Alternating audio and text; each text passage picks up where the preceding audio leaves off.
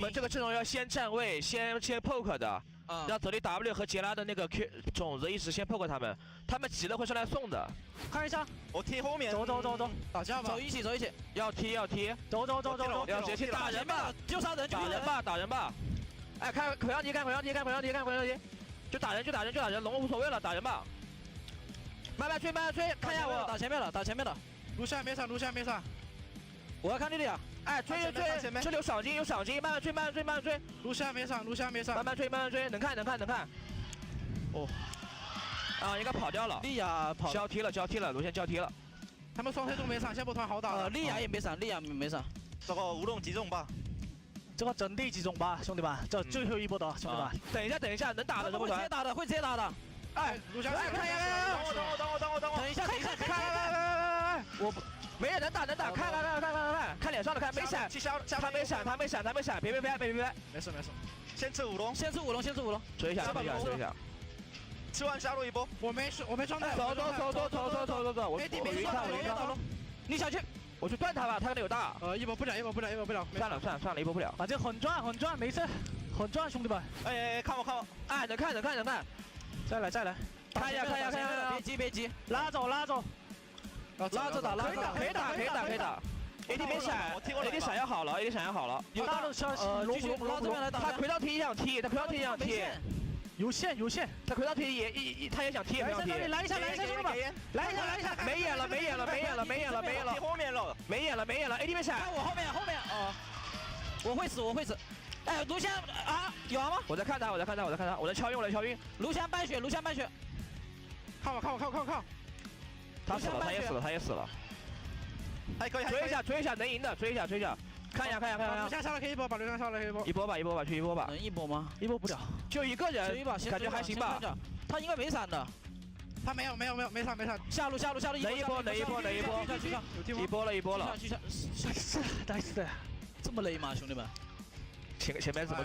前面那个了，他线不该推的，他下路那波，他 AD， 他把 AD 崩了，没想到你知道吗？来，兄弟们，来，要来抓我，你们要靠我。哎，要看他。哎，可能要踢。你们要看一下，没眼。你有眼吗？我有眼。看一下 W 一下。行吧。哎，他们这样会看到。看一下，打前面的，那。牛头。我还有抬的。没大。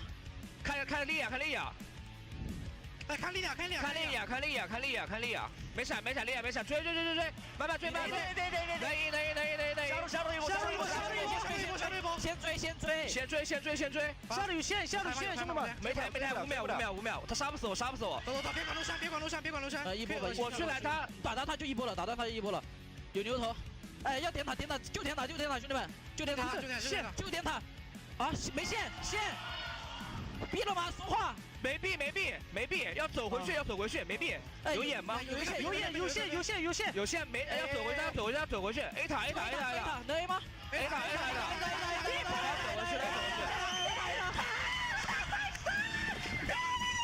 什么情况？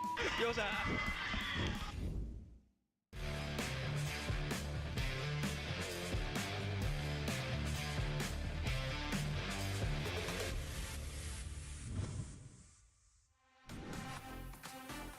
距离他不太好拍到墙边，闪现晕，拍晕2个，勋跟奥这个时候 Elk 跟奥全部进场，先收一个乐芙兰，金角感觉有点难走，没闪现的，位置有点冒进，被留了一套，加里奥要先被毒打一套。雷尼，你的队友呢？你的队友都不在你身边呀，雷尼，什么意思？雷尼，你是加里奥啊？莱昂纳一个打了2个人，盲僧回旋踢得非常快，把凯南给踢进去了。凯南虽然开出一个不错的大招，但是这波大招打完，队友能不能跟上伤害？戴瑞在疯狂输出，杨刃蛇蝎被逼了出来，回上去的 Q3 跳回2个人，杨刃蛇蝎结束的情况下，应该1个人都走不掉。雷尼，你在干什么？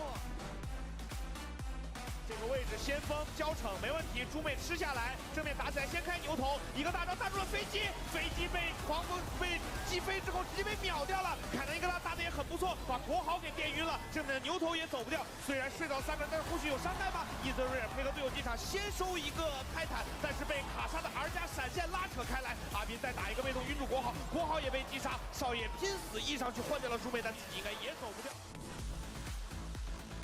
迎来的是龙魂的团战，而且 IG 还是想要接的，但是正面这波 Vampire 没有闪，哎，奎先开了个先手。 王凯尔直接抬到了 Starry， 瑞尔过来反开，开得很不错。小安飞到后排想瞄 Starry， 风神军连斩没有击飞勒弗兰，勒弗兰再一个踩进去把小安给击杀了。那这样没有后续伤害能针对勒弗兰了，勒弗兰还在操作，剩下他一个人。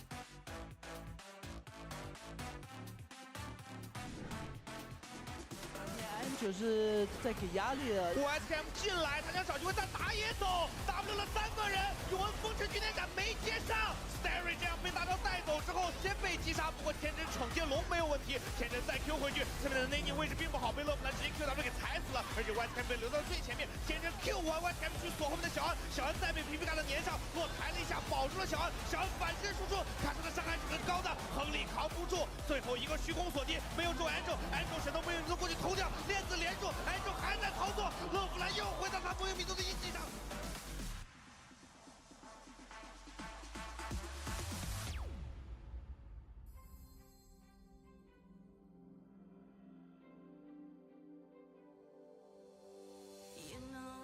Takes courage going through the dark, but you know when you look up, there's millions of stars.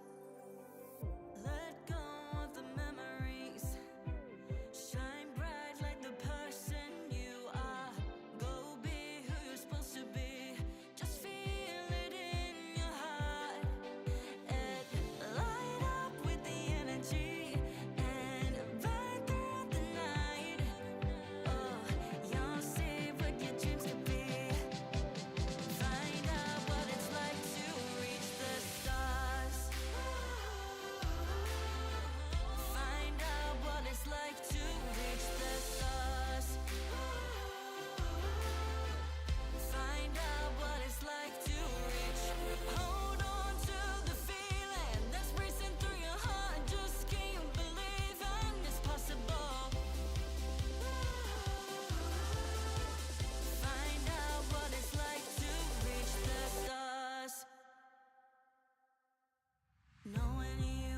Stronger than you were before. All the fears you hold inside, just open up the door. Let go of the memories, shine bright like the person you are. Go be who you're supposed to be, just feel it in your heart and light up with the energy.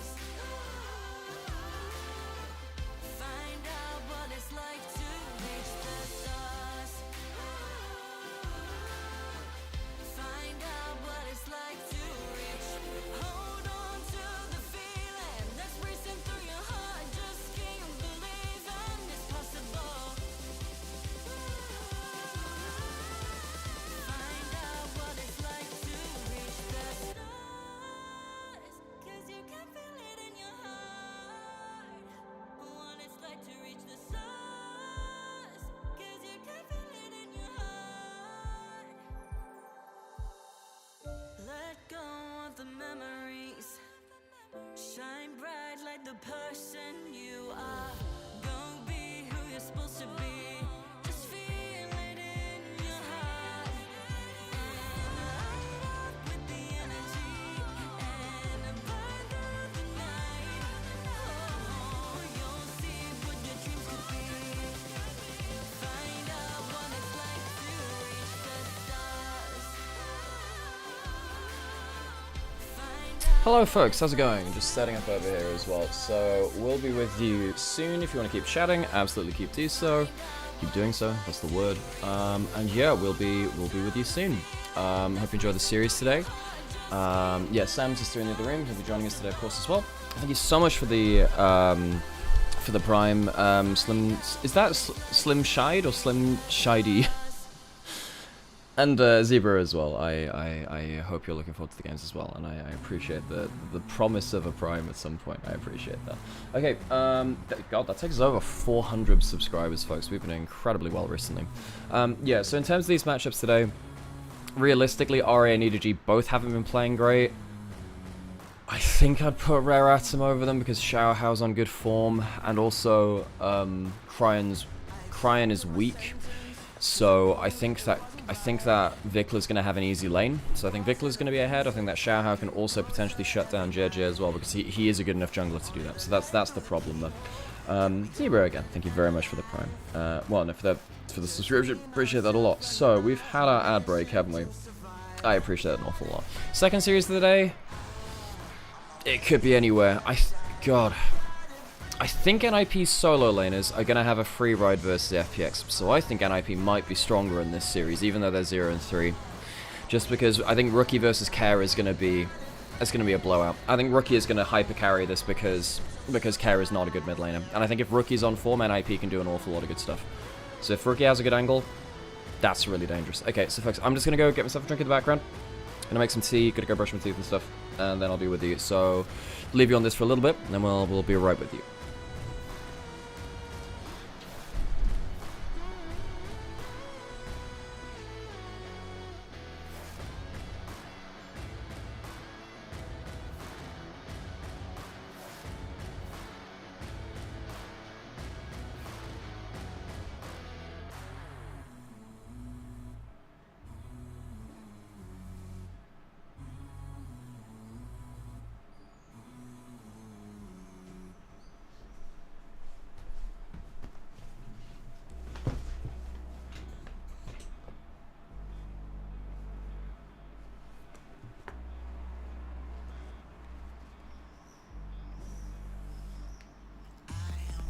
Also, side fact as well, by the way, folks, we are almost at 6,000 followers. By the way, hello, back again.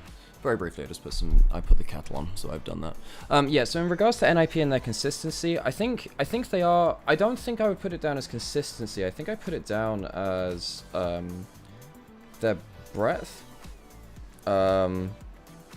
Because they're a very conditional team. They're a team which need very specific things, and and I was talking to Dominate about this as well. We had a chat with it between like stream and chat and stuff. I was in his chat and we had a bit of a back and forth on it. Where a lot of the champions which NIP want are also just not that good right now. So they want stuff like Wukong.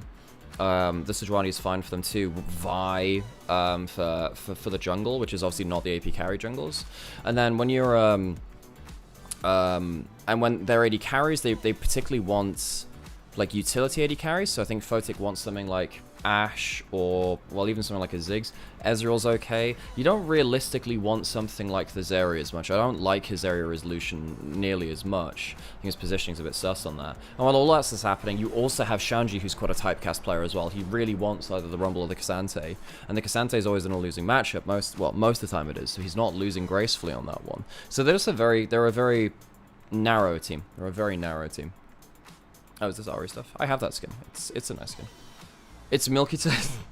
We'll see. We'll see. The problem is, I think the problem for FPX is that their solo laners are not good enough to stop Shanji and Rookie just kind of having a great game. I think that's the problem. I think that Rookie is going to have a free lane versus Care. I think Care has really struggled recently, so I'm not massively looking forward to that.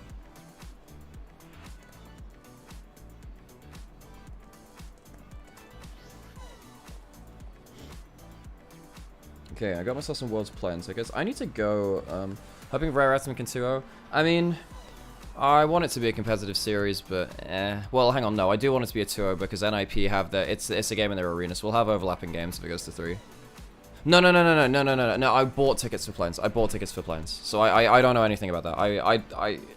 Yeah, I don't know when they start contacting people about that, but obviously I've never done it before, so I don't know. But yeah. It is a thing. So I'll be there just hanging out in the studio at the very least.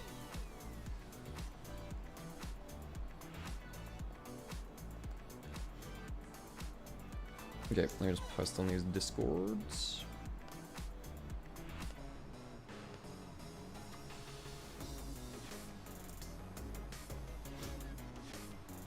yeah, I would really love to get Worlds. Obviously, I'd love to do that, but it's very hard to know whether you are favored or not. I think in my position anyway. I don't know. Maybe other people it's not that hard. For me, it is.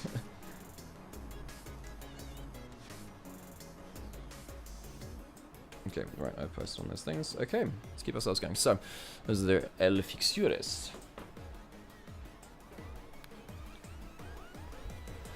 Yeah, so I think, but after groups, I was saying that EDG were better than a lot of the teams. I am not confident in that now. I think EDG are now one of the bottom 3 teams in the LPL. It's just, yeah, I think they're one of the bottom 3 teams. It's just who else can kind of like slide around that. Yeah, I'd hope that they look towards me for Worlds. I'd hope so, but like I don't think anyone is. I think no one is guaranteed Worlds. No one is like, it's no one's right to cast it. But I do think I'm in a good position to. I've cast 300 plus LPL games. Well, I will have cast like 350, 360 games of LPL by the time this is over. This split is over.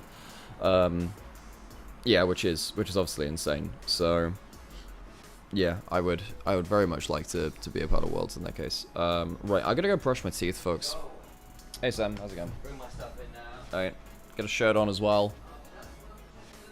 Yeah. That normally helps when you're gonna be on stream. Why are top still slumping? I think the schedules really hurt them. I think the schedules hurt them. We'll see whether it continues. I'm not willing to call it a trend yet. I'm not willing to call it a trend. I also think that bluntly BLG and LNG played really well against them, so it's not. I don't think it's like completely one-sided, you know. Yeah, it's just not. It's not like completely like that. Okay, so all right, that's the roster that we know. Yeah, I think that in this series, I think that particularly Xiaohao and Vikla are really important for Rare Atom. I think that Xiaohao can keep down Jieje, who EDG need to win, and I think that Vikla is going to have a freer lane versus Grind, which is really important. Vikla's been up and down. He's had some great games, some awful games. If you give him an easy lane though, Vikla will do some magic. So that's important. I think that he's going to have I don't think he's going to have a good angle in this series. Yeah, so in terms of like talking about gambling and stuff like that and putting money on games, please don't. If you want to talk about the games, that's absolutely fine. I would imagine you have chats on other websites for that anyway, but like particularly in this stream chat, it just helps the atmosphere keep itself kind of like more open. Like the LPL official Twitch right now doesn't have like a chat, so there aren't many places for people to talk about the games themselves. Yeah, so I'd really like to keep this chat for like let's go over some cables. For fans, basically. Yeah, by all means. Sorry, Sam, you've put. Oh, I don't. Oh no, sorry, mate. Yeah. Sorry, I couldn't see from my angle. I apologise. Thank you, mate. Yeah. So also hello. So there you go. But good to see you all. Do you want a cuppa, mate? I've just put on some Earl Grey and the other cream, so I did that while you were busy. So that's that there's a pot of that, so we can keep. Fantastic. In that case, I shall exchange chat. Need to go do some other things. Sure, cool. I gotta go. Honestly, brosly don't. Brush the teeth. That's a good phrase. It's French. Bruce les dents. I can see that. Don't pronounce your T, of course. You going to Worlds? Hoping to. For sure. Oh, dude! In that case, yes, we are going to Worlds. Yeah, so we've got tickets for the first 3 days, and Lauren said she might suggest like That'd be cool. Amazing. So yes, the answer is yes. Going to stream the Olympics? I don't think we can. That'd be kind of cool. I have no idea how to even get involved with that. Maybe we'll look into it. It'd be kind of fun. But generally speaking, there's a lot of LPL hours in this. We're going to try and hopefully do some PCS stuff as well, because obviously there'll be some LJL things with that. And the two of us are big LJL fans, and the commissioner of the PCS is a really amazing guy who's really invested in the league. So it's nice to try and help out where we can there as well. IOC are bonkers when it comes to broadcast, no chance. Yeah, I did feel that would be the case. Why isn't League in the Olympics? So there is actually a lot of statements around this. We'll see, because I think things are going to change probably for next year, because Saudi Arabia, of all countries, of course, and I've not looked into this entirely, have paired up with the IOC to do something next year. And I think the selection of games will likely be different for that one. This time around, they have got themselves, inverted commas, esports, but basically because of various broadcasting rights / requirements they have. There's a whole thing around like not showing any violence or death or anything like that, and surprisingly most esports involve some graphical depictions of violence in some way, and that's ironic, of course, considering like boxing and taekwondo and stuff at the Olympics, but that's neither here nor there. But it basically means that things like League, things like Counter-Strike, Dota aren't really allowable for that. But then again, they also didn't get involved with Rocket League, which would fit all the boundaries, and they just haven't done that. Maybe because it's got cars involved, I don't even know. But yeah, they've got like some really weird options, and there's some stories around some collusion, corruption stuff, which again is obviously very circumstantial, but around like one of the people on the board owns a game company and that game's involved or something like that. So there's a lot of things in terms of what games have been chosen and why, that they've generally gone to members of the board or wanted to get them in there. So yeah, there's a whole thing. So a lot of reasons are the honest answer. Partly it's requirement stuff. Partly it's some potential corruption-y, well, corruption, but you know, like nepotism-y things. I guess that falls under corruption stuff, but yes, we'll see.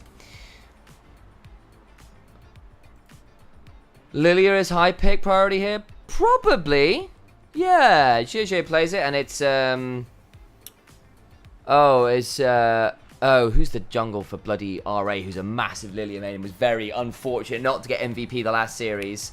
So, yes.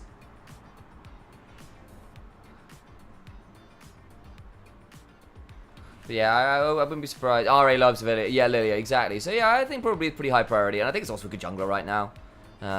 You can get to Zhonya's early as well, which I think a lot of AP junglers are realizing, oh yeah, that's actually super good, which is why Brand and Lilia have stuck around a bit longer, and Zyra's still kind of around, but she gets to sit way, way, way back and let her plants do the talking for her. Morning game, says Amber. When will I ever see Warwick in pro play? He'd need a rework. He's too single target and too binary. He's very much a stat check champion. And he takes too long to do his damage. Like, he suppresses you, yes. But it doesn't scale in the way like a Malzahar does, right? Bit of a solo. You Stomper as Warwick, I'm afraid.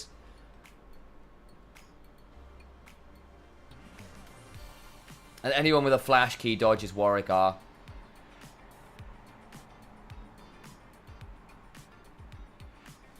Yeah, I mean, like, I don't want to say Warwick is a bad champion per se. I think he's a difficult one to execute on in pro, because he's not good enough early to replace something like a Xin Zhao or a Lee Sin.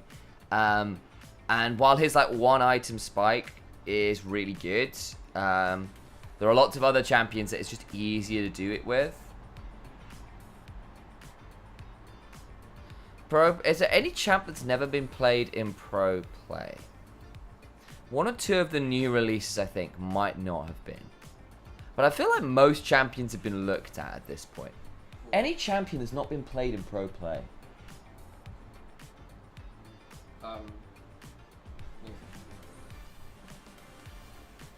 Neela? Has Neela been played? Yes, no, Neela, sorry, not Neela. I'm thinking... Sorry, not Neela. I'm thinking Neferi. Neferi's not been played in major regions, but has been played in minor regions. Okay.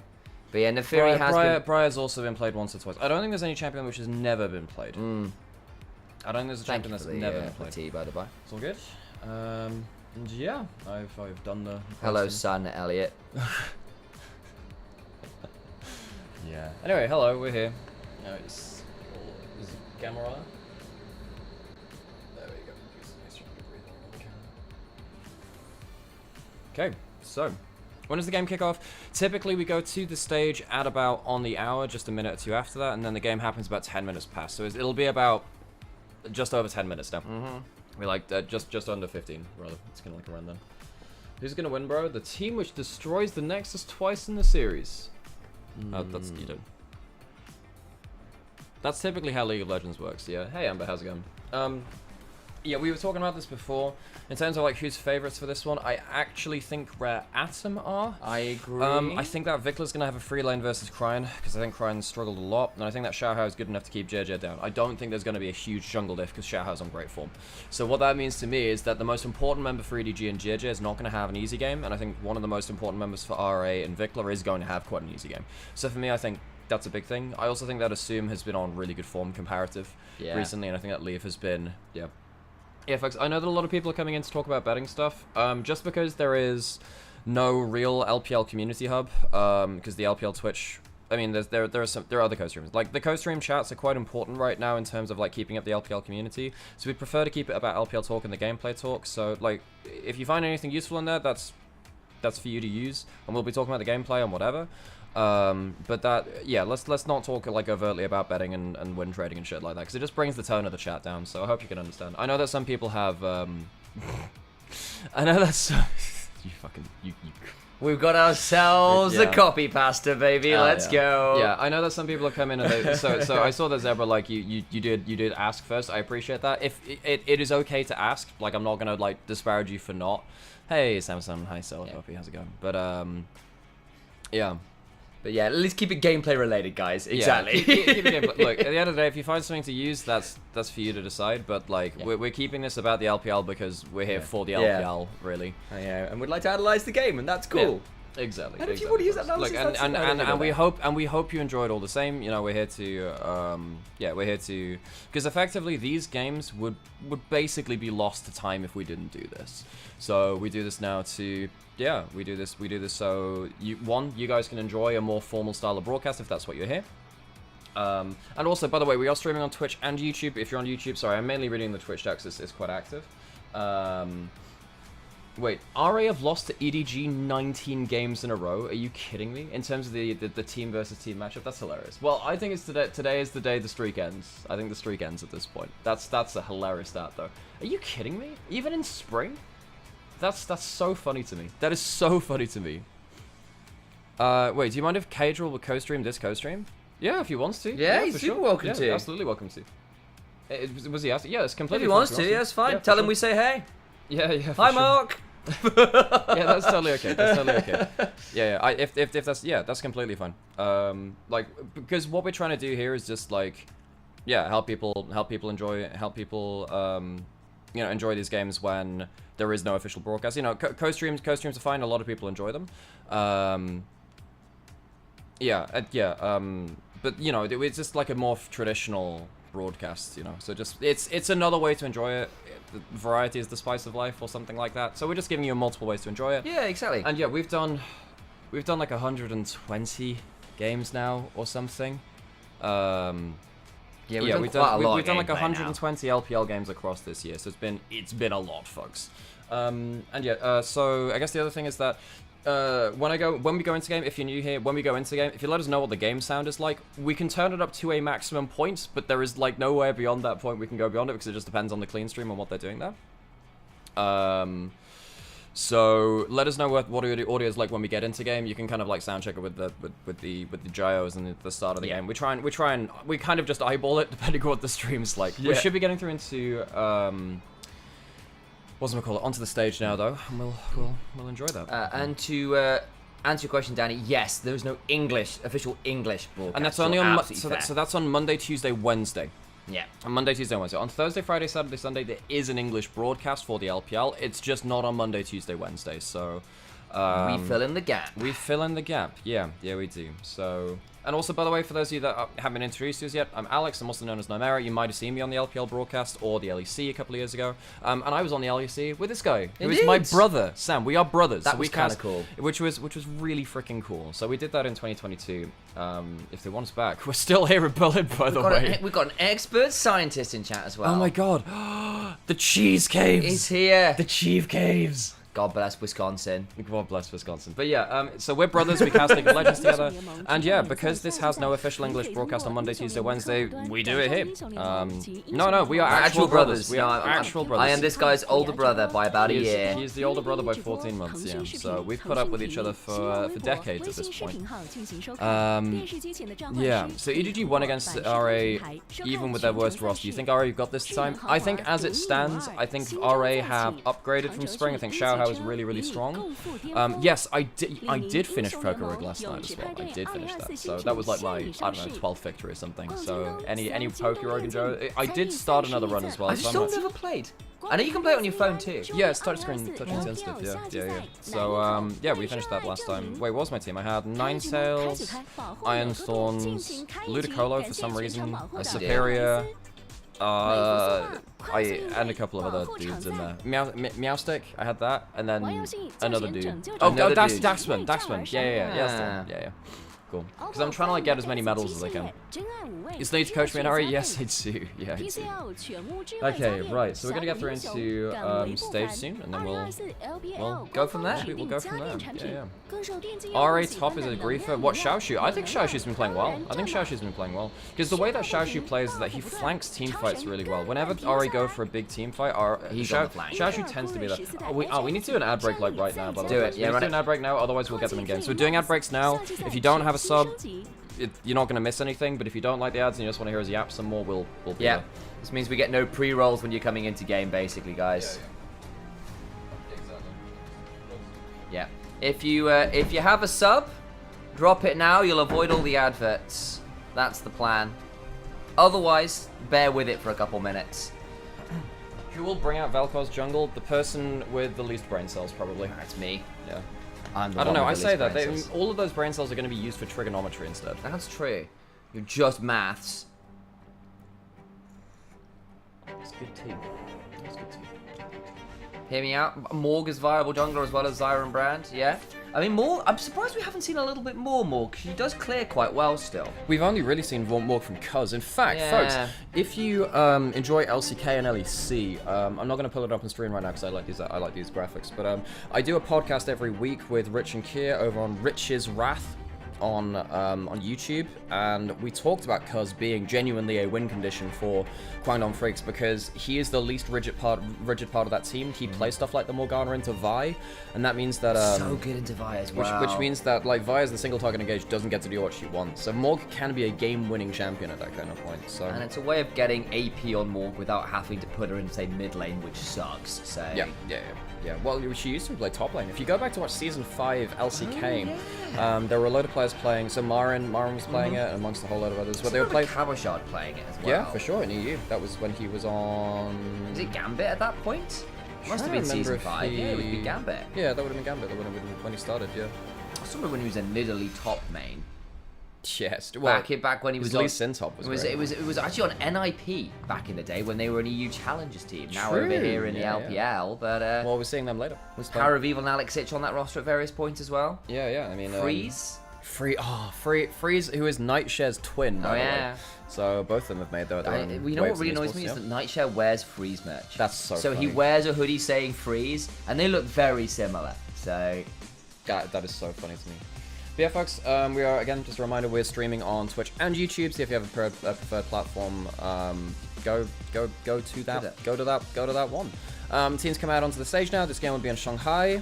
So this is the neutral venue. Later game will be in Shenzhen, because, Shenzhen, rather, that's how you pronounce that, which is NIP's home arena.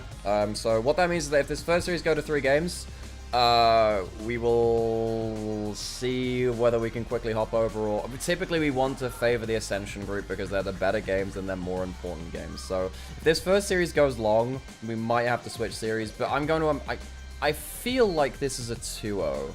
I'm there with you. Weirdly, and I say this is a grunge enjoyer. Yeah, yes. What is the rarest atom? There are probably one of the actinides or lactinides. Right. Something like francium, right? No. That's not a That's an element, not an atom. You're right. Yeah. No. Elements are atoms, Sam. Yeah. No, that's right. They are the same thing. Jesus Christ, Sam. I'm sorry. Okay, it's been a while. So lathanides and actinides are basically so heavy they have to be man-made.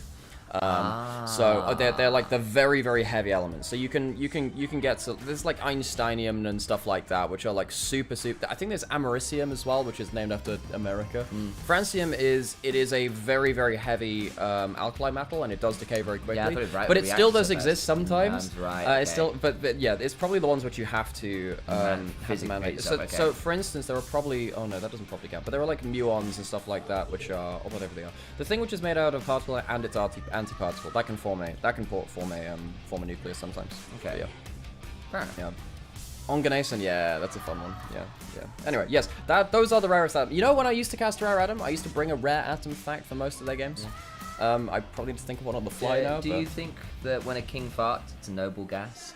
Well, I know that when a... Oh, hang on, wait, no. I know that what they're made of, like the little bits, they're made out of really posh ducks passing wind. They go quark. Quark. Is it an up quark or a down quark? What? Does it have spin on it? What's up, quark? Does it have spin on it? What's up, quark? Not much. How about you? God, that was probably really not that well delivered. Either, all the same. There we go. It's fine. We're getting into games soon, folks. RA versus EDG. RA and EDG are both down here in the Nirvana group, down in the grunge of the teams which didn't qualify through as top 2 or top 3 from Group D of the group stage. We're in the Grumble stage now. And both of these teams have been on not great trajectories. EDG, I think it's fair to say, on a worse trajectory than RA as it stands right now. Yes. We're getting to the point where we have multiple teams with only one series win, and they need to start picking up wins at this point. Each of these teams in this group will face 7 other teams in a single round robin in best of 3. Standard drafts and a fearless draft, which we saw earlier in the year, earlier in this summer. What that means is that if you want over a 50% win rate for your best chance of locking the last chance qualifier to compete for playoff spots, you need to have realistically 4 series wins. Yeah, so over half, so the magic number for the losses is 3. If you have more than 3 losses, you're probably screwed. It's getting tricky, because it's a group of 8 teams, top 4 go through. You're assuming just about that 50% win rate or above that is well realistically the line is going to be drawn. It might not be that case. You might be able to get through with 3 wins, but on the whole, you do not want to be dropping to 3 losses. If you drop to 3 losses, then it puts you into a situation where you need to win all of your remaining games. That gets very tricky. I think you are completely correct. And down here at the minute, RA have been playing pretty okay. I think it's fair to say that last series in particular, really want to shout out Xiaohao as well. Had a phenomenal series on the Lilia overall. Jue as well had a killer Bard game. I know you shouted out that level 1 Bard queue that managed to split the uprights of the backline minions and cause some absolute chaos at level 1. Big Clearlove fan on stage giving out EDG's coach. A bit of a shout out, of course, one of the greatest junglers to ever touch the game and a long-standing superstar in the LPL.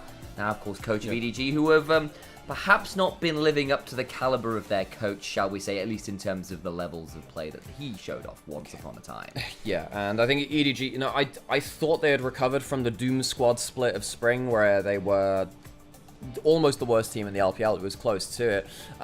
As it stands now, Rare Atom are 2-1, EDG are 1-2 in this stage, in the Rumble stage. And the teams that they've faced, let's have a look through that as well. I know that RA, so they beat Thunder Talk, and quite important now considering how good Thunder Talk are looking. Beyond that point, they lost to Ultra Prime, but they beat IG. So they've taken down, well, they faced 3 teams, which I don't think are the worst. I think that when you look at Thunder Talk, Ultra Prime, and IG, particularly within this setting, they're probably a step above, you know, RNG, and we'll see whether they're a step above EDG as well. EDG have faced RNG. They beat them in a very close 3-game series. They lost to Team W pretty decisively, and then they lost to OMG, who I was thinking were one of the worst teams again in this Rumble stage. So I feel like EDG have had an easier strength of schedule, and they've come out worse for it. RA harder strength of schedule, and they're still 2-1. I will note that perhaps we need to rethink the OMG a little bit, because they are now 3-0 in fairness, and they actually had a relatively solid series yesterday. So perhaps hang on. Yes and no. Yes, it's solid in the fact that they were winning for like 80%. Yeah, I know. 90% of the first 2 games, but they lost an unlosable game 2. So that they one won an unwinnable game 3 at points. It wasn't looking great then. But yes, the point being that OMG at least showed some strengths, shall we say. There were flaws there that really cost them. There's the reason they're down in the Nirvana group, but we did see some solid stuff from them. Angel in particular was very scary, so perhaps we give EDG that one. Either way, though, they weren't better than OMG, who, if they want to get out of this group, would be a direct rival anyway. So perhaps in the end, needs must. Into draft we go. Bans already done. A few key ones. Ashe first pick has been let through though, despite those bans, and there's no misfortune here for either team. Both of these teams have been playing towards that misfortune, which is lane dominant and allows you to play towards different kind of wombo combo team fights. That Ashe can be locked in alongside a Braum. On the other side though, likely Lucian mid, and then the Lilia is a takeaway from Xiaohao, who has been dominating. I think he's a top 3 Lilia in the league, and it's a powerful pick for JJ to have an AP farming jungler with also some engage options. Yeah, there's some debate about what jungler's there, but there's just a hover, of course, and Corki very potent right now with the Tristana banned away. Vikla might default back to that, understandably so. Double AD carry is a strong option.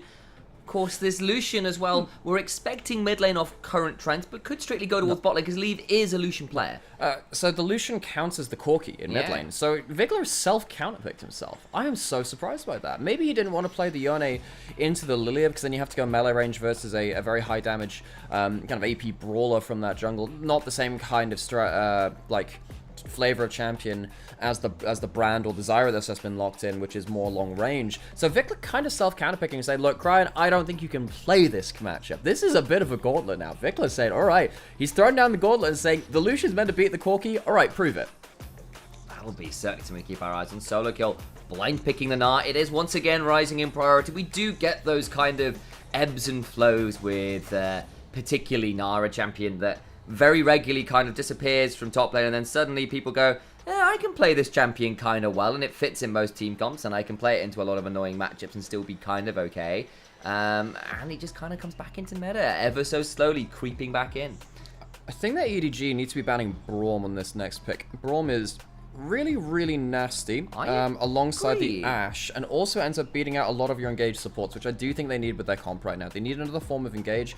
They could look towards something like that Varus, but that Braum would just be, it would give everything that Rare Atom wanted, but particularly when you have the Ashe, the Braum goes up kind of like an extra kind of strata after that point. Jue will still need to go towards something engagey at this point, so he's also looking probably for the remainder of something like that Nautilus or the Alistar or the Rel. It always feels good when you kind of muse about what ban you'd like to see and the reasons why, and then they go ahead and do it. There you go. A look into the mindset of the coaches there. The Braum taken away, as was noted. Senna was the ban. Perhaps understandable if they wanted to play towards the Lucian or whatever. Leave is, much like the likes of Jackie Love, something of a Senna connoisseur on occasion. See what they want to decide towards, of course. I'd argue one of EDG's more aggressive parts of the map is that bot lane. I see the Samira hover. I don't expect it to get locked in this early. You could Samira Rel if they really want to. That's the thing. I feel like it's easier to kind of like just strip down a bit of that engaged champion pool again. Just take another pick away from it. Now, if you do want to go towards a Samira later, it's actually not bad. It's great into Ashe. It's pretty great into the Ashe. We just saw it off. It's like, yeah, it blocks out the W, blocks out the ult. You can all in that. That could be pretty good. Not great into Zyra ult, I will say. That one can kind of destroy you a little bit. Yeah. So we did say both these teams were looking for kind of that extra engage for their team comp. Neither of them had like overwhelm engage beyond that point. So RA go towards that Nautilus for Jue. It's a comfort pick, and now you're just looking for something that can you know, survive in that top lane versus the Gnar. Because the Renekton, which is one of the more aggressive frontliners, is gone, I guess the Cassante is fine to just be that kind of patch all is a frontline, does okay. You do lose in the side lanes, which is a bit worrying though. Never mind anything like the Samira though as the lock-in. It will instead be the Smolder, which of course is a hyperscaling option, will be a really good win condition later on, and eventually we'll be able to manage things like the Cassante and the Nautilus later on, because you just burn through them with all your ridiculous damage off the stack numbers. But it does also mean that Wink is likely going to be playing with JJ around Cryan, who's going to be tip of the spear this game and will be a requirement for EDG to get things rolling in the early game, where I do worry a little bit about their ability to play at those mid-game fights.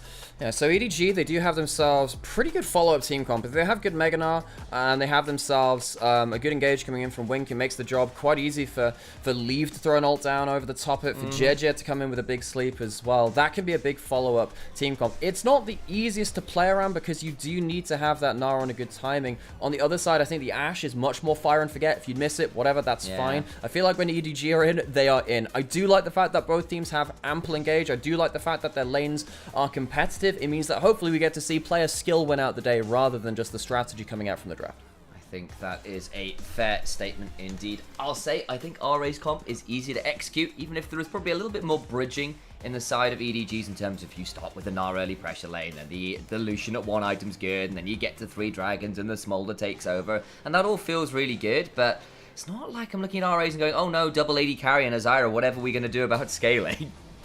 So we make our way on to the rift down here in the grunge group of Nirvana. It's a battle of the bands here for the first series of the day. Rare Atom 2 and 1, EDG 1 and 2. 3 losses is kind of the magic number. You want to avoid that. EDG, with that in mind, would love to take a win today to make sure that they're not forcing themselves into winning all of their remaining games to have a likely shot at playoffs. Game 1 starts now.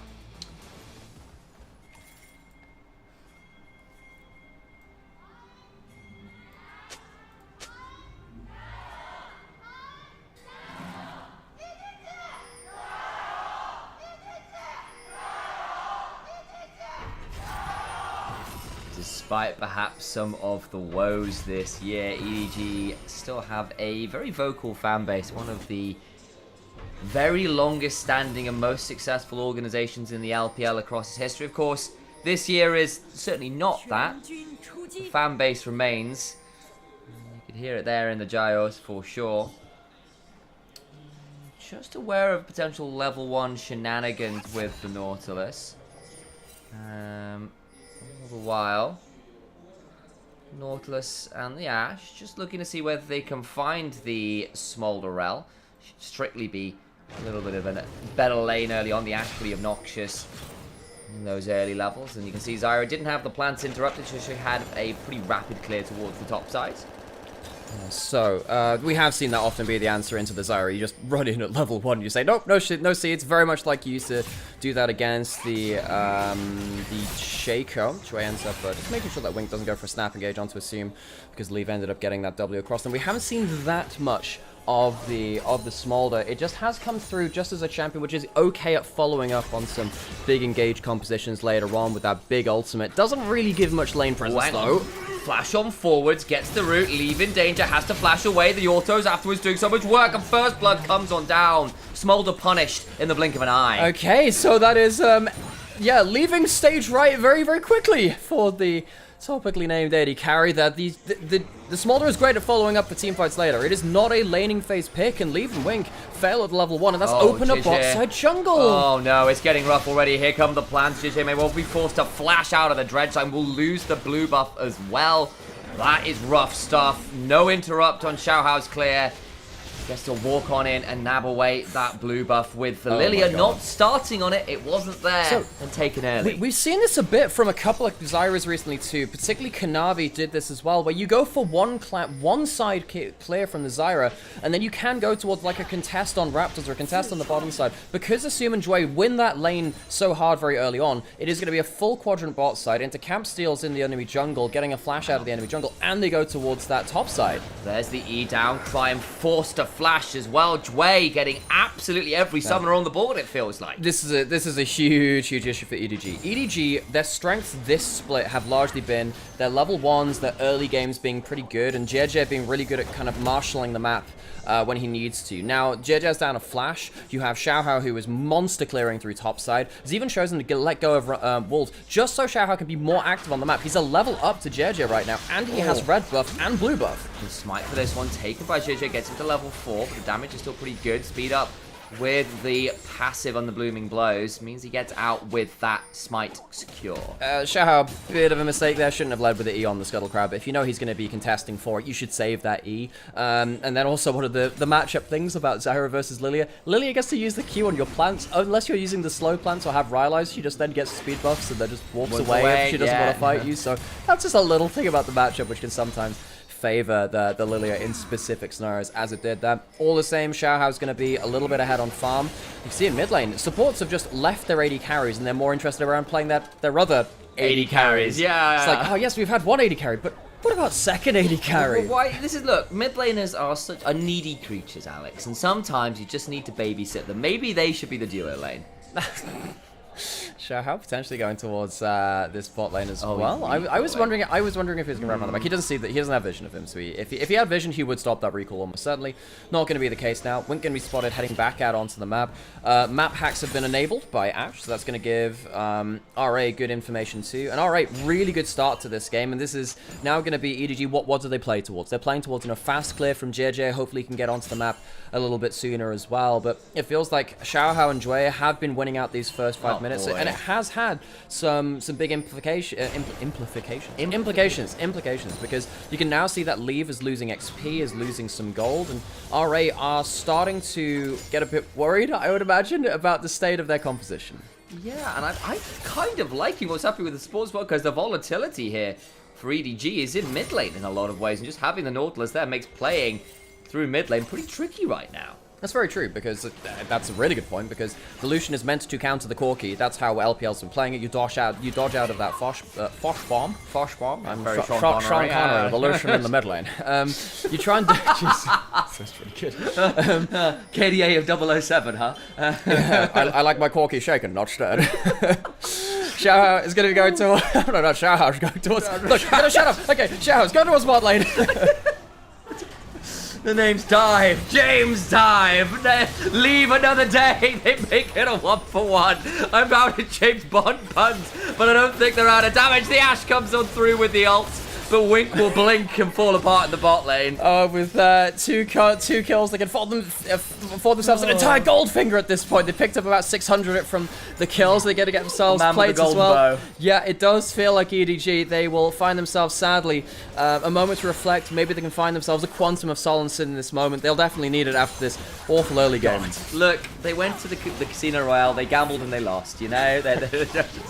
It was a bad flip. They put it all on red. Yeah, and now with the cloud going down as well, it really is a literal sky fall in the spot side as the cloud. Oh my God. But Reratum, as EDG are losing across the board. Oh my days. Well, I'm glad. Oh god, it's not good when the first game of the day gets up to this kind of level. Try and get a walk up and try and get something back for EDG. Or you mispronouncing something and Sean Connery being in fate. Oh, I need a new cast, or go to Daniel Craig's list. It just doesn't stop. It just doesn't stop.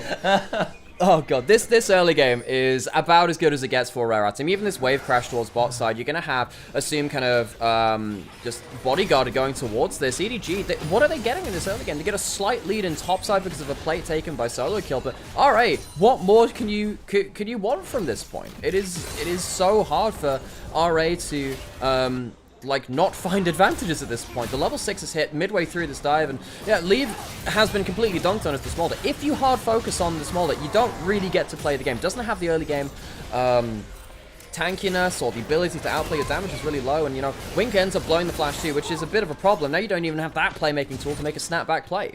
And Leave has finally got someone as backup, but in some ways it's too late. You're down 2 plates, you're down 2 kills, you're down a wave and a half. It's rough going down there. So, EDG, they're not behind that much gold as it stands, because Victor's down a little bit on that mid lane and also gave up a plate. We do see 3 grubs over to the side of EDG. So maybe with those grubs taken up, maybe they get themselves some advantages through that Gnar, but I'm really just quite worried now about what's going to happen with this Smolder on the bot side. Arrow's coming mid! Oh, it's all a bait! Vikla holds on just about. He's now in a slightly tricky position with no teleport.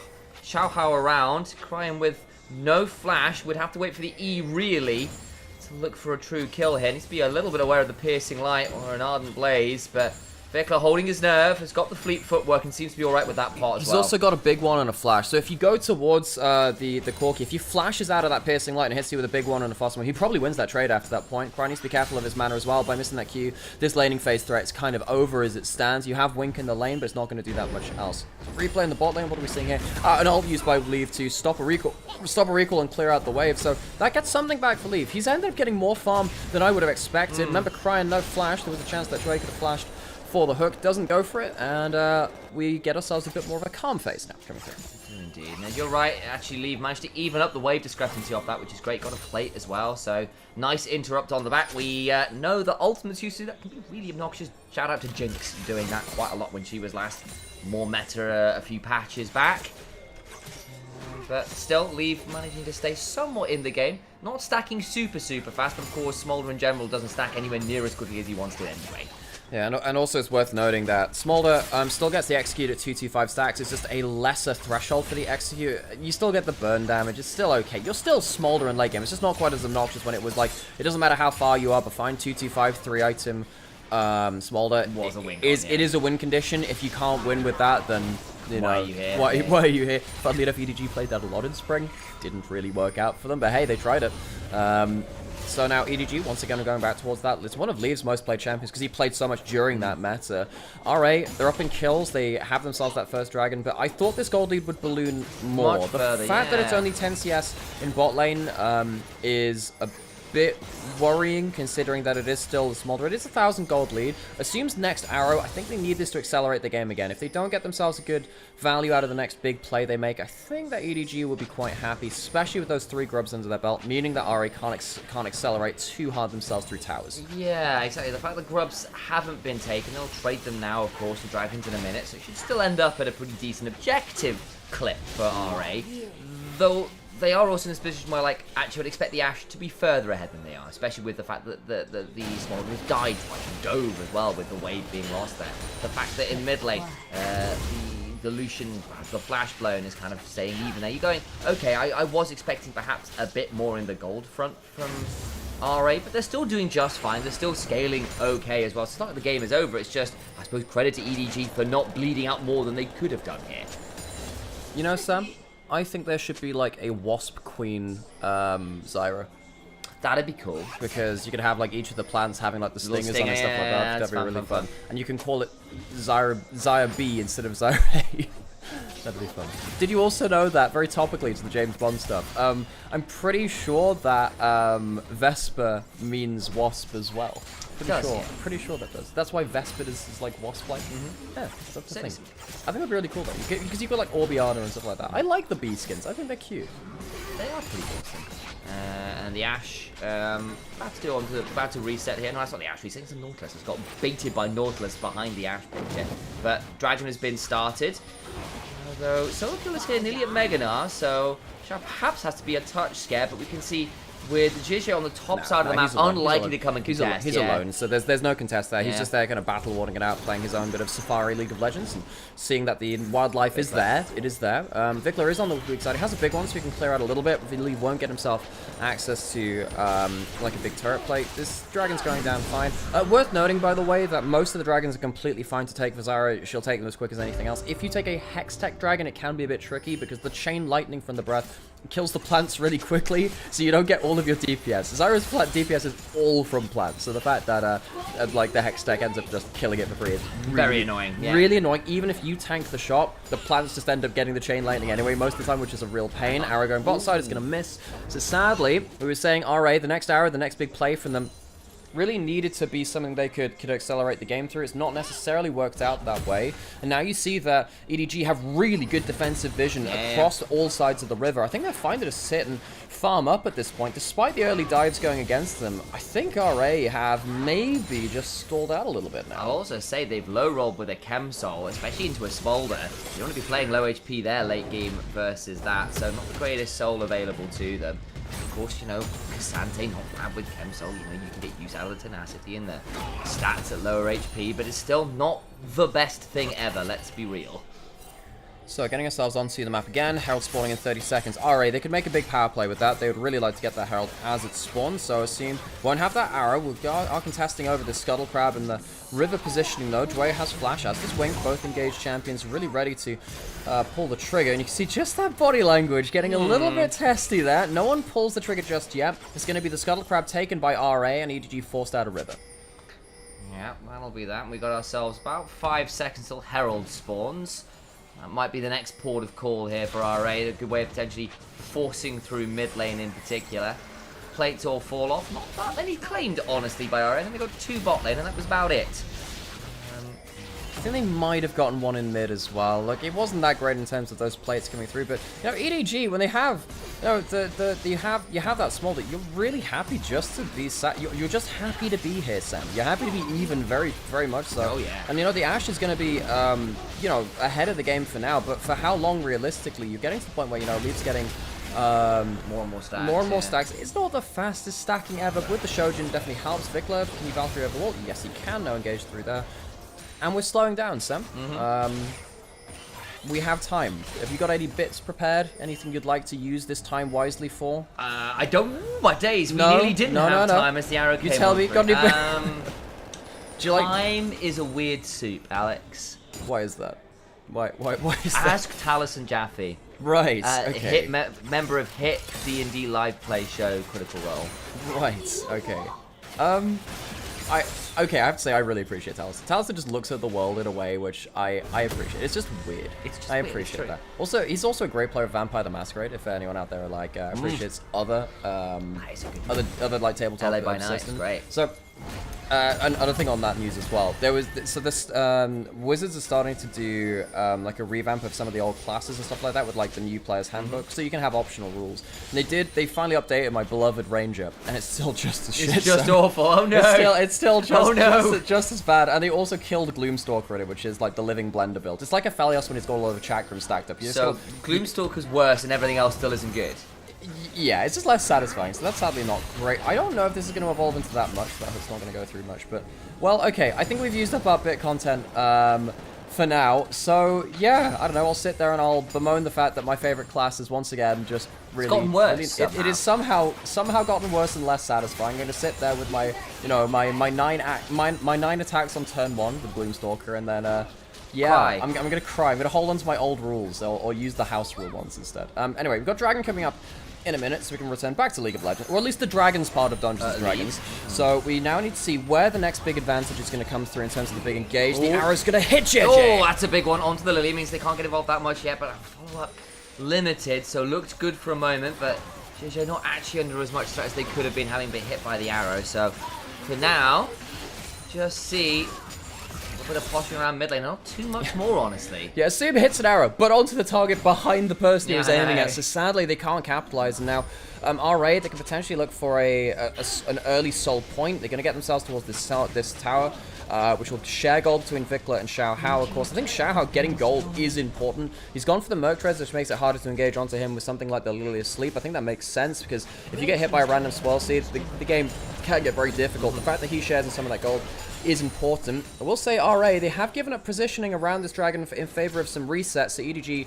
are going to go back in towards the river. RA would love to get themselves onto Soul Point for just any extra combat stats they can afford before Leave gets online. He's on, what, 133 stacks right now, if I spy that little number correctly. And EDG will be waiting for that to take over to 225. And hook now onto the Rel. Flash on forward, straight onto the Lily, who now get the turnaround as Rel goes in with a Magnet Storm, and down goes Nautilus. Wink now in danger as Assume begins to free fire, but Kryan's already done the work. They will now lose the Rel. The turnaround onto Kryan is huge as the plants come on forwards. Assume gets 2, nearly at Meganar. The arrow onto Solo Kill, who finally turns up to a play despite this gold lead from the individual lane being pretty monumental. And it ends up being a 2 for 2. But with the health bars being so low, I think EDG get themselves the dragon after this point, potentially. All the same, the start of that fight looked really good for EDG because Assume wasn't doing damage. As soon as Assume starts putting on the afterburners, EDG start melting away, and you can see that Rare Adam, this is the point which they really wanted to play around. This Ashe having a point of power over the Smolder being the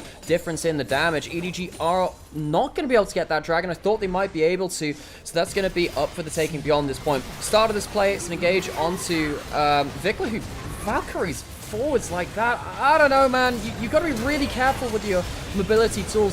Vikla kind of throwing himself into the fray. I think that he's ended up causing his team a bit of heartache at that point, and it leaves Assume to be the one to do a lot of the damage. They do get a flash out of Leave at the same time, but it really is Vikla just throwing himself into the fray, which ends up giving the opening to EDG. Fair to assume that they'll play a very clean fight. It's now at 4-0-1. Decide on the Phantom Dancer over the Flicker Blades. What's some debate about it? Back to Dragon we go. Down about 2,000 HP, could be in Smite Steel range, and it is! In comes the mother from Smolder to do some work. Solo having to back away. The damage, though, already monumental onto the backline. It's a 1 for 2 in favor of EDG so far, but all out goes the side of Xiaoxun, and gets at least one back, but Kryan so damaging. Assume trading out with the Phantom Dancer. Not quite enough. There's everybody dead but one on either side. Once again, RA end up losing their Corki in an inopportune scenario, and Vikla's had a couple of crap fights in a row to give EDG the opening to get better damage. Leave ends up getting good kill participation. The Shojin gives you decent cooldown in the early game and some ramping damage. You just got to see now that EDG are going to get stronger. This is them before they get that Smolder to a big point of power. This is before they get to, Jeje getting to the point where he can pull that Seekers and the Zhonya's later into the fight too. RA if they're losing fights now, what's it going to look like later? I mean, you called out like 133 stacks just before this sort of this couple of contests around the Dragon. He's now at 185 after those 2 bloody fights. He's getting pretty scary now. Yeah, just look at Vikler again in this fight. He's here at the front line. You can see that no one's really managing to stop JJ getting in. The hook missing really hurts. Xiaohao with the early smite, 40 HP too early, and you can see that immediately, just like you lose Vikler to the Mega Knight, you lose him to the big combo. He's been out of position in both of these big fights right now, which is so important because it's meant to be you're the one with the extra carry potential with the Ashe on a good amount of gold and the Corki, as opposed to, you know, the Smolder who's not quite just there. Xiaoshu, great play from him to at least even up that carry for carry kill. Again, Assume still ends up with another couple kills. Is very scary on the Ashe now as well, but it's getting pretty tricky. He's picked up a Vamp Scepter to try and be able to heal through some of these more extended fights. I understand the decision making, even if the Infedge is normally what you like to see third here with this build, because it works so well with the move speed you get from Phantom Dancer and the slow you get from your passive with all the crits. So the decision making is still there. So, EDG, they are within touching distance of gold. It's within 1,000. They have themselves one of those dragons, so it's not even like early soul point has been hit by RA. And the fact that they can't get that mid lane tower is really going to annoy them too. They're even in turrets 1-to-1 with EDG, but if they open up that mid lane turret, it just allows the arrows with the hawk shots and then Nautilus for big engage too to be a huge playmaking opportunity within EDG's own jungle, where they might not always have the best defensive vision. As it stands right now, EDG do have really good defensive vision. Leave, he's going to get himself his ultimate on back on a high enough cooldown to make sure that he can keep wave clearing. But that was one of the things that was nerfed about him. You can't do it every wave right now, so it is going to be that mid lane turret finally falling. That's the nerf to Smolder, which we saw from the previous iteration of him coming to play. He doesn't have the ult pretty much on every wave to clear it out. 219 stacks, I believe, for Leave right now as well, so we'll definitely have that upgrade on a good clip here for doing a little bit more work in the team fights that have been very close so far. Both AD carries becoming very dangerous at this point in the game, but Smolder's about to really wake up, and that, I think, might start turning things around even more than already. You see that little bar on the HP bar? That is the burn. That's the execute threshold. It's lower than it was, it's less oppressive than it was, but it's still Smolder. So now, welcome to hard mode, RA. You were playing an easy mode before this point. They dove the Smolder. Awesome. Cool. Got themselves to 2 early dragons. Nice. Cool.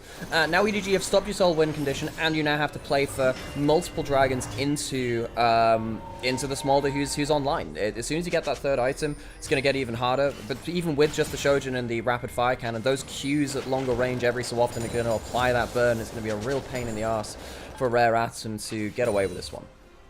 Yeah, I think that will get quite tricky to manage. Of course, you've got good tools potentially to manage the Smolder. The Zyra is not necessarily easy for them to play, and if the plant's in a good position, the Arrow, the Nautilus, the Cassante, you have got ways, but if you're blowing absolutely everything to get Smolder, there are still threats elsewhere. JJ at nearly 1.5 items will continue to be scary. Crying at 2 items on the Lucian is still a bit of a threat too.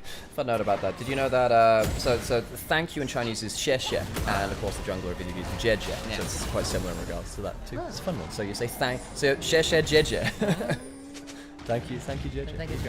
Yeah, it's the one. Anyway, got ourselves dragon in a minute, and we'll see whether JJ can get himself another thank you for Steam for stealing a dragon. Yeah, he certainly stole the last one. He was very valuable for that as well. About 30 seconds on that one, and Leave not quite at third item, but has the stack. So get ready potentially for a smaller carry scenario. Yeah, and we have the Rylai's now on Xiaohao. That could be really important. If you tag that Rylai's onto Smolder, it's harder for him to position. I need to see where Xiaohao's plants are going to be positioned in the big team fight. Currently solo kill away from the team.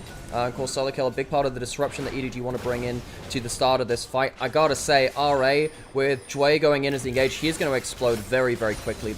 Look, the Warmogs is great if you take that poke, and it can mean that Leave won't get great poke onto you with his W and his Q with the rapid fire, but you are going to explode when you all in. Arrow's just fired. Lucian dodging away to try and get away from the Corki coming to stop the contest there, but it's an easy enough run away. But both mid laners now not around this dragon that is started up by EDG.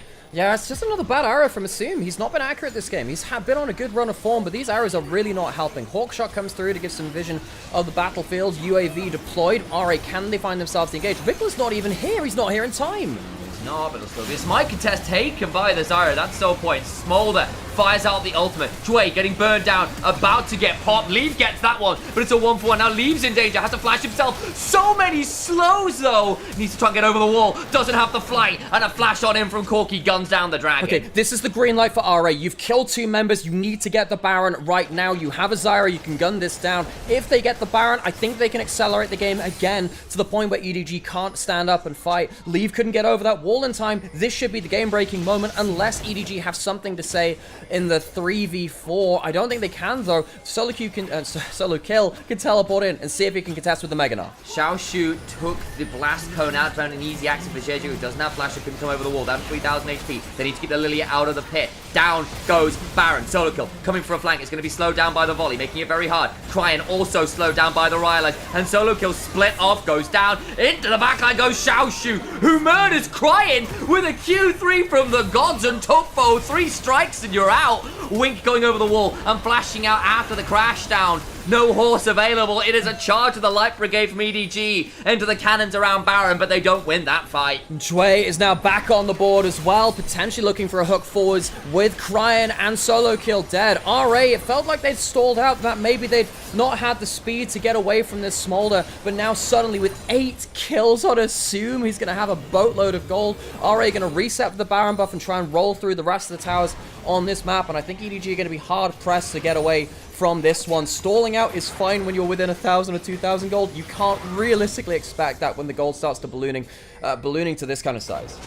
Oh man, that Ashe is so scary. Bloodthirster in now as well, much more able to stand and deliver.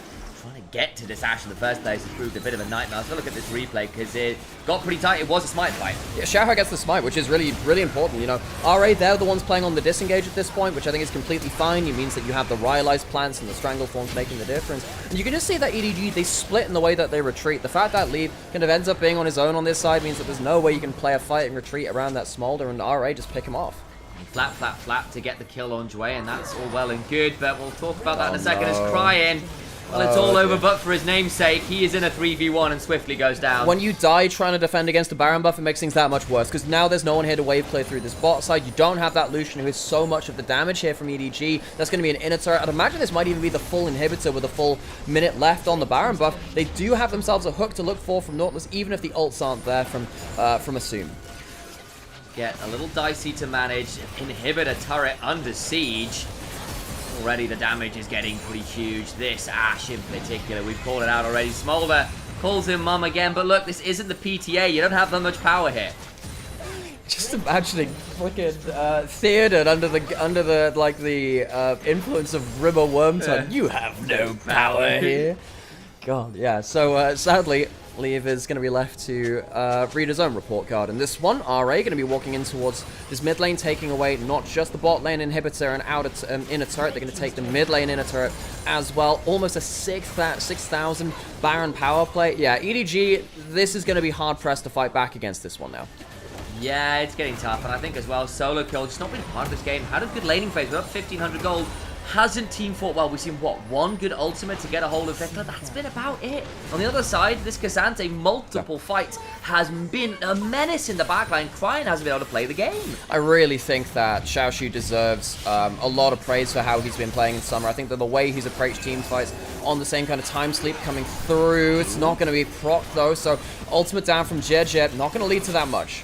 Blue Trinket comes on through to maybe spot out a bit more on the retreat, but RA don't fall prey to the OMG scenario from yesterday, where around those tier 2s and tier 3s and top side, you end up with a jungler getting caught in the game, all going wrong. Oh my god, don't talk to me about that. I've not seen a Kindred play like that in a while. The fact that OMG lost that game too. By the way, folks, if you didn't see the games yesterday between OMG and IG... Get popcorn. God. Look, go back and watch them. Get yourself some ibuprofen, because you're going to have a headache after that one. Yeah, that wasn't so great. Anyway, RA, this is now to a point where, look, it is getting to the point where it's quite hard to, yeah, it's just really hard to throw this game at this point. They have themselves really easy champions to play around. EDG, they are going to have to play largely around side lane pressure from Solo Kill. You can see what happens when Cryin pushed up like that before. It's quite hard to play around this. Arrow missing again, but not really going to be that much to play around here. The arrows have been missing quite a lot from Assume. Yeah, going for relatively long-range attempts that haven't really worked out. They will get this tier 2, which was a bounty. Solo kill in danger, nearly at Mega. Will be able to hop away. The culling as well as a relatively big tool. With the rest of EDG on the retreat, that should just be free soul for Rare Atom. And that's going to be some extra stats into their back pocket. ADG, they are recalling after taking that one turret and just feeling now that ADG, again, running out of presence on the map. They're stalling as best they can. They get 3 items onto Cryon, but, you know, Vikla is now, after Vikla had some pretty poor team fights before, this is now still 2,500 gold up with almost 4 items on that Corki. All he needs is one good team fight, and then those earlier fights, we can kind of forget about them to an extent. There it goes down. And the souls all secured. The Elder fight in 6 minutes might have to be the win condition from EDG. And of course, Smolder still scales with the more stacks they get. The execute threshold and stuff starts raising, even if it starts at a lower bar than what it used to be. Maybe that's your way back in. We've all seen late game Smolder, and the game did stall out a little bit. In some ways, we're expecting the game to be over by now, and it's not quite yet. Yeah, normally you get to this point and you think, oh my god, Smolder's going to ruin everything. Well, there's still that chance. Baron's spawning soon. You can see that Xiaohao staying around the pit so we can keep seeds in the area, which means that you can have maximum plants on spawn. EDG not really able to go in and disrupt those plant spawns. Assume's going to be playing through mid lane, pushing that one out, and then in 20 seconds he'll move over towards that Baron. They'll have a million different plants, and now it'll be on JJ really to flash in and try and look for a steal, or EDG to look for a big, maybe a big ultimate coming in from Leave. If he can stack up the Shojin, get that increased ability damage and use that to burst down the Baron as well. Maybe EDG can look for an over-the-wall steal. Might have to be the end goal here, because I'm not seeing any easy way to play out this game otherwise. And of course it is the Mega Blast Cones, but that just got popped there by Fire, of all people. Interestingly, I'm not sure I would have done that on this side. You want to use that Blast Cone if you can, but hey, it's going to be down now as JJ picks up a little bit of that overshield from the Chemtech infused honey fruits. Give you that extra movement speed and give you the extra heal and shield over that too. So, EDG, can they get themselves onto that Baron? Observers very rightfully pointing out, solo kill, just lost his Mega Gnar. Now, Xiaohao hasn't been able to keep his pants? Yeah, he hasn't been lost his pants. No. He's lost his seeds around that Baron, so they're not going to be able to rush it on spawn, which is what I thought they might try and look towards. Another arrow missing from his team is going to slow down the game of yet again. From RA, not great accuracy from him this game. Even if just a couple more of them hit, we would have opened up the map for Rare Atom. There might have been something. I've not seen an arrow from Assume, not when it's off screen, shall we say. The long range arrows just haven't been hitting this game. I appreciate the attempt. It's not on the longest cooldown at this point, level 16.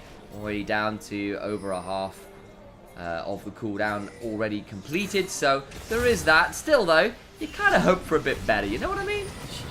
Baron started up. Jeje still in the area. Can Joy stop him getting into the pit?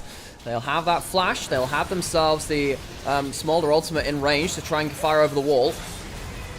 Smolder summons the ultimate. Leave again to free fire. Damage though. Wink.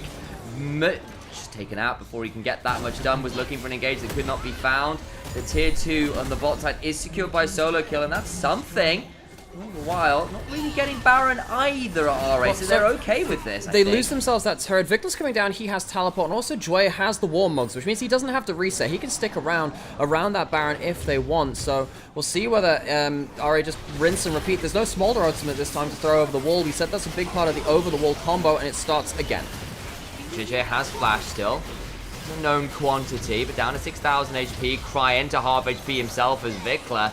It's burned out by Leave, who flaps out. Oh! JJ gets in! He steals the Baron, gets a lilting lullaby, will fall down, but RA mess up, but that gives them all the time in the world. All you EDG fans out there say, JJ steals the Baron, does lose his flash, but that's completely fine. Ends up getting himself a huge victory there for EDG to again get themselves a bit of a stall and keep themselves in the game. We said he had flash, we said there was a steal opportunity.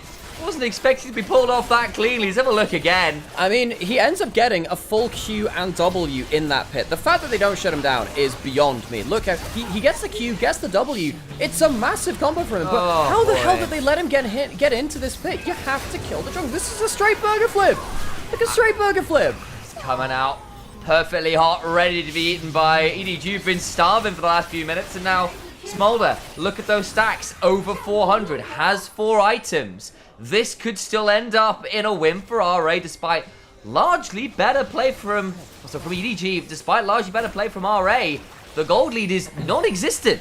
Yeah, and RA, can they keep accelerating this game? It does feel like with that Baron going over, it's going to be EDG just stalling a little bit longer. And it feels like now that you have that almost 5 items on lead, it is that much harder to play the game from RA. Dway in particular is going to get burned down at every opportunity. The Nautilus is not tanky. You have so little time available to get that first entrance into a play. Ward over the back of this dragon could be something. Remember, Elder's in a minute, and that might just end up turning everything around. Again, this team from EDG, for all that they've got things like the Lucian, does scale pretty well because the Lilia, now with a Jack Show to be a frontliner alongside the Zhonya's, you've got the 4.5 items on this Smolder that's only getting stronger and stronger and stronger. Is going to be difficult to deal with. So, first game of the day, and we're already going long. EDG, Elder up in a minute, and you know what? In a full 5v5, I think I'm favoring them right now. I think Vikler and Zoom have really struggled to get the damage down at this point. You're against that Smolder with that, you know, that rapid fire cannon getting so much damage onto you, and I have to say, Vikler has really struggled to get these big team fights. And now Zoom, who was so far ahead, is now almost even with Leave. Dwayne, not quite able to find the engage. Looking for it, but the flap is quick enough at this point with all the stacks to save up. Oh, the arrow another is miss. poor. I mean, it was blind, don't get me wrong, there were no wards, but it still goes wrong. Xiao has to get over the wall, gets out from the Smolder ultimate. Mom again called in with his lungs, and will go straight towards Chubby through mid lane. There's a Q coming through. Q over the wall from Xiaoshu. Gets leave. Smolder's down. Glory from the top lane of RA, who are the rarest atoms of all. Gold is valuable, but they are just better in this one. It's a man-made victory from the top lane. Gold is temporary, Xiaoshu is forever for RA. They will march down to the base after slaughtering EDG in the late game. The Smolder could not carry the game because the Smolder was caught, and EDG will, just like their AD carry, leave this game in tears. I cannot believe it. Xiaoshu might just have earned an MVP for the most incredibly clutch Untofo Strikes Part 3 I have seen in my life. Pulls Smolder over the wall and pulls RA over the line. They are the Game 1 victors.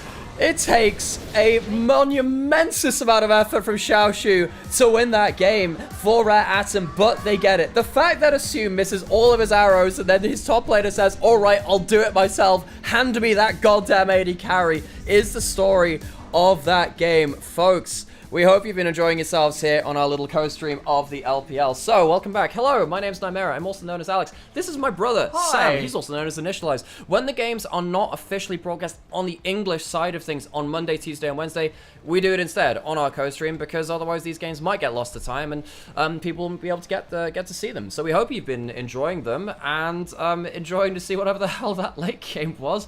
RA miss all their arrows, but Xiaoshu doesn't care. I mean, again, it was a quiet Cassante game outside of 3 very clutch team fights. The 2 around the dragon where he murders Crying, and then this one where he gets a hold of Leave. Absolutely phenomenal stuff. And yeah, give us a follow, throw us your Prime subscriptions because you love us. You can do them to me as well. I'm in the title. Yeah, Sam's in the title as well if you want to find him. Throw me subs. Yeah, and folks, we are streaming on Twitch and on YouTube today. So yeah, hit the like and subscribe button on YouTube as well. You know, boom, what up? Wait, no, he's not Legos. Anyway, just do that thing, folks. We're gonna get ourselves a quick break. We're gonna refill on drinks and stuff like that. And we will, well, we'll still be hanging around and stuff. But what? Do you want a cup of tea? Because I will do the kettle. There should be a pot still through in the other room. I But can yeah, I love that. heat up the tea. That'd be really cool. You know what, folks? I'm just gonna keep playing. I'll play some poker, I'm mate. gonna play some poker again. Do it. Goats, I appreciate that, Luce. Yes, we are. 2K viewers, we're doing pretty well. Yeah, we had over 2K viewers again today. So yesterday we hit a like a record high of I think 2.6K or 2.8K or something like that yesterday, which is really cool. We just hit over 400 subscribers, which considering that we weren't really streaming that much, that's been really cool. And yeah, the support's been really awesome, folks. So it means an awful lot to us. How old are we guys? I turned 28 what, a week or 2 ago? Yeah, and I'm 29. And he's 29, so he's a year older than me. And yeah, So I have a year left of my 20s. that's the one. God, wow. I know, right? Wow, Scary. that's You've only got a year. You've only got just under 2 years yourself, mate. Don't remind me. I can feel my joints popping already. know. Okay, so we'll wait for this. These post game stats. We'll run some ads. Sam, do you mind going get? Of course I can. tea? Yeah. And we'll get ourselves into game 2, and I will do that post check. Well, I really appreciate that. Thank you. Put these down for seconds. I think the cable's got. Your wrapped youngest under the table. Yeah, I know. Like for a lot of people in esports, a lot of casters are in their mid-30s at this point because like they've had like significant broadcast careers. We are still quite new when it comes to the casting scene because we started. Realistically, we went full-time in 2022, but we started doing some bits and pieces in 2021 and 2020, obviously, when we were doing amateur broadcasts of the LGL. So we've not been around that long. I mean, so for instance, I came in after Jamada and Goldborg and Trouble, so they were kind of like just before me, and then we kind of came in like a year or two after them. So yeah, there aren't that. We're still amongst the newer casters across the world. I know that like Joshi, Kangas, and Mazal, they were around as well before Destaria a little bit. Do I ever get burnt out on League? Yeah, I do sometimes. Yeah, I do. Occasionally, I do. It's not that often, luckily, because yeah, it's not that often. But occasionally, I do get burnt out from League because so this. I think a major region caster will typically cast about 150 games. I think it's around about that. Yeah. So I've cast about 330 games already this year, maybe more. I don't know, it's hard to keep track of everything. I'll need to do another recalculation at this point. Like, I did run through all the games I've done. I was like, okay, that's an awful lot. And I tried to keep a bit of a running tab on them. But I've cast over double the amount of games that a major region caster would normally do between co-streams and then this as well when we're doing the casts here. So it has been done, like, an awful lot. How can I burn out when you have Ari? Oh, yeah, I forgot that I have Ari as that emote there. I forgot about that 7CV. But, yeah, because, I don't know, I don't play that much League anymore. I watch so much League, I don't play that much of it because, you know, I cast so much goddamn much League of Legends, really. And, I'd rather spend my time playing other stuff to kind of keep my gaming interest more varied, I suppose, because I just enjoy gaming. Man, Xiaoshu is insane. Xiaoshu's got to get MVP. His backline dives were insane on this Cassante. This was some insane Cassante play. Xiaoshu saves this game single-handedly. If you have another top laner, likely you lose this game. That is insane. Tokyo Swift, that's a great name. Thanks for the follow. Thank you everyone for the follows, by the way. We're almost at 6. Oh shit. Oops, my bad. Oopsies. Yeah, that was them. Yeah, I forgot I pressed the wrong button. That was my full screen very briefly. But yeah, so we're gonna go on break now. I'm gonna run some ads just now. I'm gonna go just Gramps, you are an absolute scholar. Thank you so much for the 5 gift bomb. So if you got those, if you got good fortune to you. We're gonna run some ads and then we're gonna go play some poker, just waste some time in the break. So I need to remember where I was at in this last run, but we'll figure that out, folks. We'll figure that out. So where are we going to see? But Gramps, thank you so much. Gramps has been really supportive of the channel as well recently. It really helps us keep doing what we're doing, which I really appreciate. Oh, we're gonna get oh, we're gonna get this as well. Nice, cool. I think it should be Xiaoshu. Xiaoshu 100%. No, I'm sorry. It's Xiaoshu. Assume missed so many arrows. I'm sorry. I just don't think it's him.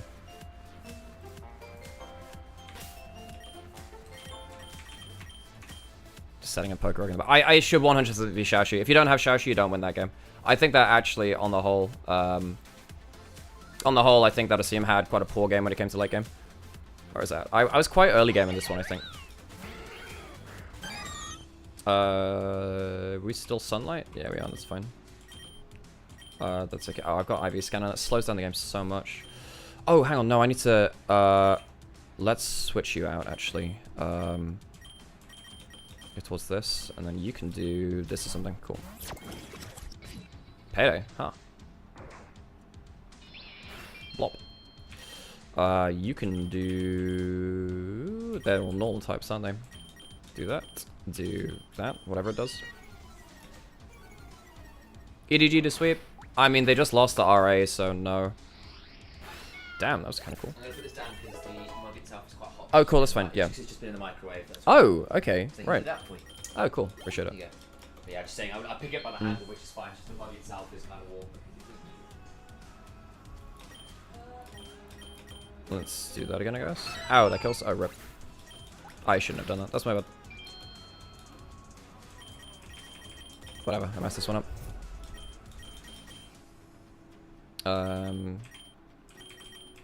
Sludge Bomb's really powerful. It's just a really powerful... Fuck it, I'll just catch it, why not?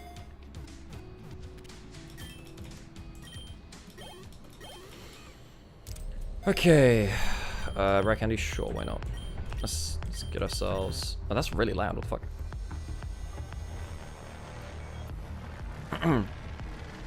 Only one vote for shout. That's insane to me. That is actually insane to me. We can't afford a revive. That's kind of shitty. Sure, whatever. Incinerate is better than Ember. We can get that. Criminal offensive side eye.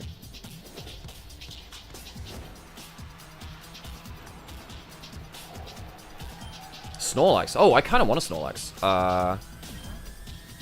Yeah, I should. Okay, yeah, let's get a Snorlax. Fuck it, why not? Heal to full. Ow. That's a whole lot of damage. Oh my god, this thing is really hurting. I can't beat this thing right with that kind of style. Okay, I can send out Poltergeist because that's normal type stuff. So normal types don't affect ghost types. So we can play towards just trying to drain it down over time. God, this could be. I want that Snorlax though. I've not seen one of them before. Oh, we also have like 1 million eggs hatching at some point, so we'll see when that happens. So let's just do that just in case it has anything else for me. Oh, you piece of shit. Oh my god, this is gonna take forever. This is gonna take forever. Only defense though, so a special attack should still be fine. Yes, I know, but I want to have something which can like. Yeah, it's just that he's a tanky motherfucker, Sam. Okay, that's fine actually. That's a good point. Yeah, it can't affect me. Okay, that's fine. It actually can't damage me. That's good. You. Oh my god, this is gonna take forever. And you know, I can even speed this up. You can speed it up with like page up and page down. Oh my god, I just have to press this for forever, man. Oh my god. Let me kill you. Let me kill you. Oh my god. I am falling asleep in real life as well as this. Oh my god. Okay, that'll be enough. Okay. You know what? This will catch him, right? No, fuck. I swear to God, it's gonna run out of. It's gonna run out of fucking. You crit now. Okay, that should be okay. That's fine. Okay. Oh God. Oh my God. Are you kidding me? Okay, we'll get. I can't believe this. I can't believe this. It's been a disaster. Okay, you know what? I shouldn't. How much have I? Are you fucking kidding me? Okay, I need to go towards this. Oh no, but this is a pain in the ass because now it's just gonna like. No, I can't do it. I can't do it on this run. Okay, what I'll need to do is like. Okay, that's gonna be a pain in the ass. Oh Jesus Christ, that's just so painful. Yeah, I want that Snorlax. It ain't getting the damn ball, folks. Can you rerun it? Yeah, that's what it's saying. Yeah. You can restart levels if you refresh the page, which is typically a decent way to run things. So Xiaoshu only got 1 vote. I don't get me wrong, assume team fought well, but I think the clutch moments were Xiaoshu's. Yeah. Okay. So folks, getting into that game 2. Right. So EDG currently 1-2. Reminder that if they lose this series, they are kind of screwed, folks. Oh shit! I just moved that down the wrong way. That's fine though. Yeah. Okay. Ready. So, getting ourselves into stage soon, I guess.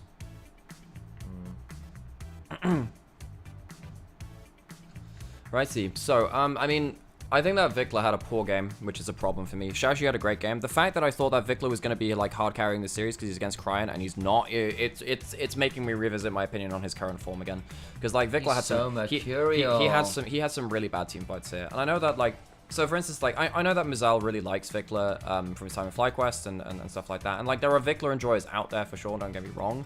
I just don't see it. I just don't see it. His Tristan is fantastic. I like his Yone too, but I just think this guy is, like, all over the place. I think he's got a weak champion pool. He's inconsistent, and he's really struggled, actually, even on a team, in a matchup like this, where you should be the one who's hard carrying, so. Yeah, I think there is also something to be said for the fact that you are in a position where...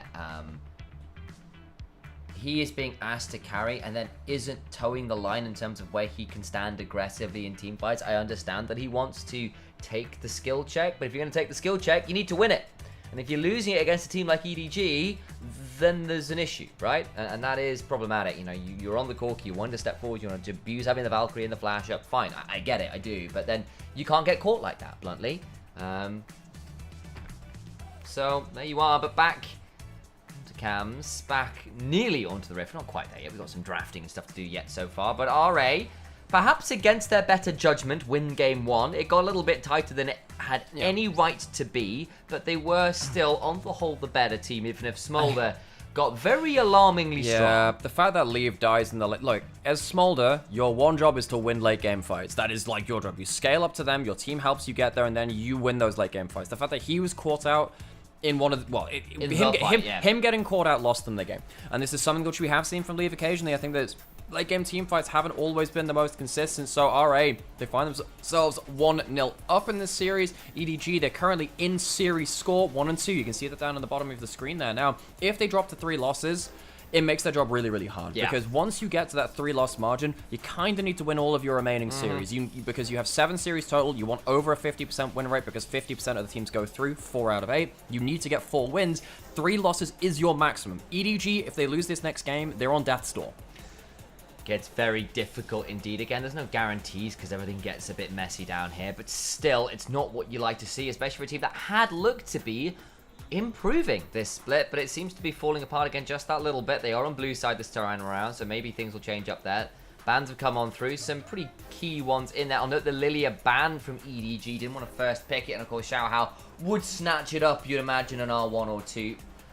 Instead, they will first pick the Corki themselves. They'll get the Renekton that was banned away last game, though. So they're going to go for debating the brand. They'll go towards that brand, and you're likely looking at a Yone on 3 now for Vikla too. So you can get yourself that Yone, which is fine, into the Corki. You've got that brand with a really good CC bot in top side. So brand is likely having a winning top lane because Xiaoshu is on that Renekton. Xiaoshu was an incredible top laner in that first game. I think that he was my MVP, even if he only got one vote from the LPL official. So Solarkill going to lock in that Gnar again. It can do fine versus that Gnar, but I do think that the Renekton still can bully out that lane and has kill trades against him in best case scenario. So EDG need to be afraid of this top side of the map currently. The Zyra is fine for some AP threat. I feel like they're lacking a lot of engage now though, so it does again mean that you're probably seeing a lot of engaged supports being banned in the second round. Alright, they either lock the Yone now or they can lock themselves a priority of the other roles and see what gets through the bans next time. I'll also note that Solarkill, for all he had a very good lane last time around, was pretty much invisible in every team fight. We saw, what, one Gnar ultimate onto Vikla one time, and that was kind of all I remember from that last game. It wasn't particularly easy around. The Baron pick got isolated and taken out when he looked for a flank there, so I do need to see better out of Solarkill this time around, especially if they are going for this more limited, or what's the word here, conditional engage that they have got so far. I think the Zeri for Asum makes some sense as well. Can skate around some of these plays and try and avoid things like the Gnar as well with some good placement and a good use of the E. Yeah, it wouldn't surprise me to also see the Ezreal banned away. Ezreal or Kai'Sa, I think, are quite valuable here for Leave because they're repositioned and they have okay laning phases versus that Zeri. So I'd imagine one of them gets taken away by Rare Atom. Of course, worth noting, EDG banning away bot lane champions as well. That Zeri is a flex pick between mid lane and bot lane, so there is a chance that Vikla picks that one up as well. So RA, they could choose to put that Zeri in bot lane. That's completely fine. What they might end up doing is locking Nautilus on 4, so it's fine, or whatever support they want there. You want something engaging, and then use that Zeri as a flex pick between mid bot as that last pick. Yeah. And again, obviously, it's unlikely in this game, but we haven't even said Zeri top from the likes of Zeus into Cassante. Could be a pretty miserable matchup for the Cassante, but I don't think that's likely to be the case this time around. But worth noting that Zeri in general is starting to once again become a flexible option. See what the last ban is here. The Ziggs before that. I wonder whether they continue on that potential bot lane pinch, and they are going to ban out their Ezreal. They're seeing what you do. Well, I think it will be that Nautilus lock-in, and they'll leave it to be an option there. So I was saying that RA should ban that one out, because I think that Leave can get a good value out of that, but I was like, I got a second. Yeah, that would be really good for RA on the other side. So they're going to use that Zeri as that last pick flex. between mid lane and bot lane. It's fine into that Corki. You typically take the barrier and you try and look for a hard level 1 trade to get some more presence in lane. You do lose that teleport, but you can be strong side with people roaming towards you, so you don't need to teleport across the map in the same kind of level. EDG with their bot lane left to lock in have some difficult answers to look towards now. The Braum is fine into the Nautilus at least, but it does leave them lacking engage. Yeah, they've got great disengage, and I think if they lock in something with a bit of poke here, Varus maybe? Maybe they can look to do it that way. Okay. Again, it's more conditional engage with the Aphelios at least. If you've got Gravitum, you can look for the engage. If you've got Mega Null, you can look for the engage. Braum and Zyra if you tag the right skill shots, but it's not easy. It requires a barrier to execution, which I'm not convinced EDG can meet. It's a great day, Sam, because I get to talk now about my fun of Aphelios ability names. Because what you could see, oh, the Gravitum multi. You mean the Moonlight Varus? Because it roots everyone. Every flavor of Aphelios gun has a different flavored ultimate. I remember workshopping with with you many years ago now. Folks, we now have like a return to the 2022 spring meta of Jinx Aphelios. So we get to come back to that one. Hyper carries back into the bot lane. It does mean that EDG, they are not looking forward to, they don't really look for engages with this kind of comp. What they do though is allow Leave to just run forwards and be the nucleus of this team comp.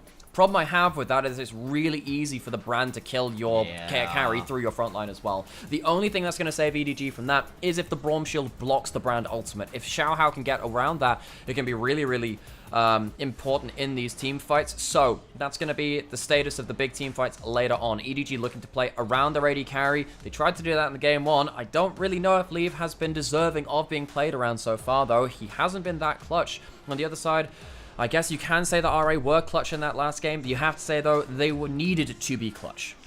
Dway back on the Nautilus as well, into the Braum this time around, so a harder matchup in lane. Last game was flashing forwards at level 1 to get that kill onto Leave, and then there was the dives afterwards. Try and maybe play a little bit more for the lane this time around, get that Aphelios up and running. As we said, again, EDG drafting something with a little bit more barrier to entry, harder to execute. Nearly onto the Rift. The music's going, the lights are on. Game 2 about to be kicking off in proper fashion. EDG on the verge of a very, very difficult road to get out of Nirvana group, and RA about to prove some doubters wrong, perhaps, if they can only claim one more game. RA, they are currently at 2-1. It would see them through into a very strong point in this Nirvana group, all to play for left in this series.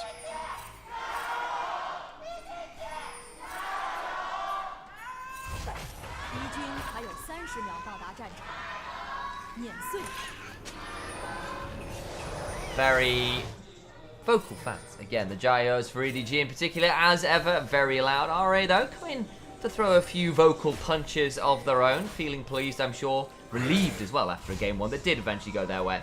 Important moment which just happened there. So when you are a melee versus ranged character, and this does apply to the Mini-Gnar as well, but also applies to stuff like Jace, Lucian, Quinn when you play against them.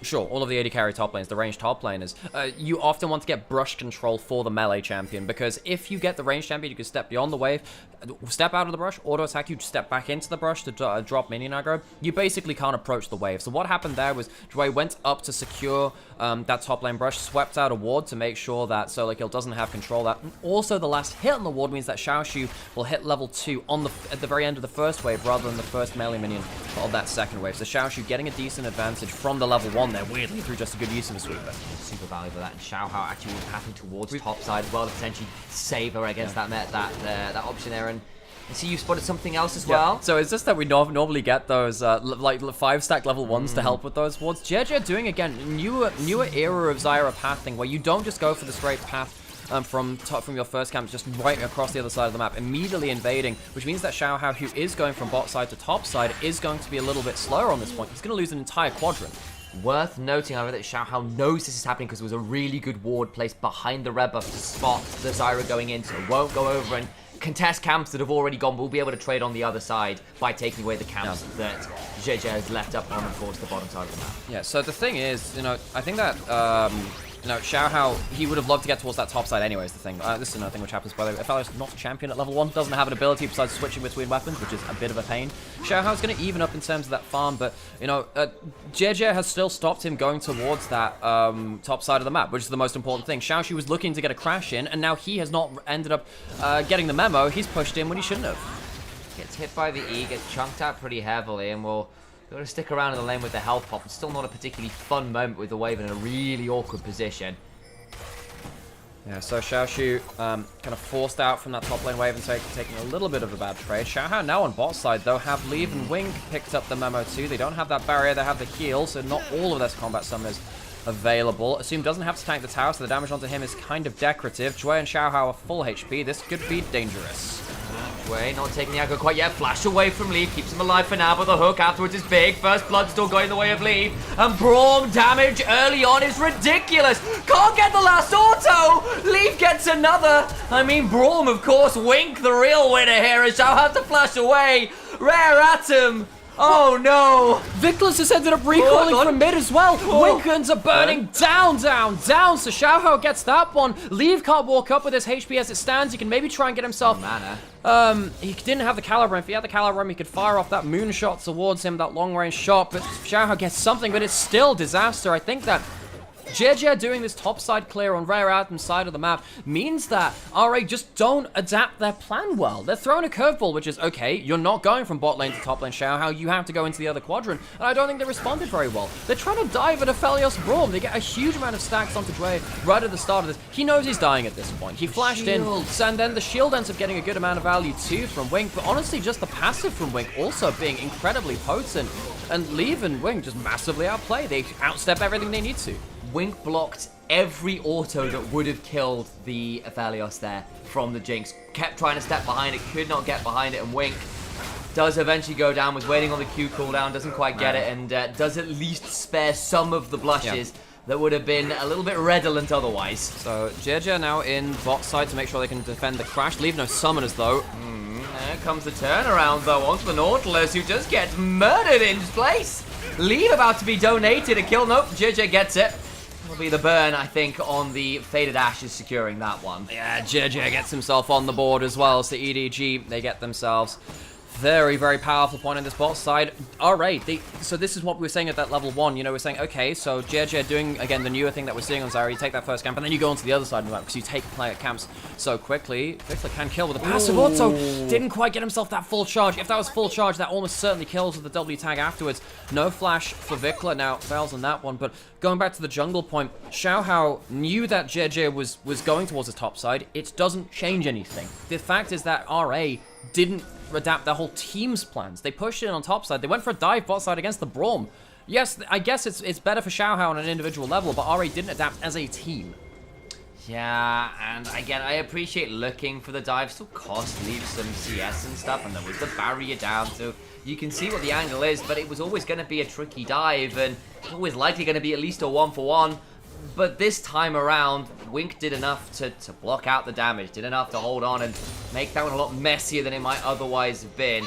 And now actually they return again, it goes wrong again, and now this Aphelios, only a couple hundred gold ahead, yes, but could have been out of the game, very much isn't. Especially when he's the core of this team composition, so like he'll getting traded on quite hard here. Also another big thing for RA, you know, that they have better engage on the whole, they have a really good point of power for this brand against this composition too. They're getting themselves the grubs, that's important, but their Renekton isn't that far ahead. The Renekton needs to be ahead. This is a pick that we've seen a lot in the LPL, and we've been tentatively giving out Renekton passes, much like we do for the, you know, the Corki pass back in spring, which was quite a rare thing to give out, the Nidalee pass currently too. But when we see the Renekton, it is not enough to just sit there pretty and go even. You need to win lane hard enough that you can win the game after that point through team fights. So Xiaoshu has some work to be done still, is slightly far ahead. If he can use these grubs to get some tower plates to get significantly far ahead, maybe he can be the mid-game menace, which RA need him to be. Quite hard to do that into a Zyra and a Braum, but it's the task he's been put with.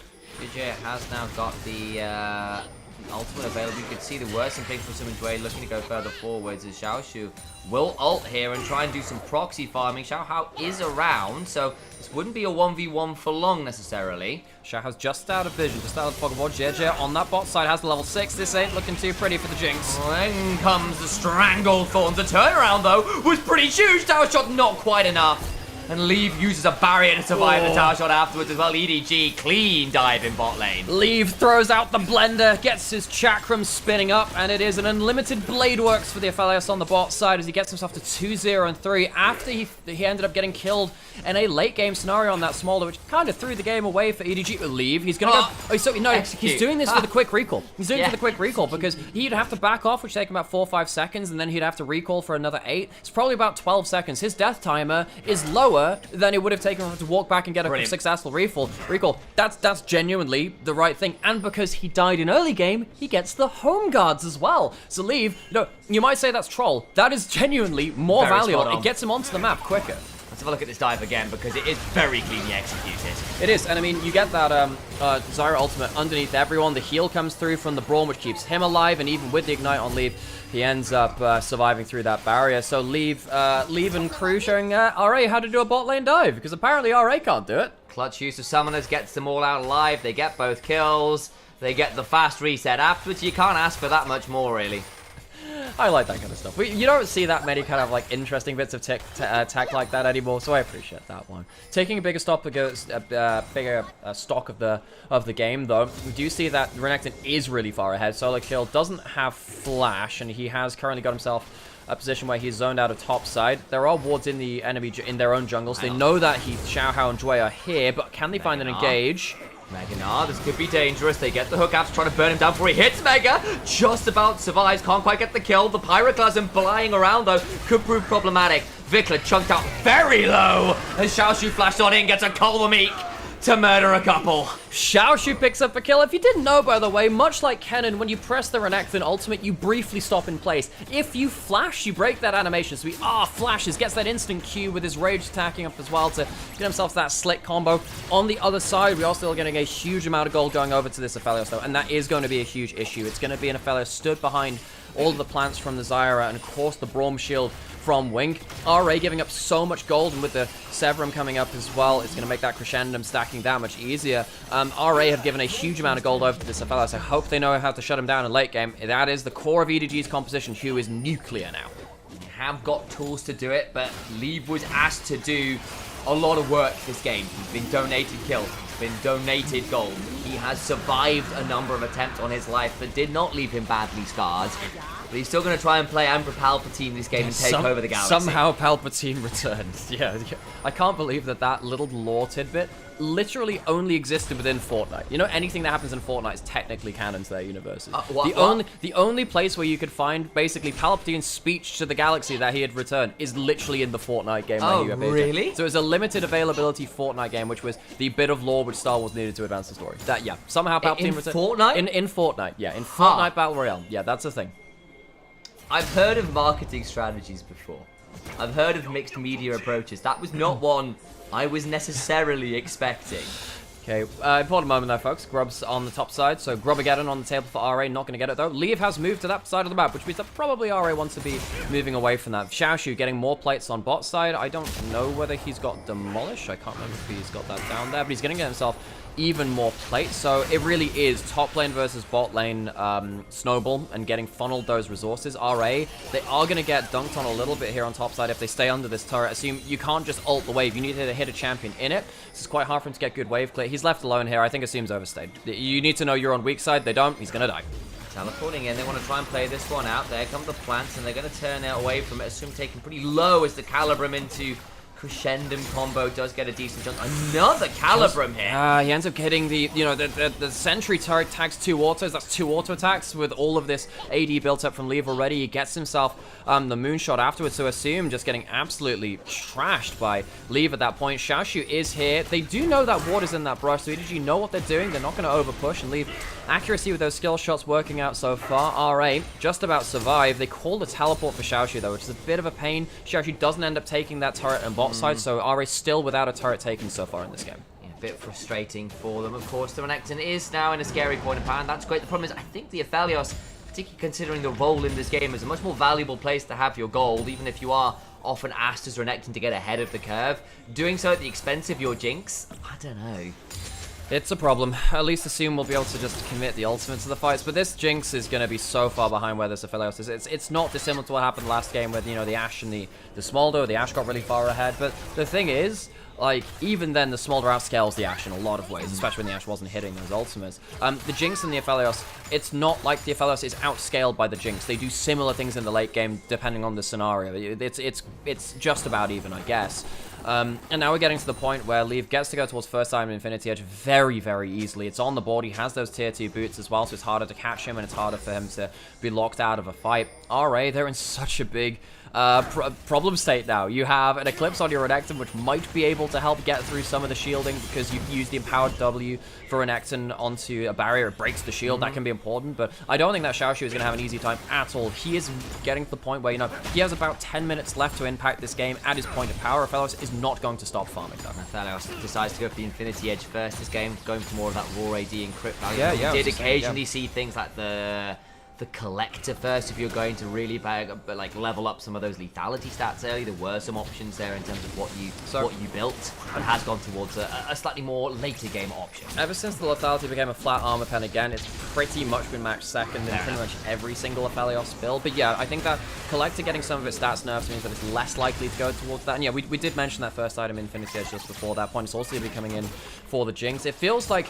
it's such a good item with the AD and the crit so early on. It's a massive point of power. Shower getting a good chunk of the JJ. Of course, only gets the 2 skills there, so not going to be that much. Guardian Shield helping from Wing to make sure that JJ is not going to get completely taken out. He's got only 5 seconds to respond to this Herald spawning, though. With that chunk onto him, assume with that ultimate might have forced him to recall. The Herald could be started here by Rare Atom, and they'd be using that to break open the map. Does have Gromp available, and that is a pretty good healing option. I'm not sure they get towards the Honey Fruit, though, so JJ will not be in the river setting up plants, though, which is a bigger deal as well. There's no real opportunity to set up the legions of gardening and horticultural destruction. So will be a Herald claimed by RA, and might be a way of them getting through a tower. They have been struggling to do so far this game. The photosynthesizing friends. You can see something which Leave is doing with his weapon management here as well. Typically, when you have when you have blue-purple, your utility guns of the Infernum and the Gravitum, you put both onto low ammo, so you can kind of like put both of these utility spells out, and then you can quickly switch over. Typically, you want that Infernum around this point as soon as you get that Infinity Edge, because the ultimate, the Mega Infernum Bomb, just starts popping heads beyond that point. So keeping that one in inventory and getting rid of the Graviton for now, very, very important. Also, with when you're this fed, when you have Severum Infernum with the Flamethrower spreading across the Onslaught as well, it's a really important way to get AoE teamfight damage down. So this is the way that he says, I want to get a pentakill, basically. It gets hit by a big one. Would love to reset. Has yet to make that happen. Braum and JJ walking up here to try and interrupt that. The Wrath of the Titans being used to slow down the Braum, and a quick dredge line away will keep way safe. Isn't it Titans Wrath? Wrath of the Titans, I believe, is a movie. I think Titans Wrath probably exactly what it is. Yeah. I think that's a movie. A very Sam. bad It's a very bad movie as well. I remember. There was Dad really enjoyed it. Apparently, the remake. Well, so the remake was bad. I think the original was meant to be somewhat of a cult classic, but.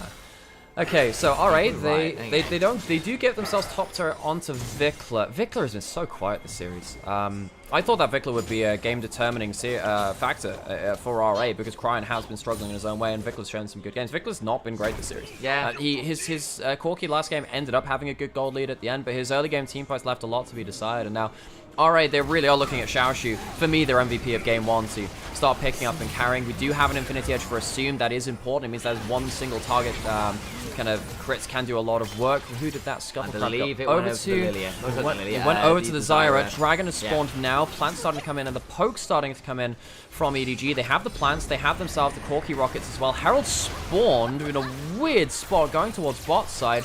RA using that to at least take the turret. Xiaoshu looking for a flank. This is the first 5v5 of the game. Meganar full flow right now for solo kill. Yeah, it's wearing down though. He's not going to be here in time. Dragon taken by the Jinx of all people. Xiaoshu want to go to the back line. JJ is going to be flashing away, trying to stay alive. In danger. Stranglehold comes on down. Cannot get far enough away. Is eviscerated. And Jinx picks up the kill. Excited now. Look at Xiao over the wall. Could look to flash. Get something more as Cryon in turn forced to flash away. Leave. Stays alive. loses his flash too. Leave losing his flash is a huge loss there for EDG. How the hell does your 2,000 gold up AD carry and Leave not impact that first 5v5 of the game? RA massively walk away with the fight. That's a Calirum, the ace in the Calirum coming out from EDG, from Leave to get that extra auto attack through, but Leave didn't impact that game. RA walk away with a 1 fight and the Dragon. And Nara, I just don't think was there. Solo kill was bot lane as the tower went down, so it was a 4v5. And you know, he had that teleport, he had the full Mega Gnar, he just didn't end up approaching that fight. The Herald was down there, he ends up leaving to try and get onto a fight angle, but he's just not there in time. You can see that the kill comes through, and because you get that kill on the objective, you do get that first stack of Get Excited for Assume. Vikler, I think, makes the right choice to go through aggressively here too. The fact that Leave ends up flashing is a big loss here for EDG. If he ends up, you know, going into the next fight and he doesn't live because he doesn't have that flash, RA could start snowballing with the shutdown. It's not a huge shutdown, but the shutdown on his head. It's important to note here as well that that was a fight before the second damage was completed for EDG, particularly for Leave. He was still not at that completed Lord Doms. Now he has it. Maybe then it's a different fight. But that wasn't the case in the last one. And he gets some gold and some key members. That Renekton continued to be a menace. And also, we kind of said it, the barrier to entry, the barrier for execution for EDG is pretty high, and they have chosen a pretty big boy roller coaster, so to speak, and I don't know whether they're quite at that height requirement to ride. You must be this mechanically tall to ride this roller coaster. EDG. The thing is, you know, even if he had those 2 items, this is the problem. I feel like Leave needs to be able to stand and shoot. He didn't get any auto attacks off at the start of that fight. He didn't lead off with the ultimate or anything like that either. So Leave needs to see more from him. He's been given the resources. He has those 2 items, as you've said. Now, RA, they still have the flash on Xiaoshu as well. He has 2 items. He is very, very fed. He'll be able to shred down the first target which he hits, and also finally, we see Vikler influencing a fight in the way that we'd like him to as well. Flashes forwards. If he can keep doing that with, again, the surprisingly high burst damage coming out from Azeri with that ultimate and the Shiv, maybe that can be a game-changing factor. As we see a bit of a ping-pong in mid lane. Baron spawning soon. Don't really think we're going to see that Baron rush. You potentially can if Alex is very good at killing that. But you shouldn't realistically be rushing that Baron when you're losing the side lane so hard. Xiaoshu, need to see whether he can, again, start influencing the map, pushing out a lane safely and getting EDG to a point where they can't defend vision, where they can't defend all their angles into a fight. What's Zealot expecting out of Assume? Is it going to be Rapid Fire or maybe a Phantom Dancer? I think it should be the Phantom Dancer. I think the moving speed is really nice versus this kind of comp where you're trying to outspace limited engage. I think that can be really, really important. I think that's fair. Unlikely to be a Hurricane for all that used to be a big Jinx no, staple. it could also be a good Hurricane angle because there's a lot of people plumped up. The Aphelios is going to be stood next to the Braum. We can't help but I think honestly just I think Phantom Dancer is really good for Jinx right now as it stands. But that's a good question to have. All the same, when you have the Infinity Edge and the Zeal, it just really helps you in terms of just getting the best blend of stats. This was, funnily enough, this is the build that you saw back in Season 3 and Season 4, back for a lot of these AD carries too, and Infinity Edge was such a good first item, and the Zeal was really, really good after that point, just to give you the extra crit and attack speed you'd missed out on in that first item. Well be. Vikler now on the side of him doesn't have the teleport, but as Zeri, your ability to traverse the map is still relatively okay.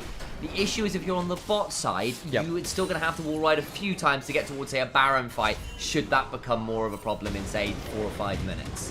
Yeah, for sure. I mean, I like to consider stuff like the Zeri wall ride effectively a semi-global. If you end up going around the back of Baron Pit or over the top of Dragon Pit, you can get about a fifth of the map just off of 1E, and it's, you know, it's not instant, but it means that you're so much quicker to the play. Something like Misfortune, who's back in meta as well, particularly in the LPL, her Strut does a similar thing because you have such high movement speed, to the point where you have to consider it as a semi-global-ish, because it just means you're quicker to plays than you should be on other champions. Getting to the point now where Dragon's up in 40 seconds, Baron is already available. We don't see RA pushing out the top lane just yet. They did get the push in that bot side of Xiaoshu, potentially looking for an angle onto solo kill. Don't know whether solo kill has a ward in that brush. He's just walking by. Xiaoshu very, very powerful as it stands as this 4v4 evolves in the mid lane where we're just clearing through waves. And no, nothing happened in that top side. Xiaoshu looking to push that out. Second item is pretty much completed across the board, but we'll note that Xiao has the Ryalize, whereas JJ does not, which could prove problematic. But comes on in onto Wink.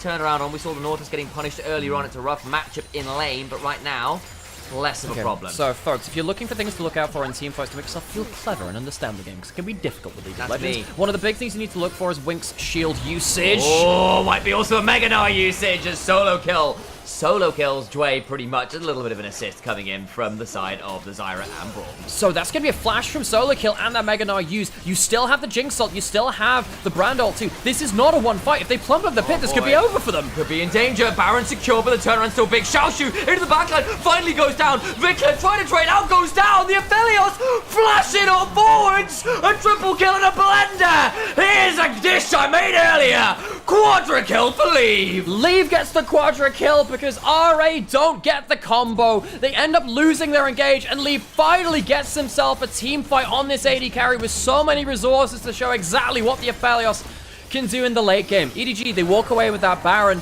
and now RA, that felt like the fight which could have just lost them. That is the fight that lost them the game. I think this is the one which will bring it to 3 games beyond this point. Beyond this now, it's going to be so much harder for Xiaoshu to determine these games. They don't have the Nautilus, and one of the big things I was talking about is that, you know, you want to see whether that Brand can get a combo through the Braum shield. It didn't really happen beyond that point. Dway just walking up and just getting monstered by Solo Kill is really disrespectful. Without that Nautilus ultimate available to go through that Braum shield as well, it's much harder to land these big abilities. Xiaoshu doesn't quite get in the right kind of timing. He gets in with the first slice and dice, but where's the follow-up? While all of this is happening, Leaf just pops the barrier and no one else manages to get in. Vickler gets himself at the gets himself right against 2 of the AD carries on the other side too. The mini Gnar kind of counts as that, and he gets shredded down too. So EDG, they just see RA plummet into them.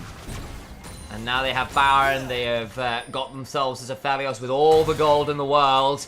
And unless Leave falls in good order, these fights are going to get very tricky. God. Already, basically just off kills, EDG with a 4,000 to 5,000 Baron power play. Utterly absurd.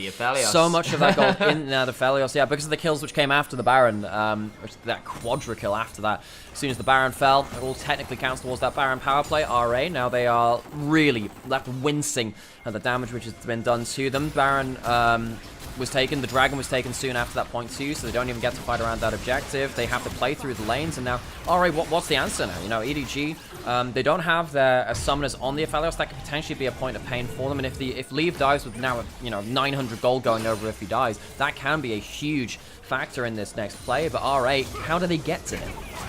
Have to be Dway, still got Flash, still got R. Maybe that's the play. Nautilus full sending to Valhalla and praying the rest of the team can follow. So I have to see whether he can do that, whether Xiaohao can get himself an ultimate through the Braum shield. That's what we were trying to say before the game kind of ends. Went wrong, if you want to feel clever at these team fights, watch to see how the shield usage comes from Braum. If it blocks out that Brand ultimate, it can change the team fight, because you need that Brand ultimate to be doing huge damage. Xiaohao does have 2 going on 3 items. If he does get good damage, that can be the game-changing factor as well. It's not like Leaf has a Guardian Angel or any defensive items. He is relying on Wink to keep him alive, yeah. Keep him alive, but that is easier said than done sometimes. Barrier will be off cooldown shortly enough, and that's something. But again, we aren't looking at a Bloodthirst. We aren't looking at a Mortal Shield Bow quite yet. Nothing like that. So, is still theoretically an executable target. But that is, as we've said, easier said than done. And we worry about EDG's ability to pull off a team comp like this. So far, so good. A great Baron fight has put them well in control of this game. We'll say a lot of that is through the way that RA chose to approach that fight. When you see that team fight kind of clumped up in the Baron pit, if you just approach at the right kind of time together, you feel like the combo should still be able to make that competitive. And that's something which RA have typically done well, but feel like they just maybe panicked a bit much. JJ gonna ward out with the plants. That's one of the best things about Zyra. You can kind of use pseudo wards. They don't spot Xiaoshu though. They need to be careful of that. He has flash, he has ult, and here's the fight. On to Braum. Xiaoshu pre-ulting to get some rage stacking. JJ still in difficult position. Leave way back. Solo kill will Mega Gnar the Renekton away. Slow down to Xiaoshu. He's going to have to flash on out from the Glacial Fissure as the pine trees, courtesy of Santa Braum, would have spiked him up otherwise. Yeah, and this is why I was questioning who gets onto the Aphelios. So you can say, well, maybe the Nautilus can. Well, Leaf was standing far enough back, so he's countered that. And there's no teleport wards behind really EDG in a position they would have wanted to use. Vickler just about living through there. He's found himself in a bit of a sad game too. The ult almost comes through to kill JJ. Won't quite manage to do so. And RA find themselves once again bleeding out gold. Almost, well, I mean, they're what, 9,000-ish gold behind now? It's a long way back, yeah, exactly. 3 items on both those AD carries at this point. It's only going to get worse from here. And they really would like a 3rd item on their own AD carries at this point. Just look at that gold discrepancy between the Assume and Leave. That's insane. The fact that, and a lot of this comes back to that level 1, and we were calling it out as it happened, okay. So, JJ, going over to the other side of the map, denying that top quadrant. Xiao can't pass from bot to top now. Okay, so that means that Xiao has to go take the enemy bot quadrant. So what happens with Xiaoshu pushing out top lane? Well, he's going to get a little bit dunked out in this laning phase in the very early part. Took a while for him to come online. Oh, but then we have to go for a bot lane dive to counter what's happening on the map. You're diving in a Phalios Braum with heal barrier. That was just a huge, like, misunderstanding from RA in that early game, and it does feel like just Leave and Wink ended up getting the better of the bot lane scenario. RA failed to adapt on the fly, and that is something we've occasionally criticized this team for. You don't always deal with the punches while and rolling with them. When plan A fails, sometimes it falls apart. 40 seconds until Ocean Dragon and overcome EDG. They just picked up a 4th item on Aphelios. Has gone towards the Yuntal Wild Bow as well to ensure that that poke damage gets really scary with the bleed over time. Is it the Yuntal Wild Arrows? Wild Bow. Wild Bow, right. I thought it was the Wild Arrows. So the Maybe Yuntal Wild Wild Arrows. Arrows. That's what I... So basically, it's kind of like a mini-second Infinity Edge. Wild Arrows. Yeah, the Wild Arrows, I thought Yeah, so. Score 1 for the color Yeah, caster. yeah, So no. what it means is it effectively acts as a mini-second Infinity Edge, because it doesn't do the same damage as the Infinity Edge, but if you crit, there's a bleed which happens over it. It's got a lot of good crit and a lot of good AD, which means that if you are someone that is not really looking for, you know, the armor pan and the attack speed as much, and Aphelios doesn't always need that because he's such an ability combo and ability-based champion, you can go towards the Wild Arrow. This is an incredibly powerful point for him. And RA, again, the name of the game has been, the entire game, kill the Aphelios. How do they manage that now? Even the person they put their resources into in this Renekton is so far behind. 3 items at least completed for Viktor, and assume means they've got some damage themselves. It's just, you've got to kill Leaf. There's no other way around it. If he gets to free fire, if he gets good timing, it's tricky. On a Severum Crescendum, he's pretty short range, so could prove difficult if he picks the wrong moment to step forward. Teleport behind right now from Xiaoshu, looking to be on the other side, but that means it's a 4v5 right now with Solo Kill coming from the flank onto the potential way. Wink goes on forwards, doesn't find the engage. Solo Kill nearly the Mega! Lands on Leave! Not again! This time he survives! Can't quite go down! They've not killed him! It looked like a moment of madness! He gets the Moonlight Vigil, and he will stay alive! Somehow, some way! Leave goes down, but he does the damage. The late game mistake doesn't become egregious enough for EDG to lose the game. RA, they throw too many resources into the mouth of the Aphelios, and Leave ends up ruling the late game in a way he couldn't in that first game. This should be the game right here and now, but they back off. They think that the death time is too soon. The minions won't get there in time, and they go back towards the Baron. I'm so surprised. I feel like they just end the game there. I'm kind of there with you. I want to see that replay because I think Viktor missed 2 Qs that might have killed Leave there. We'll have a look. It got very close indeed. I thought it was over when that hook landed. So I thought that hook, this is a godlike hook. The fact that this lands at all is a problem in late game. Wink goes forwards, but the teamfight shape is just all out of proportion. Leave goes forwards and gets hit by absolutely everything. Viktor manages to get across here, and then he ends up missing 1, missing 2. That would have killed Leave. Leave not, yeah, I mean, Viktor misses auto attacks. You can only do that on Zeri. Misses the auto attacks. Ends up saving Leave's life. That could have been the kill. Viktor could have ended this game, but sadly for him, it has been a poor series from the mid laner of Rare Atom. Oh, and I think as well, Jinx couldn't quite get on top, and then the Brandol, I think, was mitigated somewhat by the Braum door as well. I was a bit more focused on Viktor, I'll admit. I need to go back and watch that to really break that one down further, but still, Leave survive is down every summoner though, and Wink is in a similar position. You do it all over again. Dwave's got Flash in Ultimate. You can just kill off the Aphelios. Yeah, the fact that Dwave managed to find out without even using the Flash is insane to me. EDG, the only way this composition works is if Aphelios is so strong, you have to engage onto him, which is exactly the case right now. It doesn't work unless you get so far ahead. They have managed to do that. Again, I think that is a credit to JJ for managing the map in the way that he did in the early game, and I think it's also discredit for RA for throwing so many resources into this bot lane and failing to do anything about it. RA, they're looking for another miracle engage, looking for another miracle hook. No barrier, no flash. Is that going to be enough for RA to finally kill this Aphelios? GA complete as well. Another life, even if the summoners are down, you've got to kill him twice. We've already seen how much it takes to do that in the first place. So, get dicey. Inhibitor down in the mid lane, as we saw at the end of that last play. Coming to play here, still a minute 30 on that one. The tower just disappears in the blink of an eye. It is so much AD on Leave, so much ability to just keep shredding through these turrets. He's maxed out his lethality at this point. His attack speed is starting to go up as well with his stats that he levels up instead of the abilities. Leave's not here to do damage. Teleport away as well from Viktor, who's not, sorry, quiet, he left. But the damage back is still huge. And despite the Corki leaving, they can't quite punish it. I mean, Wings also got himself the Warmog, so it means nothing. You get the recalls coming in from Rare Atom. They're going to be 3 inhibitors down. So EDG, they're going to walk in having blown nothing important. And now suddenly Leave has his barrier back up, and that could be the difference between him living and dying. All right, they don't have a flank. It is just going to be straight up brawl. Try and kill the minions as well. It's going to be hard to manage that one. Xiaohao's going to try and get the E spread from those minions, but it's hard for him to even stand up again within E range. No, you've got a flash on Xiaoshu, a flash on Dway, and a prayer. Inhibitor turret 1 about to fall. RA, you have to pull the trigger shortly, or it's all over. That's the ultimate missing from that Infernum. Can't quite get it. The ultimate coming through from Xiaoshu. He's ramping up that rage. The minions are dying. The inhibitors are down. It's Tutorial League of Legends, but RA are still standing just about.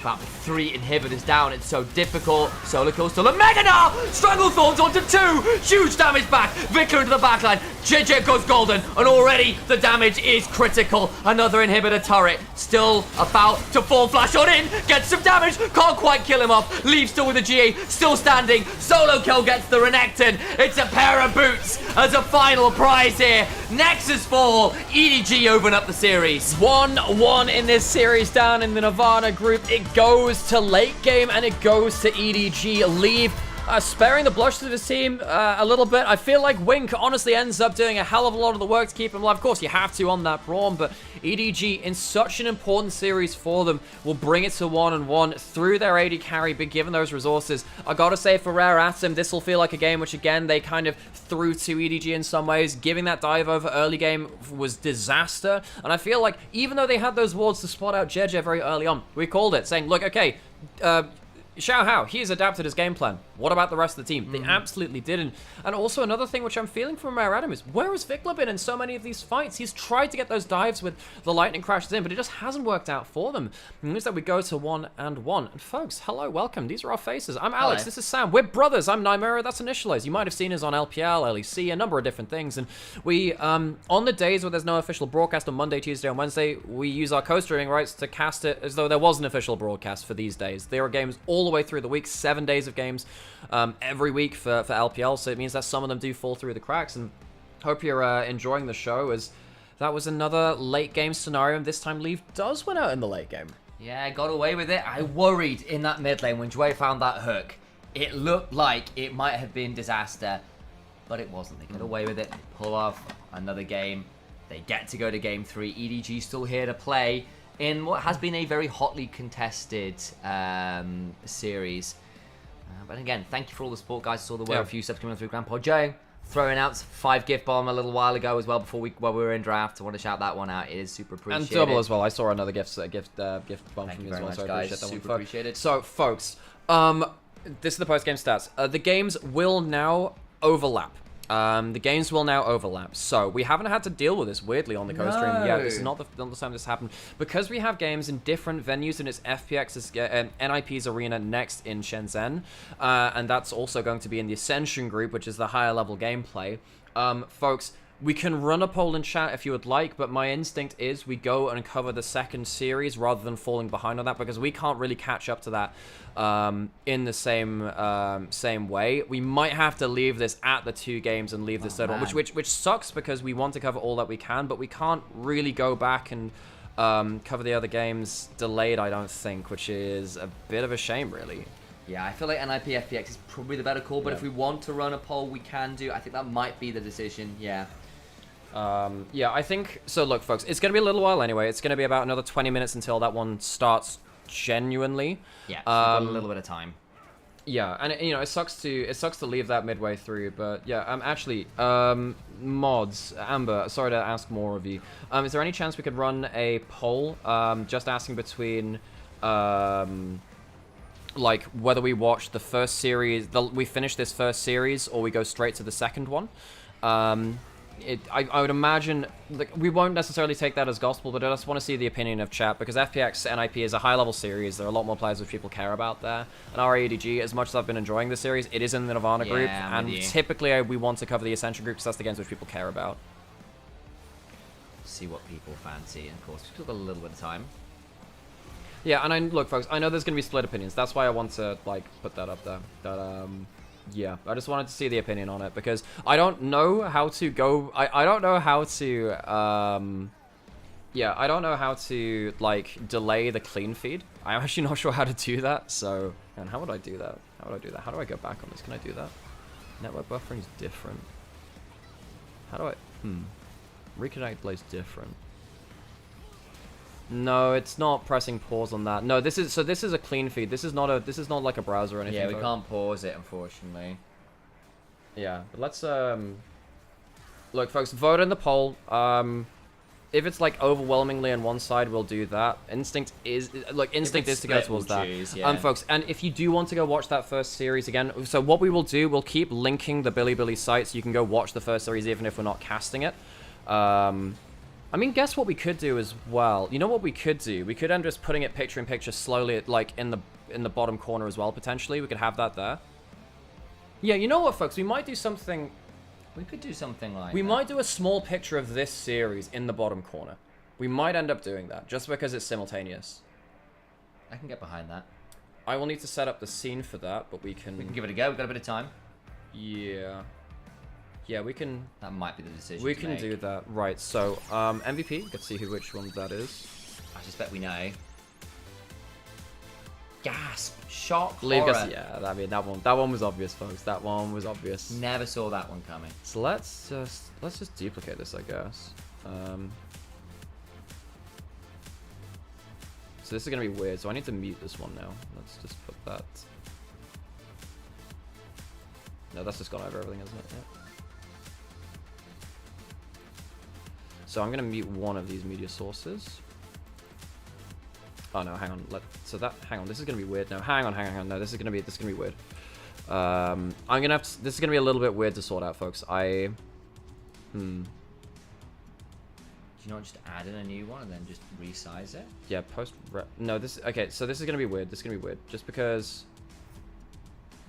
you know what I might need to do? You know what might be better for me to do is just do it in a browser instead of like clean feed that way. What do you think? I think Media source, Can you not media just do a source. second media source? Rename that to No, picture? because it's reference or You don't want to duplicate. Can you not just make a new media source and just do it that no, way? yeah, but then I have to set things up again, which is weird and takes a while. Okay. You're the only Rare Atom streamer that's loads doing NIP, is that true? That's a pain. Maybe we finish the first series then, but then I kind of want to do NIP for FPX though. We'll see. Yeah. It's kind of split vote and chat. Let me just see if I can get the second thing working. So let me just I'm gonna check something real quick first. I'm just gonna check something real quick because you know, you're saying that it's easy enough to like change the media source and whatever. That's not always the case, Sam. Because like if I'm copy and pasting, it means that, so for instance, like I've got two of these things up here. So if I end up putting this down here, let me just see what happens if I change one of these. I reckon it changes both is the problem. So if I change this, so we'll change it back in a second, folks. But let's just change this. Changes both, like I said. Okay. So can you not Like I said, it changes both. Okay, well then you just need to you need to copy it. There is the other way to copy, isn't there? No, not necessarily. So let's just make sure that we've got this over here. We'll fix this in a second, folks. We'll fix this in a second. So that's this is now this one, so that should be fine. Back on that clean feed. So so the thing is, if we end up cast the second series, I can't delay the clean feed. I can't do that. The clean feed is not something I can delay. I don't know how that will go through. So we will miss the next series. We'll miss the first game of the next series if that's the case. So it is even as hell through here. What about YouTube? What are we saying here? Yeah. Split again. It's kind of split. What's the other way of copying the media source? No, it's not the same. Is it not a duplicate as well? Copy and then what? Let's just do. It's paste as duplicate or reference. It's just the same thing, right? Yeah. No, I can't. I was doing. No, duplicate means it's reference. Yeah, reference. Okay, fine. I can't remember which way around it was. No, yeah. Anyway, one of them you can change. No, the thing is that we don't want to like mess with this too much. I'd have to make a new media source. Got time? Yeah, it takes a while though. Does it? Yeah. Yeah, it is a bit of a pain. So what I'd have to do is I'd have to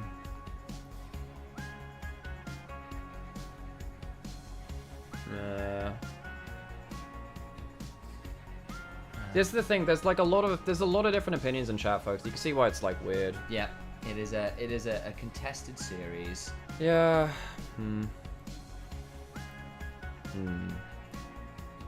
I mean, So like my vote is for NIP. I think it'd be the best. It is like pretty even. It's within like it's 53-47. It's pretty even, folks. Yeah, this is the thing. I feel like the Ascension group is more important. I get that people are here for that. Like, I don't envy this decision. It's like, well, yes, there's that decision. We've got about 15 minutes until the next series starts anyway. We'll stick here for a minute until we get a chance. There's no way to get like, is it worth making media source while we've got the time? No, it'll take me like a while, and I don't want to do that while I'm on stream as well. Okay, really. fair enough. What I can do is I can get like an extra. Like, what I can do is I can get like I can do it like this, and I'll just close this down. I'll mute the site for now. Mute site is muted. That's fine. Logged in. That's okay. So we can have this down in the second corner anyway. So we can keep a track of. We can keep tabs on this one at least.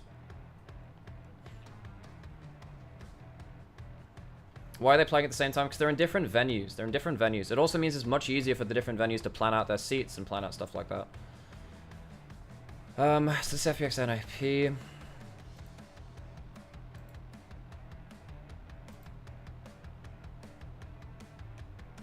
So we can do this, and then we can crop this source a little bit.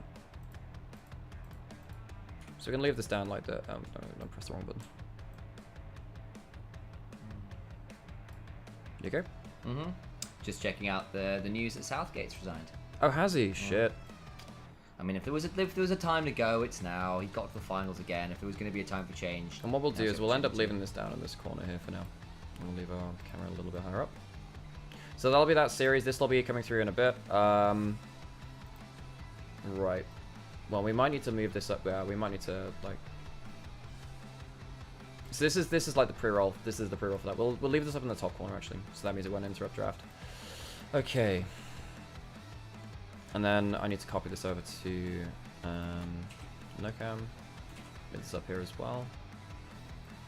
So we'll leave this up in the top corner for now. And when we're in game, we'll move over to that, I guess.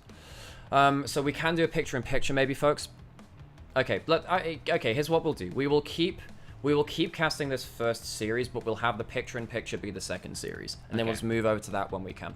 Okay. So it's going to be a little bit weird. It'll turn up weirdly on the VODs. We'll try and explain that through that. We will keep with the first series, and we'll check in with the second series at points. Like, we'll see if it works, folks. If you enjoy it, that's cool. Yeah. So we'll keep on that when we can. Yeah, exactly. So we'll keep an eye on. Let's see what we get in. Yeah. So we'll leave it like this. So that does mean that.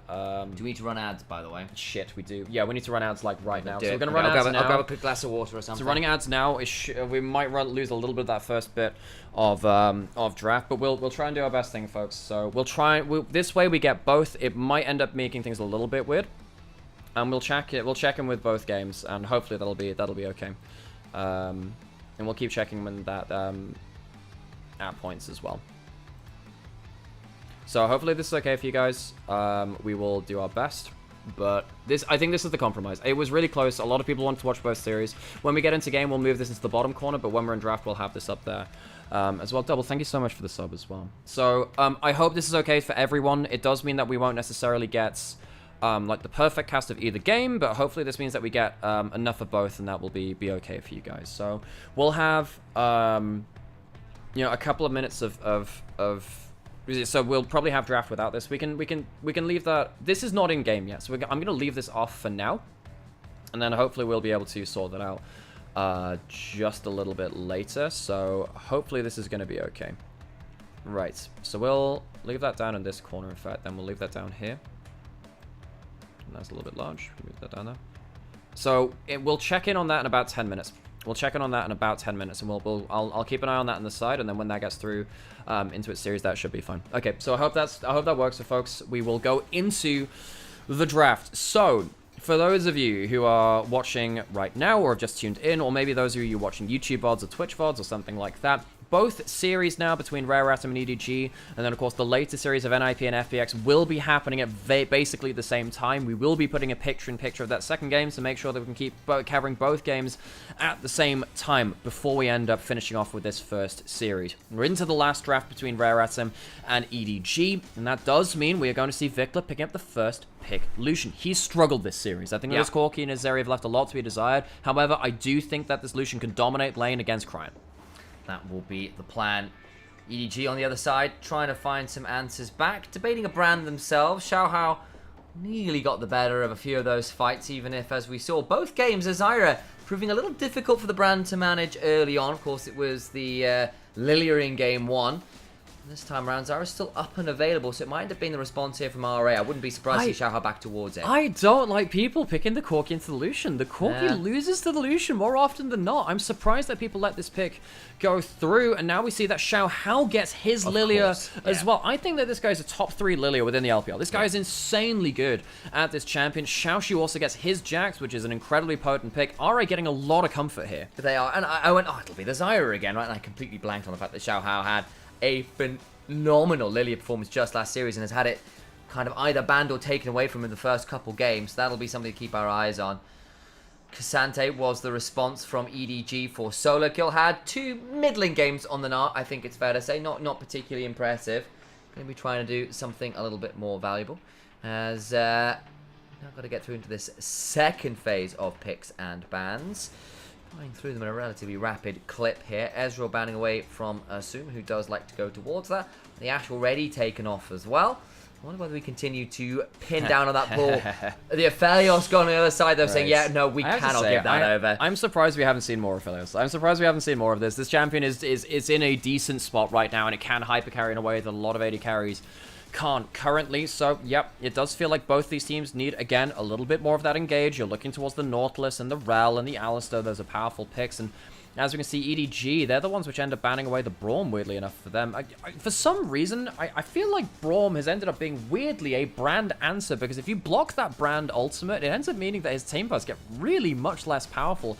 Saw that in that game too, where Xiaohao couldn't quite get a lot of his skill shots through the brand shield. Normally you'd think that brand would just burn through the Braum, but Braum saves his team whilst he's dying in that sense. Yeah, and again, brand is part of the AoE, and if the AoE is limited to one person, then there's not much A to your OE. And I'm not talking about Age of Empires, though I do love that game dearly. Time to see what EG want to lock on in here. That's a Twitch hover, it's not a lock. We've seen 1 or 2 people occasionally look towards it, but it's generally just a hover for Leave. He likes to tease us all with some of those potentially spicy options. It was a Samira game 1, it was the Twitch this time around. And instead they will lock in the Rel. It does still leave open something like a Samira last pick. It's a very LDL way to draft with that Rel first. And Leave as well, known for having 1 or 2 of those more selfish, I am going to be the main character type picks to his name. Assume hovering over that Ziggs. Haven't seen it much this series. It's been banned out in second rounds a couple of times. Potentially would be good for the Wombo combo coming through. It's not great with the Alistar, so you're likely looking at another pick instead. If you want something more utility, you can look towards something like that Jhin. Assume is quite powerful at that one. Also potential for something like the Kai'Sa as well if you want to really be repositioning. I think this Jhin kind of solves your ability to play through dominant lane, have a better lane pairing than the Ziggs. I don't mind the Ziggs, but it feels like it is a less good pairing with the Alistar than the Jhin. Yeah, I can see that, but on the other hand, now you get towards the mid lane, you'll be able to support your 2 side lane threats in a Lucian and a Jax. If whoever gets hit by the Lilia ult as well immediately has a bomb on top, and you've got some solid combos there. But now the response from Leave might be, well, you didn't pick the Kai'Sa, I could just do that myself, and we'll lock it in for his own edification. That's the way we do that. Yeah, and we get to learn words here with Sam. I remember edifice is like, I don't know, it's like a front to something, right? It's like a decorated front in edifice, isn't it? It's like a building with pretty walls on it has like that's an edifice. And edification is doing that for yourself. You're giving yourself a pretty front. Nice. Yeah, exactly. Look at me being so great. It's okay. It's building strategy. Leave ends up going towards his Kai'Sa as well, which is something which he has done an awful lot this summer. He's had some great players on it, some awful. This series has had some great players and some awful. Leave feels like EDG have put a lot of resources into this guy. We'll now see whether it will pay off. EDG are at 1 and 2 in series. If they lose this series, they go to 1 and 3, and much like Invictus Gaming, they'll be staring down the barrel of a situation where they basically need to win all of their remaining series. It's a very difficult task ahead of them if they were to do so. So losing a series here would be very, very dangerous. So need to see whether they can clutch it out and whether RA can bounce back from what was a very difficult game 2 for them. They just kind of threw their early game into EDG and gave Leave all the resources in the world. Feels like both games have ended up coming down to late game scenarios. Game 1, Leave couldn't get it over the line. On the Smolder got caught out in a clutch moment from Xiaoshu. Game 2 though, he was the one with the lead. He was on the Aphelios, and the attempted pick onto him in the mid lane did not succeed, and the game broke apart. The light show comes on. The champions are all being flared onto the rift for the very last time here between EDG and RA. Winner takes it all here in Nirvana Group, trying to find their way up towards playoffs. For the very last time. Until they face again in 2025 or something. Yeah, okay. For a certain... Very last time, in 2024. Add in the caveats. Get ourselves onto that rift, and here there's Giles. 敌军还有30秒到达战场，免信。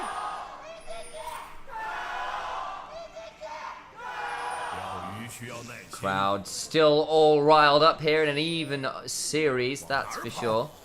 I feel like I ought to clarify as well. Edification, it's generally the moral improvement of someone as well, not like just like the physical improvement. Okay. So it's like moral or intellectual uplifting. Damn. So that's the kind of edification it is. So that in that sense, you are made better. Huh, that's a thing. Okay.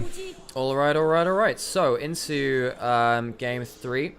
Xiaohao on his Lilia. That Lilia has been so good. Xiaoshu, also an incredible Jax player. I think Vikla, arguably his best champion, has been that Lucian alongside the One as well. So a lot of comfort for Rare Atom. I also really like Joy on the Alistair and Assume on that Ziggs. That definitely helps. Xiaoshu walking up and going to be just threatening this jungle start. Xiaohao's in here, and because JJ started with that Q, he can't contest for the Raptors. Might end up being a smite fight for that one.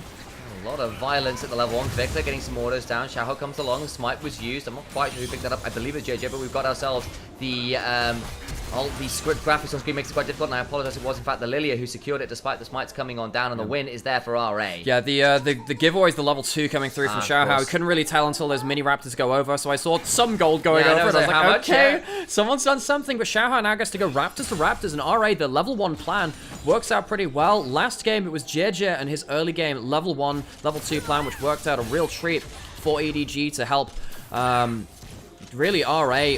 Well, hinder RA from their own early game plans, trying to play heavily towards topside. Xiaohao, much better start. Also, level 1, Solokill has to teleport, burn flash. That Jack's going to be a dangerous position, especially with the Lilia now going to be reverse clearing towards the top side. Solokill could be in a really dire scenario in about a minute, 2 minutes, as that Lilia with red buff and all of those levels might start to mess with that Cassante. And so, folks, we do see Xiaoshu getting a good trade at level 2 here as well. For those of you who are wondering what's happening with the second series, because LPL has played across multiple arenas and NIP have a home arena in Shenzhen, we will be ending up having a picture-in-picture when that game starts. So we will have that just in the corner, so you can keep updated with that. Particularly helpful for the live viewers here. If you're watching this on a VOD, obviously it's going to look a little bit weird. We'll switch over to that ASAP. We'll probably have another 15-20 minutes until that game starts coming online, so we'll have that in the picture-in-picture and try and cover, weirdly, both games at once. We'll be focusing on this one, but you will have that muted just in the corner, so you're also able to keep tracking that one as well, but as this game also comes to its conclusion. Exactly. That'll be the plan as well. First time we're trying to execute this, so do bear with us. It's an interesting scenario to have to deal with those kind of overlap of series timers, but Ryan here trying to get the wrong end of a piercing light and a couple love taps from Vikla, even if he's not a misfortune. It does really feel like a lot of people have been underestimating how well Lucian can play into the core keep. Early on, level 1, Cryan helping out with the level 1 play by kind of starting the Gatling gun and just kind of brawling with Vikla. I think that's fine, but once you get the Foss Bomb and that gets dodged out by that Relentless Pursuit, the matchup really goes to the side of Vikla. He doesn't have that flash, it can definitely hurt that one, but we'll have to see whether Vikla can use that play well. Nice headbutt away there with some decent work. He's winking in danger, but so is Dway, and I think Leaf just wins this one out. One final auto does it, and the bot lane 2v2 goes very wrong for RA. Yeah, Vikla is going to have his piercing light dodged out by that Valkyrie too. I love this mid lane matchup. Bot lane kill going up to Leaf, very, very important, because that Kai'Sa will very much be the assassination threat. It's not an easy game for him to play. Jack's very much one of the better champions into the Kai'Sa, because you can't finish off your plasma stacks very easily into that Counter-Strike, but still, Vikler and Crying, you can see how their mobility skills can help them dodge out the Frost Bomb or that Piercing Light. It means that matchup is really interactive. And it means that this mid lane can be just much more fun than the Tristana Corki. You can get some solo kills there. It's not the most boring matchup of all time, but I've seen it so much, I'm preferring this one right now. Yeah, me too. I always like seeing Lucians be good at the game. Of course, we've seen some mixed ones over the years. Lucian is a pretty tricky champion to pilot correctly, especially once the mid game rolls around and you're really asked to leverage your potential advantages. Still, it's an early lead here for EDG, purely off that solo kill in the bottom, so your duo lane kill in the bot lane. An early cull, early recurve bow for Lee, feeling pretty good, especially after the game 2 where he was very much the main character. That he was, and I think RA, one of my worries about RA is that their early games have been very inconsistent. This one's been good, but you know they still need to kind of finish the follow through on this one. They've done well at the level 1 to get Xiaohao onto the board. It feels like Xiao Shu is in a good spot as well. If the Jax gets ahead of the K'Sante really hates that matchup, and you know even this mid lane matchup going fine as well. They'd want a little bit more out of Vikler, but we'll see whether that can come to fruition beyond this point. Now with the first objective spawning, that's where we need to see this follow through from RA. Can you get yourself those early grubs to help maybe someone like that Jax get sideline pressure? Can you get that dragon to stop EDG getting towards a soul win condition later on? They're not going to be able to contest this one. They're probably just going to have to go towards those grubs. Over they will go, but of course that's kind of fine. In some ways you're running with the Jax, you're running with the Lucian, you're asking in some ways to play a little bit more for those side lane thresholds and pressure points. You've got a Ziggs as well, who loves to be able to chunk down towers and use that satchel to blow up what remains of them. So I think in some ways RA okay to trade these early grubs for that dragon. Yeah, and they are the ones which are largely trying to play towards stronger solo lanes. I thought, honestly, they'd be playing towards solo lanes as a little bit more effectively through the series, but again, Vikler hasn't performed the way that I thought. So the Raptor respawn can help. A Q's going to come through. You get one of those small Raptors and the big one as well. So Xiaohao getting something for all that. Does eat the passive and the burn from the Faded Ashes, but he gets something away from JJ. So important stuff for Xiaohao getting ahead of the game.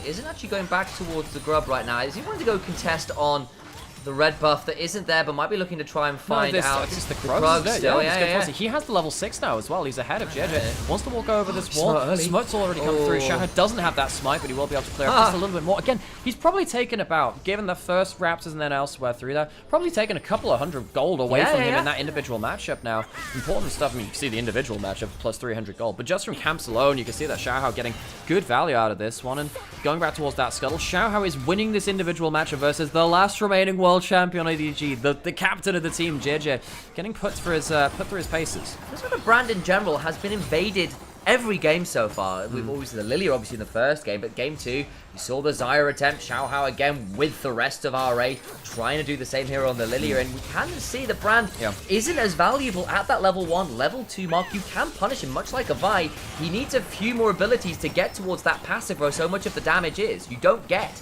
to get that blaze passive until then. JJ though flashing on in, lands some conflagration damage, and down goes that Lucian. Vikler is behind RA. They lose 2 kills in this early game through some oversteps, and it feels like Rare Adam, despite the fact that Xiaohao is on the board, their laners are not stepping up to the cause as well. So folks, just to get a bit of a heads up here again, just to say this once again, we do have a second series happening on the other stream as well. We'll just have it muted in the corners. You can keep with that too. Our FPX versus NIP has started. Hopefully it won't cover up anything important on your stream, so we'll have that draft running in the background while we pay our attention to this first series first and foremost. But while you can just have some of that extra information on screen, as this gameplay is played in Shanghai, the other stream is in Shenzhen.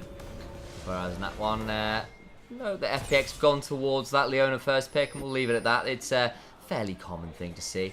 We do love the Leona over here in the LPL. I say sitting in Europe, but you know, metaphorically here in the LPL. That's the one. So, EDG, ahead in terms of kills. Ahead now in mid lane as well. This Lucian is meant to counter the Corki. This Lucian's meant to have a great matchup there. Falling behind, and Vikler falling to JJ's flash gank with the EQ stun, or the Q flash E stun. It's been a mechanic we've seen more and more LPL junglers trying to refine. I think Croco and Tarzan are the ones which get it best, but JJ on this brand gets that landed in an important play in the mid lane. Yeah, for sure. And it felt like he was safe, and then he very much wasn't. JJ finds that wrap around as the Lilia had forced him into some unusual pathing and timings, I think, because of all the invades on the camp's court. I think Vikler a little off guard there. Now might be looking at Xiao Shu here. A little bit of a chunk back, but JJ will now be spotted as a vision cone is hit.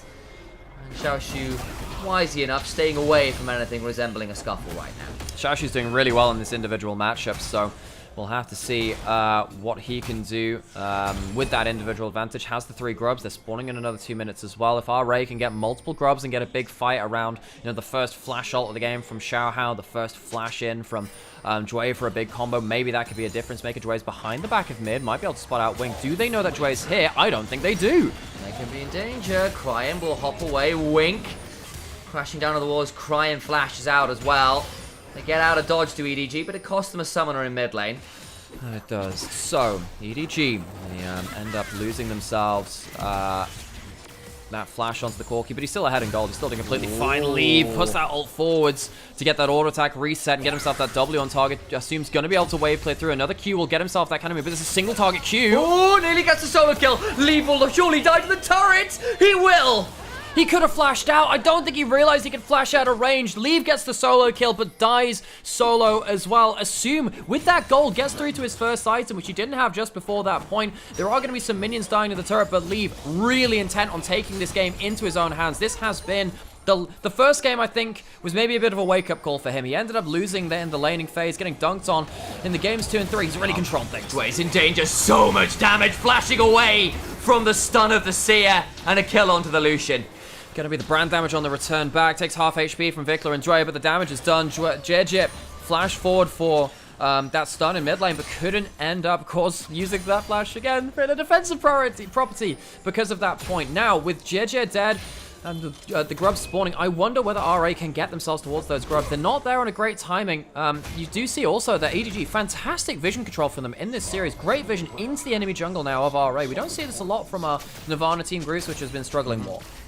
On note as well, Milky Way in the picture-in-picture, gone towards the Nidalee, my boy from the LDL, picking up one of his specialties. Does love those very voracious style of junglers. See whether he can pull that one off. Always a tricky one to do. The Nidalee pass will be in dispute here until that game is somewhat played. And we also get to see Rookie on the Corki, which has played an awful lot too. I did say that I felt like NOP were potentially in a bit of an advantage in the other series in the picture-in-picture because it feels like their solo laners are stronger than FPX's. Even though FPX, I think, have looked better as a team, I wonder whether Shanji and Rookie can have a bit of a free ride and show what they can do from that carry position. Feels like now in this game, coming back to this one, with those grubs now being started from RA, maybe they can play through side lanes. Ultimate for Xiaoshu there. I think it might have been. Grandmasters might have popped. Looking for some more work. Gets another grub. That's 5. Xiaohao with the speed up. Can look to try and get another one. Lands the E. Doesn't go for a lilting lullaby quite yet. JJ comes on over and presses the D key to smite it away. So it's still going to be 5 grubs to the side of RA, and that's important for them. They can now bring on kind of the mini version of the Zerg Rush, the Grubageddon. So that will be really, really important. You were wondering why Xiaoshu just ulted in topside before. It's because he wanted to make sure that there was no chance of getting traded back on while those grubs are being taken. He needed to make sure that against all pressure put towards him, if it was going to come through, their solo kill couldn't come down and contest those grubs. We do see a lot of ults like the Dominus and like the All Out and this too being used to just make sure there is no contest and the wave crash can come through cleanly. They have an idea that JJ is around, throws down the Swell Seed to see whether he can steal away some of those smaller Krugs, but not going to be able to happen. Over comes Wink. The sweeper is on to Jue. Just backing away. The lilting lullaby potentially an option on a Wink who's slowed down. Not going to go for anything more. He then crashes out. Does Wink with that Ferromancy on the W. Teleporting in. They really want this to RA. And they have themselves the little mites to help with it too. They're coming from outside of the range of the tower. Lands Mega Inferno Bomb. Lilting lullaby afterwards. The Q3 comes on through, but 2 down in the tower. Surely will be taking a bit of a chunk after as well. Clean dive from RA. So with the 5 grubs as well, with so many deaths from EDG, they will lose this entire top turret. The goal's going to be shared between the solo laners of RA. You can see that Cryin is hitting the bot lane turret, but it's really, really hard for him to take it with the same amount of grubs. RA will take themselves the first turret of the game with all of the plays just before the 14-minute mark, and suddenly Xiaoshu is a hell of a problem.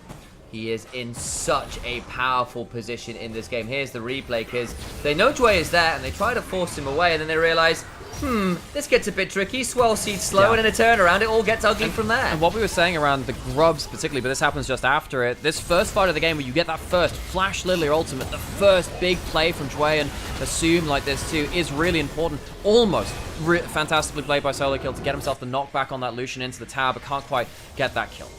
Nope, and that's the kill against the towers down. 1,500 gold lead for Xiaoshu on the Jax.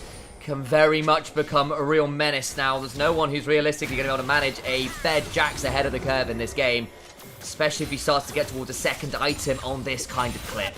Yeah, so Vikla gonna get himself into that side lane now himself. He is even in gold to Cryan, just about, and that's going to be something. The fact that Vikla didn't win this lane of the Lucian versus the Corki is a problem in its own way. He got ganked by JJ. The level 1 also didn't help with him too, but this Lucian wants to be ahead.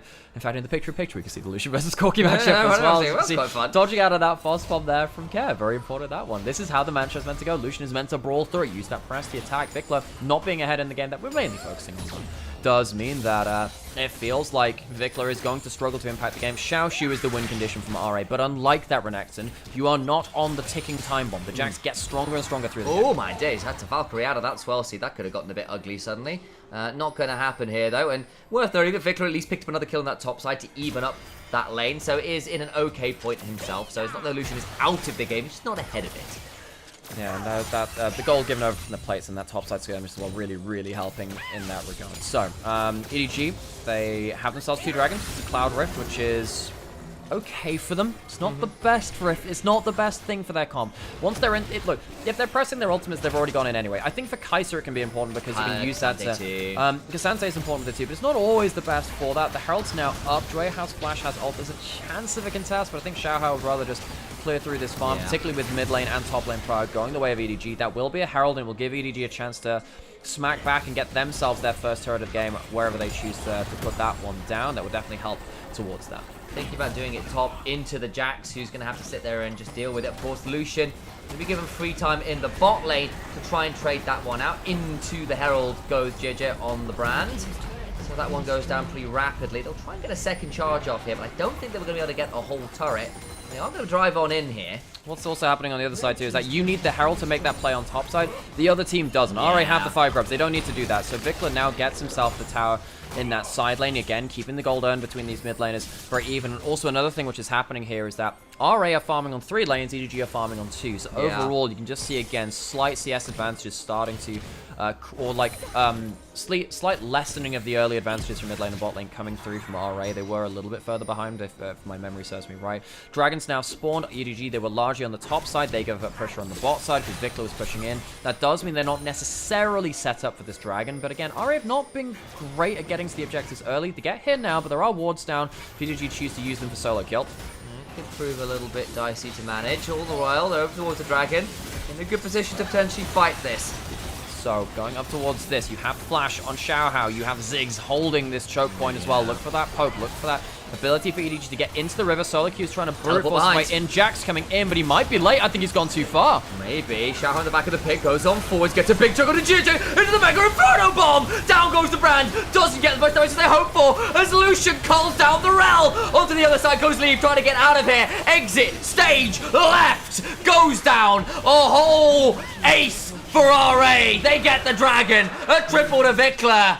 And the rare atoms come out and make some nuclear fusion out of their composite parts. They do. They get themselves closer and closer to stability in this game. They get themselves a game which, a fight which should explode this game for them. Xiaohao, once again on the Lilia, being a massive menace in the team fights. But honestly, it's the big combos coming through from Assume and Xiaoshu, which really feels, which seals out that fight. And EDG, they walked into a fight they were not prepared to take. Look back to this again. It's a good swell seed coming in from Xiaohao. He gets himself an extra Q through here, so he ends up getting 2 people down with his ultimate. And yes, you have JJ getting some damage down, but he's effectively out of the fight after 1 round of cooldowns, and RA end up massively turning back the play. At least Leave manages to get himself a kill back onto that Jax, but it's not nearly even enough. Gets something out of nothing, but again, a 5-for-1 with 3 kills going on to this Lucian, who's now 1,300 gold ahead. The Jax, nearly 2,000 gold ahead. The Lilia continuing to accelerate as JJ walks into an Alistar who immediately headbutts him away. Flash on out from the Alistar in trade, so it is still an even option there. Okay, so EDG, they are now significantly far behind in terms of those grubs, and they don't have themselves the dragon stacking. They could have got themselves that early soul point, which would have been a nice little bump for them. Soul is always a good thing to get. The fact that they are behind in these solo lanes, and also they are kind of struggling to win these fights, is going to really, really hamper their ability to play around the map. They do play towards strong side bot again, but once again, they are missing a lane of farm. They do get themselves that turret, but Ari consistently playing on 3 lanes instead of that 2. 2 mana sight in the picture. Bit of an ult there from Shanji to kill. Looks like an even enough game. 2-2 down there. Excited to get in on that one. 2-3. 2-3, I apologize. Slightly tiny for me too. Yeah. But either way, that pickup just came on through. Maybe the scoreboard updated Yes, again, just a touch late. so, for those of you, we are trialing something here. We haven't had to do this here on the co-stream just yet because both these games are happening at the same time and we can't pause the clean feed. We wanted to make sure that we had some of this gameplay there before we jumped in after this series ends there as well. So we're just putting that on the corner so you can know what the state of that game is likely in that point. Anyway, without obstructing the current series, which is happening. This game 3 in the Nirvana group, the Battle of the Bands. Down here in RA versus EDG. If EDG lose this game, they're in a really dire spot again. We keep been saying this all today. If they get themselves to 3 losses, things get really difficult for them. RA as well then in a potentially great spot as well as Wing. Finds a Shadowing Strike onto Dway though. That's not the easiest side. The Magnet Storm after JJ. Remember with no flashes. Very low indeed. Culling just shy. Can't quite be secured. That Swirl Seed could have been the death of him. While all this is happening, again, Xiaoshu is again on a side lane. RA consistently farming more lanes better than EDG because they have the solo lane advantages, they have the grubs, and they're also just playing around their combos really well too. EDG, if their first pick is going onto Xiaohao, well, he has a Seekers, and if it's going on to Dre, well, he has the ult, and he can get out particularly. He can normally buy a lot of time. EDG, they want to get a pick to break open this map and make sure that RA are punished from fighting on more lanes than they are, but they can't kill that first target well. Messy little bit happening in the other series as well. I saw a kill from the side of FPX in the top lane, grabbing one there against the TFers. There was a very, very tight scuffle in the bot lane. Dodged skill shots away from Photic, but did finally secure the Leona. Baron is up and alive in our main series right here as well, and with the lead that RA have, they can start to do some very scary things where if you're responding to our solo laners, well, Lilia plus the rest of the team can potentially take down the Baron.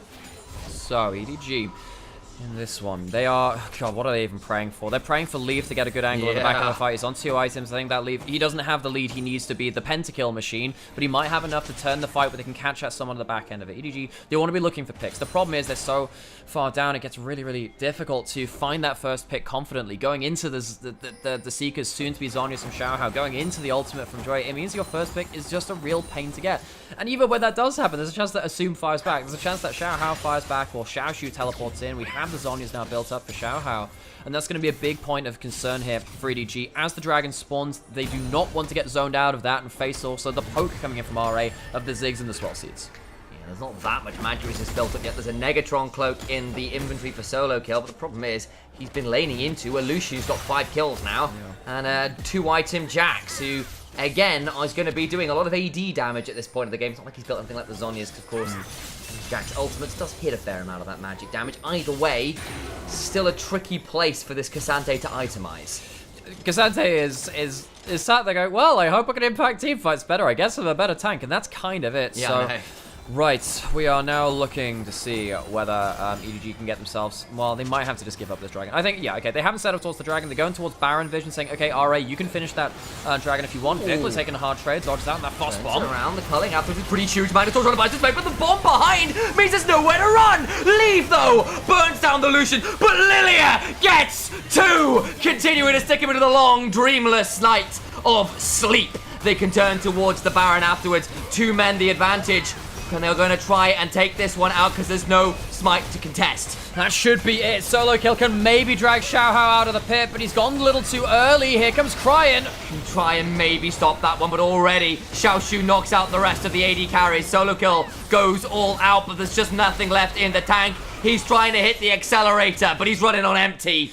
And they get another kill. RA have Baron. They've got 5 grubs. And they can start to break apart what remains of EDG's map. Leave can't even stay in this mid lane. Xiaohao, once again, showing exactly why his Lilia might just be up there with the top 3, top 2 Lily. I don't know, this guy's just really good at this champion. Now you have a Ziggs with the Baron push, RA. They haven't even chosen to reset. They get themselves an easy turret. Really does feel like EDG are on the ropes. They get themselves a dragon. It's an objective bounty, but can they get to base in time to defend their inhibitor and the rest of their turrets? The RA, they leave that top lane play alone. They do still have that Ziggs. Very easy for them to play around this this big kind of execute combo. Satchel just about comes through, and RA get themselves 2 swift turrets. In the blink of an eye, they get a lot of turret gold. They can reset now with even more and look to use the remainder of the barrel. Have a look at this again, because it's Vikla walking in and starting this one off. He ends up dodging the false one, gets hit by the big one. He tries to go for a big play in here, but he ends up getting knocked up just by the end of the Lilia combo, I think, and Leave very quick to punish.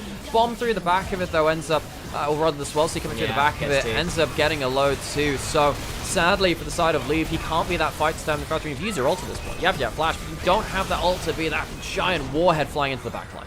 Yeah, and it was always going to be difficult when you lost the brand damage, and you've lost the engager on the Rel as well. You're going to be playing 3v4 there at that point anyway. Unfortunately for them, can't make it happen, and EDG now in a dire spot. 6,000 gold behind, also nearly 7 really, if I do my math correctly. And they've got a final outer turret to try and defend, but the whole of RA is here, and I just don't know how easy that will be. We shall see. RA, they have themselves that Ziggs, and again, Assume has been such a pain. He's behind to leave, but it doesn't matter. The Ziggs still has items. That's one of the things which can fool you. If both of the teams have gold, then it doesn't matter. Now we have a teleport coming through. Solo Kill has flash. He's trying to get through, and Assume he has flash, but he might just get soloed out. Balance in the picture and takes it, but more important, Violence on the other screen. Solo Kill gets into the backline. They've gotten 2, but what about the turnaround as the Lily is still free firing? Golden is Xiaoshu, gets a lilting lullaby afterwards, but pulled all out because Solo Kill hadn't used it now. Now Xiao trying to run away and does go down. The teleport works out. There's an ultimate from Leave. Might choose to pull it here. Does go on in. Gets headbutted away. Can't quite get the kill. A flash on out. Will try for another W. Lands it. And Leave finds another. Leave gets himself that play, and RA, they overpush with the last bit of their Baron, and it feels like RA, their carries have just not been positioning well. Vikla, in so many of these important fights, has been caught out before he can do that best damage. Same's happened for the rest of this series. Assume he ends up using his satchel a little bit unwisely to retreat from that play, and EDG, they pull the classic. You overpush, you get teleported on. RA, from what was, what felt like an insurmountable advantage, are now back into a competitive game state. Shut down bounty gold, and suddenly we're looking at a Cloud Soul and only a 3,000 gold deficit. It's huge, and this flank gets 3 with an amazing W. You can see that EDG, they're trying to split up the team, but what the hell is happening with Xiaoshu and Xiao Hao as well? They should have been defending this front line more. The fact that they weren't there to stop their own carries burning their mobility defensively is a big problem. It's just bad team fight shape from RA. Their front line is not doing enough to buy their back line the space to use their mobility well. Oh man, it was looking so good, and then Leave sees the opportunity to get that additional kill. A flash from Dway as well, but the W was never going to miss, was it? Not at that point. It's one of those cases where, like, oh my god, 6,000 damage from that. I'm going to very quickly just show the damage on the other side as well. Yeah. It's not that much on the other side. We maybe should have kept that one hidden for the sake of the RA fans. They're still ahead in gold. You still have good items, but it does feel like EDG, they are now at a point where they feel like they can take those team fights. Leave now is at the point where he can start doing that pentakill menace machine. You've got that Void Staff coming through to future-proof that build against any magic resist coming through from RA as well. Dragon fight in the picture and takes about to start off. You wonder unless there's some Safari happening. It's been a tight game down there and continues to be the case. But this game will take a brief breather until Dragon spawns in a minute. That would be sold for EDG, and it could be a win condition for them. Getting something else on the board, and after this comeback could be huge. 3 items completed for Cryin, 4 for Leave. They are right back in this. You know what? I think it's time we kind of revisit some players' kind of expected results and stuff like that too. Leave, I think, has had an awful summer. I think he's had to now play for his future within the league. He's had a terrible summer. This series, I think we can see what he can bring at the upper level again. It's just a showcase that he can still do that. It has been a very difficult summer for me. I do think that, you know, games like this have been necessary at this point. I think that this is such an important game for him now. He is the one person that his team can rely on to realistically win this game. He is the damage. Cryin does have 3 items. He can help with that, but realistically, a 3,000 gold lead with a 7-kill Kai'Sa, that's where you're going to look for your carrying from EDG. Vikla, he's now in danger. We'll see if Leaf goes in with that second W. Of course, if you don't know, folks, by the way, if you end up getting that plasma, what you do is you press your W, then you press your R, and it will bring your W with you, so you can cancel that W animation. It's how you get that AP Kai'Sa assassination threat. Get in and immediately auto afterwards for that huge burst proc. Stun on Shui. Vikla had to reset, does have teleport. Is right back into the lane. Look for a bit of a chunk there onto Quine. Doesn't find that much. Xiaoxu now looking for a flank. Dragon spawn and over go EDG. Leaf has been so accurate. That's the Lily roll. Oh my god, that's huge! It's up to multiple people! Quine chunk down. Solo kill also down about 20% HP. And Xiaoxu's on the flank! They get rid of the solo kill before he can do anything more. Quine dead as well. Golden is Xiaohao. Dragon being started. JJ needs to back away and leave. Is alive. Dragon goes down. Xiaoxu doesn't get taken out on the back end of it. And they can turn back to Baron. Okay, so despite the accuracy from Leave, despite the fact this Kai'Sa is trying their damn best to carry this late game, RA are the ones which find the combo first. It's not the center of the Ziggs ult, but it's still the Lilia into the Ziggs combo that ends up catching two people. Split between it, and EDG have to retreat beyond that point. Solo kill Cryan, hit the ground, and RA get themselves that Baron. They get themselves that Dragon to deny the soul as well. It really does feel like RA have just put on the afterburners with that one moment of weakness from EDG. Xiaohao now with the third item becoming increasingly difficult. Now, we'll have a look again because it got very dicey, but this Swell Seed. Swell Seed completely unassisted, no one helping with that one. Xiaohao does all of his own stunts. It means that now Xiaohao has already stacked up his Q on the wave, gets to run through the fight as well. Look how much damage Xiaohao ends up doing towards the end of this. JJ gets some good damage back, but Xiaohao really the person who ends up solving this. It was a good damage check though from Leaf. Almost one-shots Xiaoxu, even though he is a level 16 Jax. I wonder if he needs to go towards a Chaotic Rooker, and that might be his last item, because Leaf is absolutely shredding it right now. Nearly a death cap on the Ziggs as well, who's beginning to get really scary in terms of damage. Zonya's completed for Xiaoxu, who's actually gone towards a Negatron cloak, likely that Wit's End to help mitigate some of that poke. I wonder what Xiaohao despises in this game. I think we saw the Jack show the other game as a tank option is actually going towards more raw damage. You can understand with how Xiaohao's playing. This inhibitor turret, this tier 2 turret that was such a problem last time. The wards are there again. Solo kill could look for the same flank all over again. Yep, they could. And as we go on with this series as well, we have to keep an eye on those flank teleports. They have not been good at clearing out these wards. Vikla standing very far back. We can see also in the picture-in-picture, I think it's getting pretty spicy between LPL FPX as well. Looks like an even game down there. We'll check in with that when we can after this one has ended. RA pushing in, still have that Baron. Teleports from EDG. Look on that mini-map. When are those teleports coming in, if at all? W so number 2 misses. JJ's down! The bomb lands. He's out. They're going to keep on going. They could keep shoving through the turret with the man disadvantage. JJ just cannot stand to deliver. The brand punished once more. And JJ just gets caught. He doesn't have a Zhonya's. He has the flash, but he would have had to flash back into the Ziggs ult, purely out of position. Assume kills the jungler. Now can EDG play without one of their biggest damage sources? 1 in 5 for JJ. Been caught out time and time again. It's not been an assumption. It's been a certainty. He has been reading these ults so well. The death cap's completed. A huge part of the damage profile gone. And RA might have found that final break in the armor, that final break in the defense they need. That might just end up being the play which wins RA the series and puts EDG to 1 and 3 while they'll be staring at 3 and 1. Jue going in, pops the ult.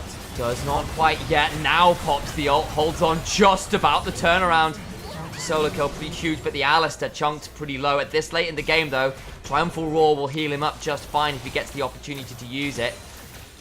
Down there, the inhibitor still stays standing, I believe, so only the turret broken.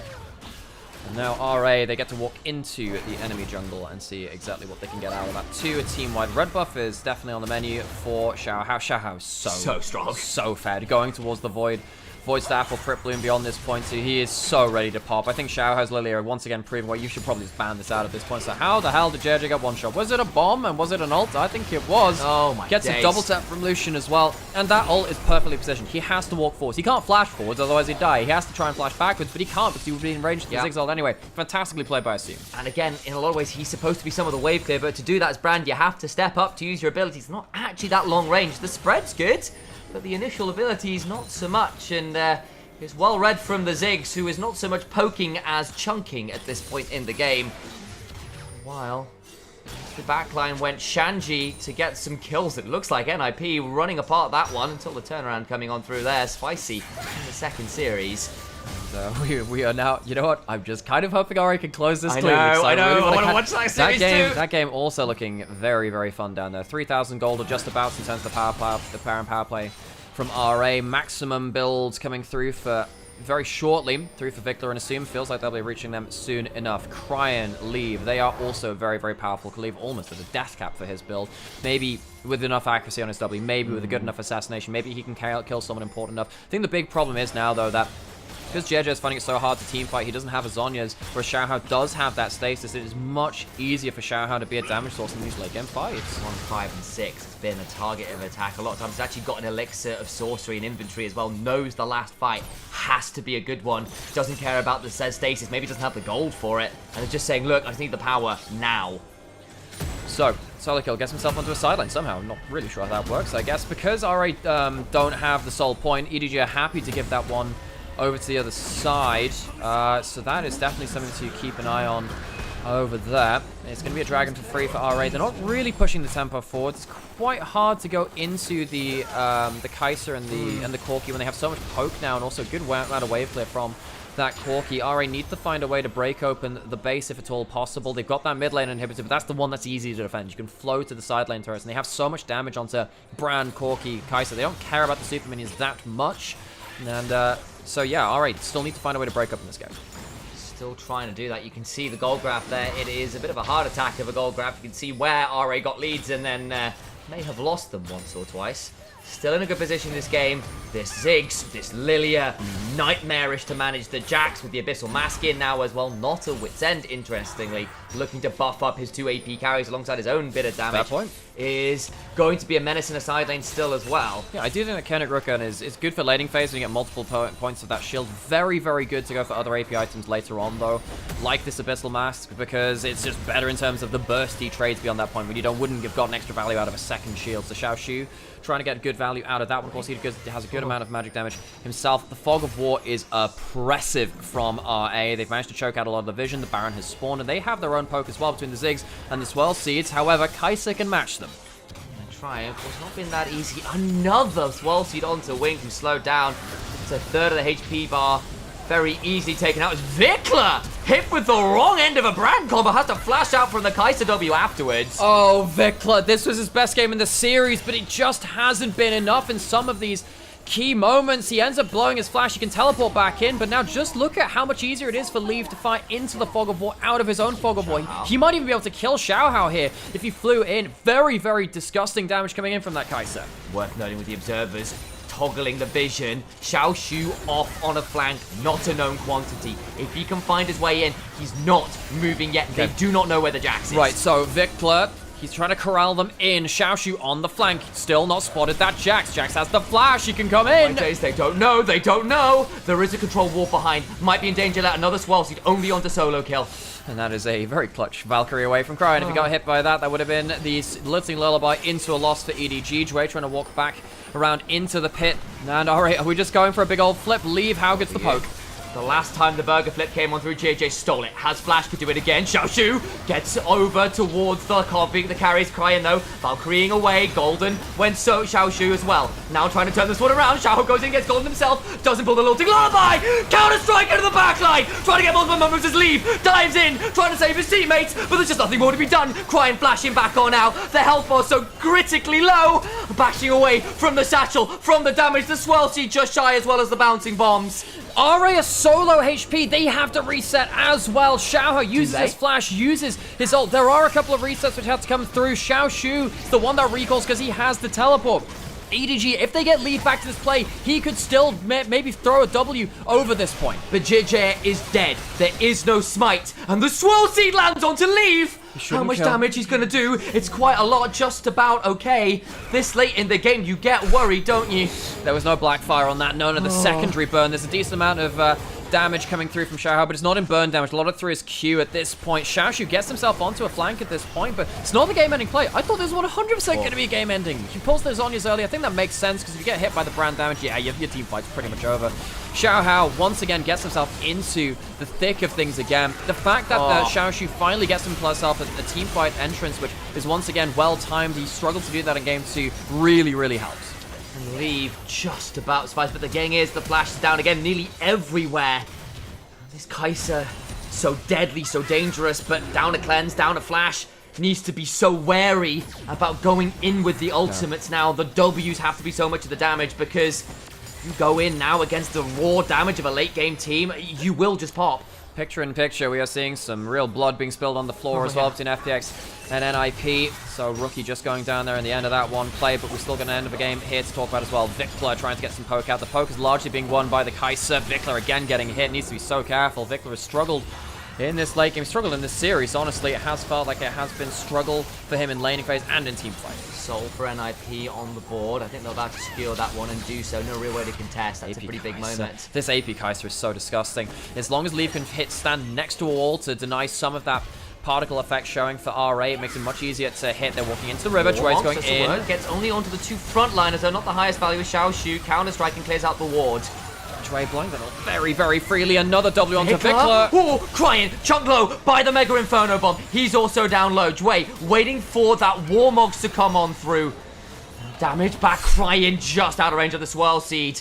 Yeah, Xiao has already used his ultimate too. It would have just been burned. Stop that recoil. It's going to be Soul for RA. They still have themselves this dragon. The game is not going easily though. EDG, they still really, really leveraging off the fact that this death cap full AP Kaiser coming through at this point. Yeah, you've got the Kraken Slayer in, but honestly, EDG are so powerful when they get to play around that Kaiser poke. That has been determining the game so far. Picture in picture, FPX traded the Baron for Hexol. They're trying to get as much value out of this as they can. They get them engaged down there as well, which could prove pretty problematic, but everyone just about survives there. Back to our main series for now, though. Baron comes on through. No wards behind this time as freely to flank on for Solo Kill, who broke the initial Baron trap all those minutes ago. RA are struggling to do anything to close out the base in this game. They're struggling to find those big combos. And really, when they're kind of umming and ahhing and dithering about in the river, all it's doing is allowing Leaf to potentially get a game-winning combo himself. Yeah. He can do it all himself, because as long as just enough W's hit, RA are going to really struggle. They don't have sustain. They don't have... I mean, at this point, even something like a Nidalee could be really important, because at least you can heal up through some of that poke. Leaf being able to be, hugging the walls, making sure those W's are coming out of Fog of War makes it so hard to dodge, and he's very consistent at hitting them now. Whereas, you look at Vikler. What the hell does Vikler do in this late game when he's solo? He has to dash into so much burst. Lucian in late game like this is really hard to play unless the fight gets very split enough that he can just take 1v1s instead. He is full build. Maybe he can use that to his advantage, but EDG, I think they're very happy just sitting in this status quo, playing around Corky Rockets, and particularly that Kaiser W. We've got Elder in 430. Surely we don't flip over that, right? I've seen it before. Nevada has showed us that one before. The album length is getting a bit ridiculous here. I wanted it short and snappy. I mean, yeah, if we're going to go by that one, it feels like this one is the Endless Nameless, for those of you who like that last, the last track on Nevermind. A lot of people, yeah, a lot of people feel like that. So there's like a 6-minute break in that song, and then the song comes out after. Feels like we're waiting for that now. We've got a 4-minute break and seeing if the song will come to a thrilling conclusion here with the Elder. Asu just picks up Shadow Flame as well, and reminder, EDG's composition largely pretty squishy too. Swirl Seeds continuing to fly. There's EDG for once with priority around this Baron, spawning still only in a minute and a half though, and they will be spotted leaving, so have an idea about where they are. A very funny comment was just made about how the hell is Rel only at what I... Folks, so right. This is what happens when you only buy pink wards and you don't get anything beyond that point. Wait, it doesn't pull the ultimate early again, going in. Oh my days, takes a lot of damage, just about alive. The burn is good! Mega Inferno Bond ensures Xiaoshu is dead. Leave just about alive, but down to half HP, in danger. Vikler is dead in trade. Into the backline goes Xiaoshu, gets the counter-strike. Leave, ults away, buying time. W away from Solo Kill, ensures the Pathmaker gets the kill. It's a 2-for-1 despite Leaf being jumped. And Xiaoshu is really struggling to land the kills. He goes forwards with the counter-strike, but he doesn't get enough value out of it. EDG, they find themselves with their AD carries in the pocket, and the game goes on. It is flashes blown by RA, not for a game-winning fight. I feel like they really need them at this point. Xiaoshu, Vikler not having flashes makes their game so much more difficult. Every time they flash forward and the game doesn't end in their favor, the better it is for EDG. Starts off with JJ realizing that you can't spell shield your way through a full Alistair combo. The headbutt breaks the spell shield and allows the pulverize to come through. They'll also say that Assume also not getting great damage onto leave there either. He can get that ultimate there. Would have been huge. Wink, great countering edge. And if you look here, he gets the counter strike, but this is not enough value. He gets forward onto that stun, but the cleanser's already through, and then Xiaoshu dies for the attempt. Solo Kill times it well with the Pathmaker afterwards. And there just wasn't the ability to follow, because Vikler was already dead, having been popped during the Magnet Storm. I appreciate the look in from Xiaoshu, I really do. Get some value, but it's not enough.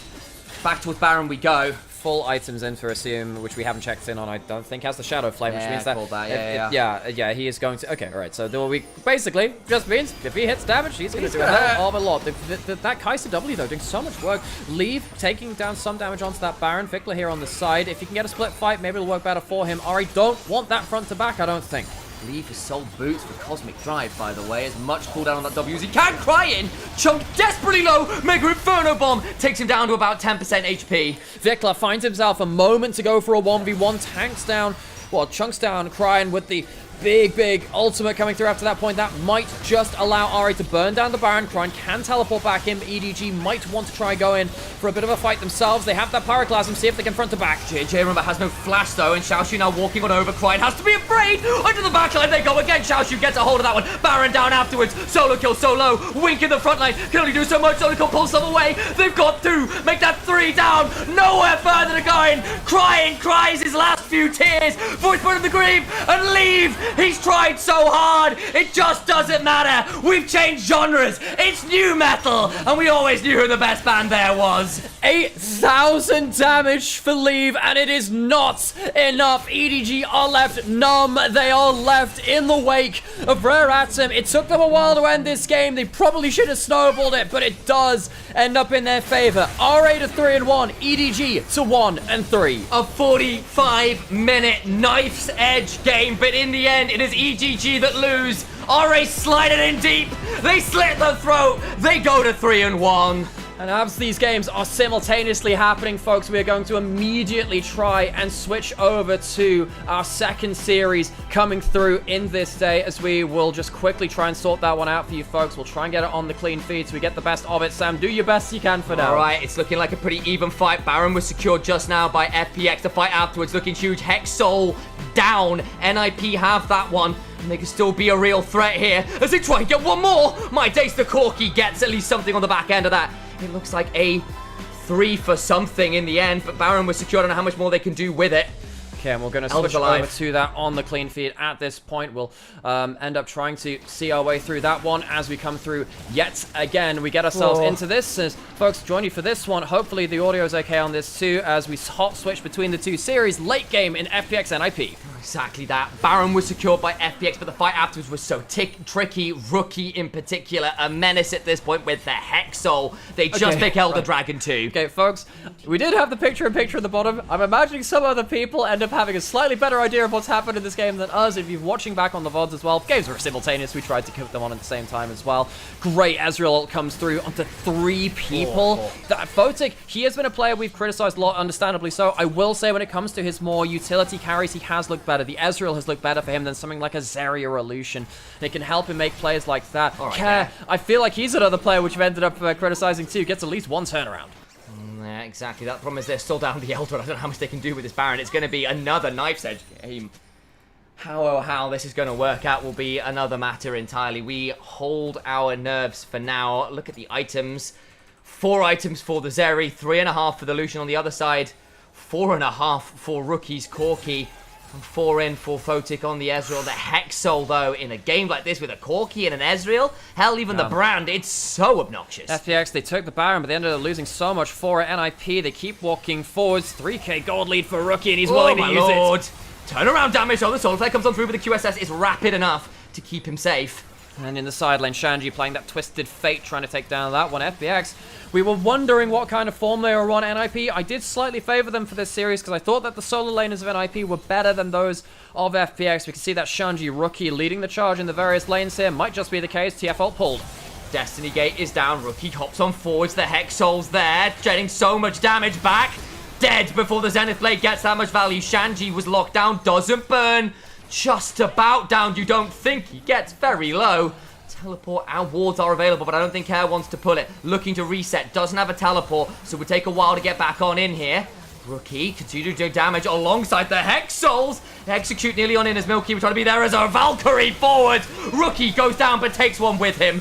Dogtam does maybe save the game by killing him at this point. 36 minutes just hits. Hang on. Doesn't catch Photic. Can't quite come on through for Photic, who's quick enough. and turns it around with the true shot barrage, landing a few more mystic shots. Needs another one to secure a kill on the dog. Who's trying to trade this one out. Will not survive even on the fountain. ZDZ desperate to clear the waves, nearly down to be alive as the Elder Dragon times out. Gold card comes on through, and I tell a lie, it just stopped burning. Life has respawned, but I think his namesake might be alive. Tries to get to the backline with the Eclipse Shield to buy some time, but it is Desperation Stations, and we flick in to watch NIP win their first game versus FPX. Quickly hot switching from game to game. FPX fall to NIP in the first game in Shenzhen in NIP's home arena. NIP, they have looked like they've been on pretty much a downswing. It felt like their drafts were too hard to win through. Their champs were too conditional. Their players need too specific things, but FPX, they've had their own worries too. The fact that ZDZ is now playing for them over Shalau, who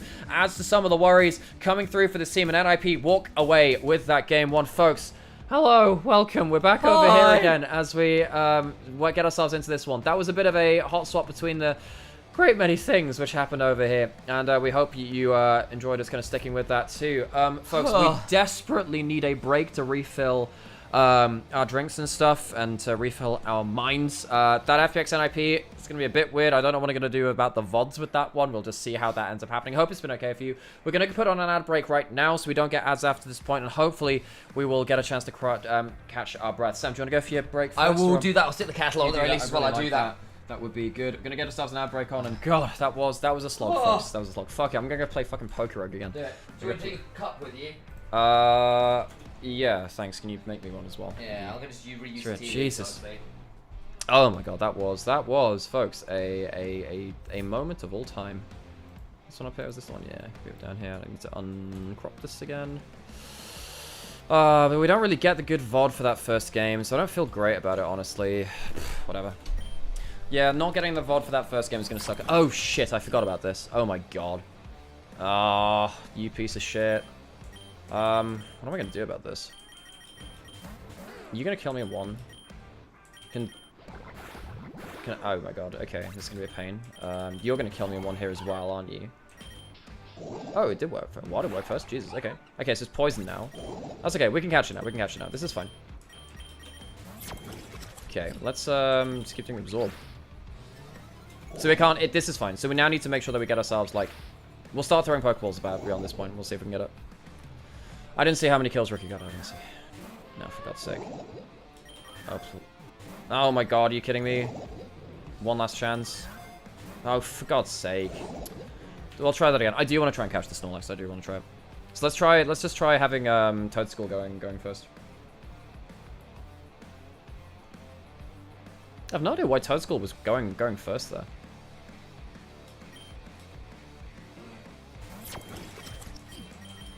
Okay, let's do Poison Powder again.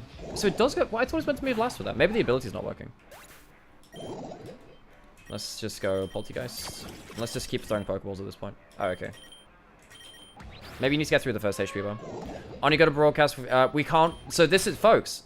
Were you not listening, guys? Were you not listening?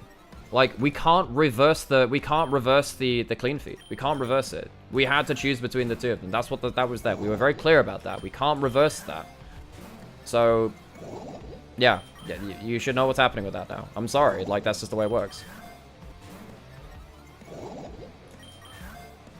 Okay, well, we can't catch this then. That's a shame. Yeah, no, we said this, folks. We said this. We said this. We had to choose between most of them. So we want this instead of Fine Whip. Like, I'm sorry, I'm a little bit on edge, like, I guess, because we've got 73 fucking eggs to work with. Are you kidding me? We've got a Wooloo. Let's fucking go. Streamer luck. Yeah, folks, we were very clear about this. We have the picture-in-picture, but, like, we can't reverse the clean feed. That's why we had the difficult decision. Like, I'm sorry we can't do that, but, yeah. That's just the sad part of it, so.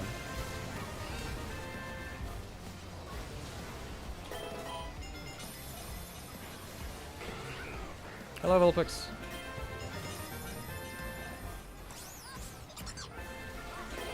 That's up. Yeah, it was a pretty good game 3 and 1.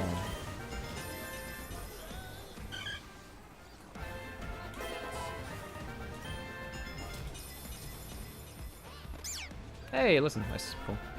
Oh my god, the 30,000 cheer from Double. Jesus Christ. Thank you so much for the support. 30,000 for bits from Double. That is so kind from you. I really appreciate that, folks. I mean, yeah, we do this on our own time. I hope you're enjoying it. By the way, we also just hit 6,000 followers as well. I also saw earlier, let me just see back there.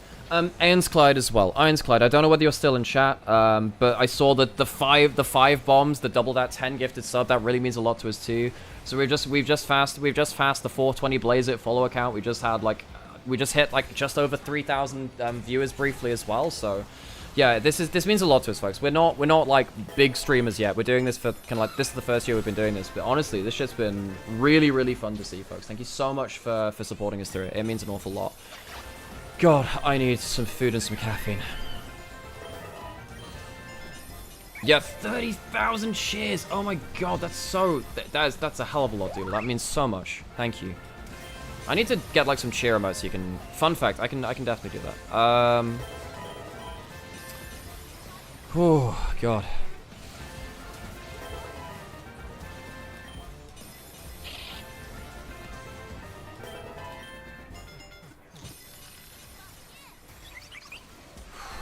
I need to chill out for a second.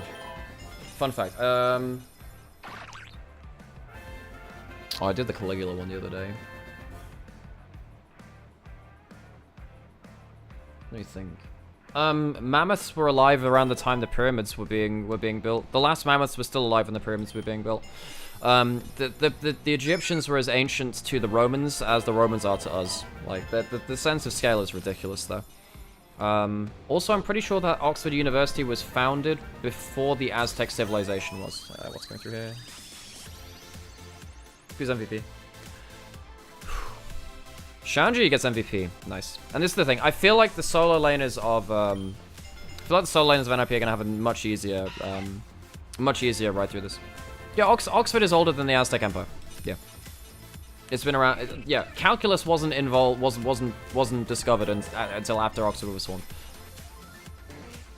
Samurai and cowboys exist at the same time, and then movies also influence each other an awful lot too, like an awful lot.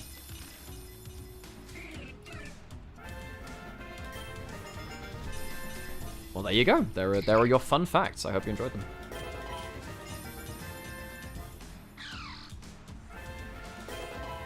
Yeah, I think that realistically, the difference between NIP versus this team and another team is that FPX's worries are all in their solo lanes right now.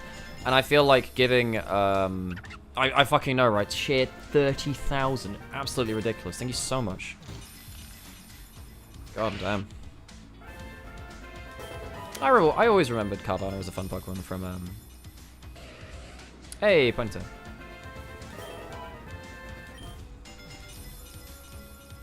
Ability, run away. Are you kidding me? How many of these have got left to go through? Jesus.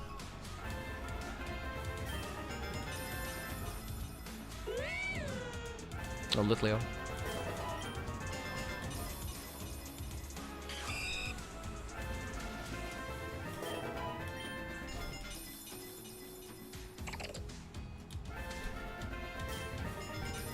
So many eggs to catch. What the fuck?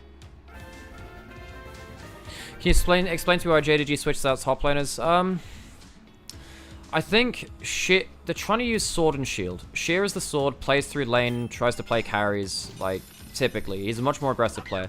Sheer is, Flounder is much more experienced and much harder to get under the skin of. If you're playing, like, larger macro stuff where you need him to be defensive on a side lane, play Flounder instead. We've seen that Sheer can lose out on side lanes sometimes.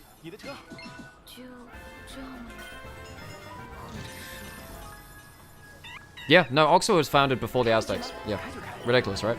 Oh, bullet punch. Bullet punch is great.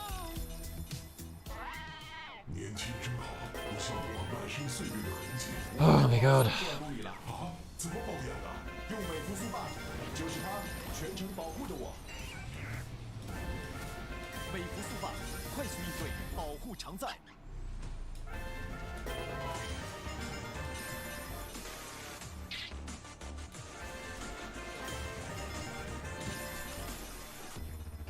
Is BLG planning something like that with Wei and Shun? I don't know. I'm not sure. I think that one is just to try and, like, convince. Well, get a fire lit under under Shun's ass, I think. Oh, thank you. What was that about Aztec founding and whatever? Oxford is older than the Aztec Empire. Oh yeah. Oxford's very, very, very old. Yeah, it's like 1,000. Yeah, it's like 1,000 years old. Pretty much. No, no, 1096.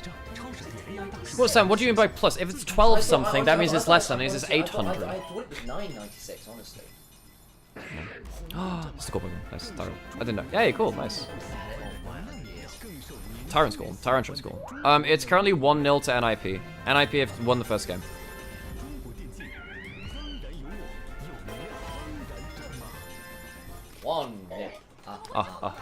Well, if they throw games, they are nip slips, yeah. Yeah, they are nip slips, exactly.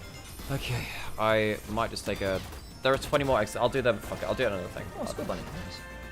I have multiple things. Okay, right, I'm gonna go just step away from the screen just for a bit because I just need to like rest my brain very briefly. Go rest your brain. I think we briefly hit over 3,000 reviews by nice. the way, and we've just hit like 6,000 followers. I was about to Also, say... double shared 30,000 fucking bits. Oh, Jesus, double! So that's a hell of a lot. Bloody hell. Thank you very much. That's incredible, my friend. I was also about to say you've hit a subscriber high as well. You're 420 blazing it. We are blazing it there. Yeah. Again, let me make sure I've gone through all of the various things. I was going to make sure all of your activity feed stuff are being cleared. Oh, double is very base. It's very true. Oh, well, thank you for the support. It really does mean a lot. And again, guys, if you can, throughout your primes or whatever, it means a huge amount.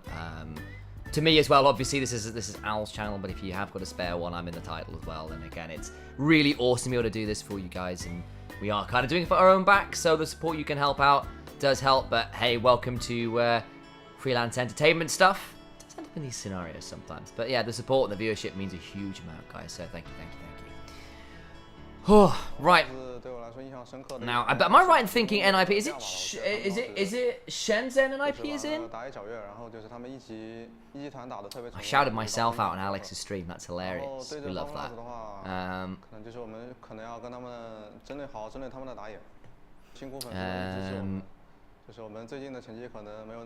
need to scroll up actually on that, so I can't see any. There you go.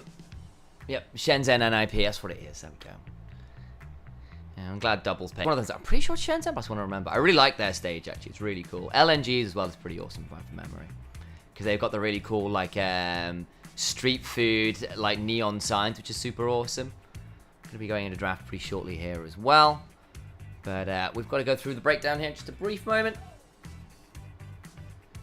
Looks like it was a close game one, which is exciting stuff. Hoping that way. And this Neon Signs RST, I really like that look, but I've always been a big fan of like so tangent, but there's a really cool little alleyway off Shinjuku Station in Tokyo, which is called colloquially known as Piss Alley, and it's about half a person wide. It's about this wide. I'm not even joking, like that wide, and every side is different kind of bars and yakitori skewer place, and it's like this crazy old school back alley line of like street food that's like about a person wide. It's absolutely crazy. Really, really love it though. She got the Yone Yasuo cosplay while we cast. Maybe we can make that a sub goal or something. Who's taller? Alex is taller, and I'm the older brother, so it might be me as Yone and Alex as Yasuo. Kale Morgana. I would look fantastic in a boob plate. It's true. Tokyo, what's the name place? It's the colloquial name is Piss Alley. I'll find the actual name for you shortly. I think we're going into picks and bans. So I'll throw the cam off. If I find the name of the place, I will give it that one. It's called Omoide Yokucho, is what it is. It's very famous. If you Google Maps it, you'll find it. Omoide Yokucho is a really good option. In fact, let me reply to you on here, and you'll get it. Nearly into picks and bans. And we'll go from here, guys. As we are into picks and bans for game 2. We caught the very end of game 1. The very end. We had it in picture-in-picture. We saw it was a close affair. NIP did come out on top. They did get the Hex Soul, and that proved to be a little bit too much in the end for FPX to overcome. Rookie on the Corki throwing out some filthy damage alongside the likes of Photic, Shanji getting Giga late game on the TF as well with the Infinity Edge. Just proved a little bit too difficult to manage. Rookie ways Lilia banned away from him, understandable. On the other side, a little bit more specific bans. Aki and Shanji getting rid of the Rumble and the Sejuani they're both so famous for. The Misfortune has been rising in priority going as well. The Renekton insta-lock first pick here. Quinn, an old school answer into the Renekton, but it is just a hover, and it'd be very bold to lock in right there. It's also one of ZDZ's picks. ZDZ also played this on Yeah, Weibo in spring. So it's a bit of a rare one, but occasionally do see that one coming through as well. First pick, Renekton. I know, insta-lock too. Very rapid. When I was looking at the series on paper, even though NIP have struggled recently, and there are a lot of reasons for that, I think their draft is very hard to pass through because they need specific things. I think the Sen is one of them. We'll talk about that in a bit. One thing which I said would work out for NIP versus FPX is that I think they can win this series through solo lanes, because I think Kerr and ZDZ have not been great. I think that ZDZ has been fine. Kerr has had some better games, and we even saw that one great turnaround kill with him on the Lucian. But largely, Shanji and Rookie are going to have a free ride, and it means that they can kind of pick towards whatever, and maybe they get punished less for them sometimes not having the best drafts as well. You know, it feels like they're picking the same stuff. And one of those other things is that typically Photic has done worse on the traditional AD carries. Going towards the center allows you to play towards more comfort. Back on V5, Photic and Draw were fantastic at that. Oh, they really were. And again, I will give a shout out to Kerr. From what I could see in the picture-in-picture, he was actually having a pretty solid Lucian game. Him and Rookie were trading blows pretty evenly. The game in general was traded pretty evenly, I think, which is a good sign for things to come. But things like that Hexol proved too big a difference. So it feels like perhaps in some ways more of a macro discrepancy than a lot of those other things. So now into the second phase. Double AD carry in for FPX. Whereas we have seen the Ornn lock in to pair up with Jaw. And we have seen, of course, the side of NIP lock in that very early Renekton. Some very specific bans now in the bot lane that are being targeted by NIP. They don't want to have to deal with the Braum. It's such an obnoxious thing to deal with, particularly as the Ornn, your ultimate getting cancelled is a big deal. On the other side, FPX getting rid of some of those classic Rookie options in the current meta in the Azir he's so known for. Of course, Corki right now being a very standard pick into that Tristana. You guys get banned out now in the second phase. Last support ban likely the I just said, I'm getting a little bit excited here, folks, because currently, NIP have no magic damage. Aki did play the Brandon last game, but his AP jungle is not the best. I'm hoping Ari-Vi.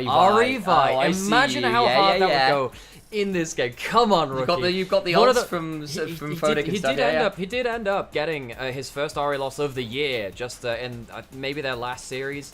But still, I just want to see it. I think Rookie's Ari is fantastic. Maybe we see him going towards more AP stuff again. Also, his Talia could potentially be very powerful in a game like this as well, with a huge amount of engage that NIP have. See what Rookie's going to go towards. Oh my god, it is something different entirely. Yasuo Diana for Aki and Rookie, the hard engaged double dive assassin combo. Milky Way was the big Diana player in the LPL not so long ago, and we did see Faker pull out a clutch Yasuo recently. But Rookie trying to return the favor. This is huge stuff. Folks, if you are not familiar with Rookie's Yasuo, all the way back in Season 4, back in the OGN Champions, Rookie ended up winning himself a Korean title in one of the most dominant years and the highest level of play that we've ever seen in esports, and a lot of that was through his mastery on champions like this Yasuo. He's played it over time, he brings it out again. The Yasuo Diana is very much a good pick into the more squishy long-range backlines if you can reach them. The Diana, the Ornn help you reach that. Huge amounts of gauge from NIP means that you don't have to just rely on that too. FPX, I feel like this game is entirely on ZDZ somehow blocking out this combo, because that backline is going to be in smithereens if they misplay. Oh man alive, and a lot of the deal with Yasuo is knowing how to play patient. You don't get to be a solo queue menace. You don't get to be thoughtless on this champion. Not at competitive level. You need to wait, buy your moment to press R, and when it lands, it has to be effective, because if it doesn't, still not the easiest champion to pilot at the highest level here. Hold your breath, people. Oh, Yasuo will be taking it for you. What a combo to be seeing. I am very excited to see exactly how NIP can pilot a combo like that. Man, I I haven't seen this pick for a while. I haven't seen this duo for a little while too, but I just love what's coming through here from NIP. They're a team which I have a lot of worries about their draft. I did say that they need to play through their solo lanes versus FPX. I think that's where they can get their advantages. Giving Yasuo giving Rookie free reign to pick something different like this, I love that. And Shanji getting himself a lane dominant champion too probably works out in their favor. NIP looking to finish this off in style after winning the first game. In another series, in another draft, FPX have locked in a fantastic composition. In some ways, they still have double frontline with Engage. You've got two mobile AD carries and a brand, and NIP says, well, we've got an answer to the riff we go. Let's hear the crowds cry out for their favorite teams. 敌军还有30秒到达战场，碾碎。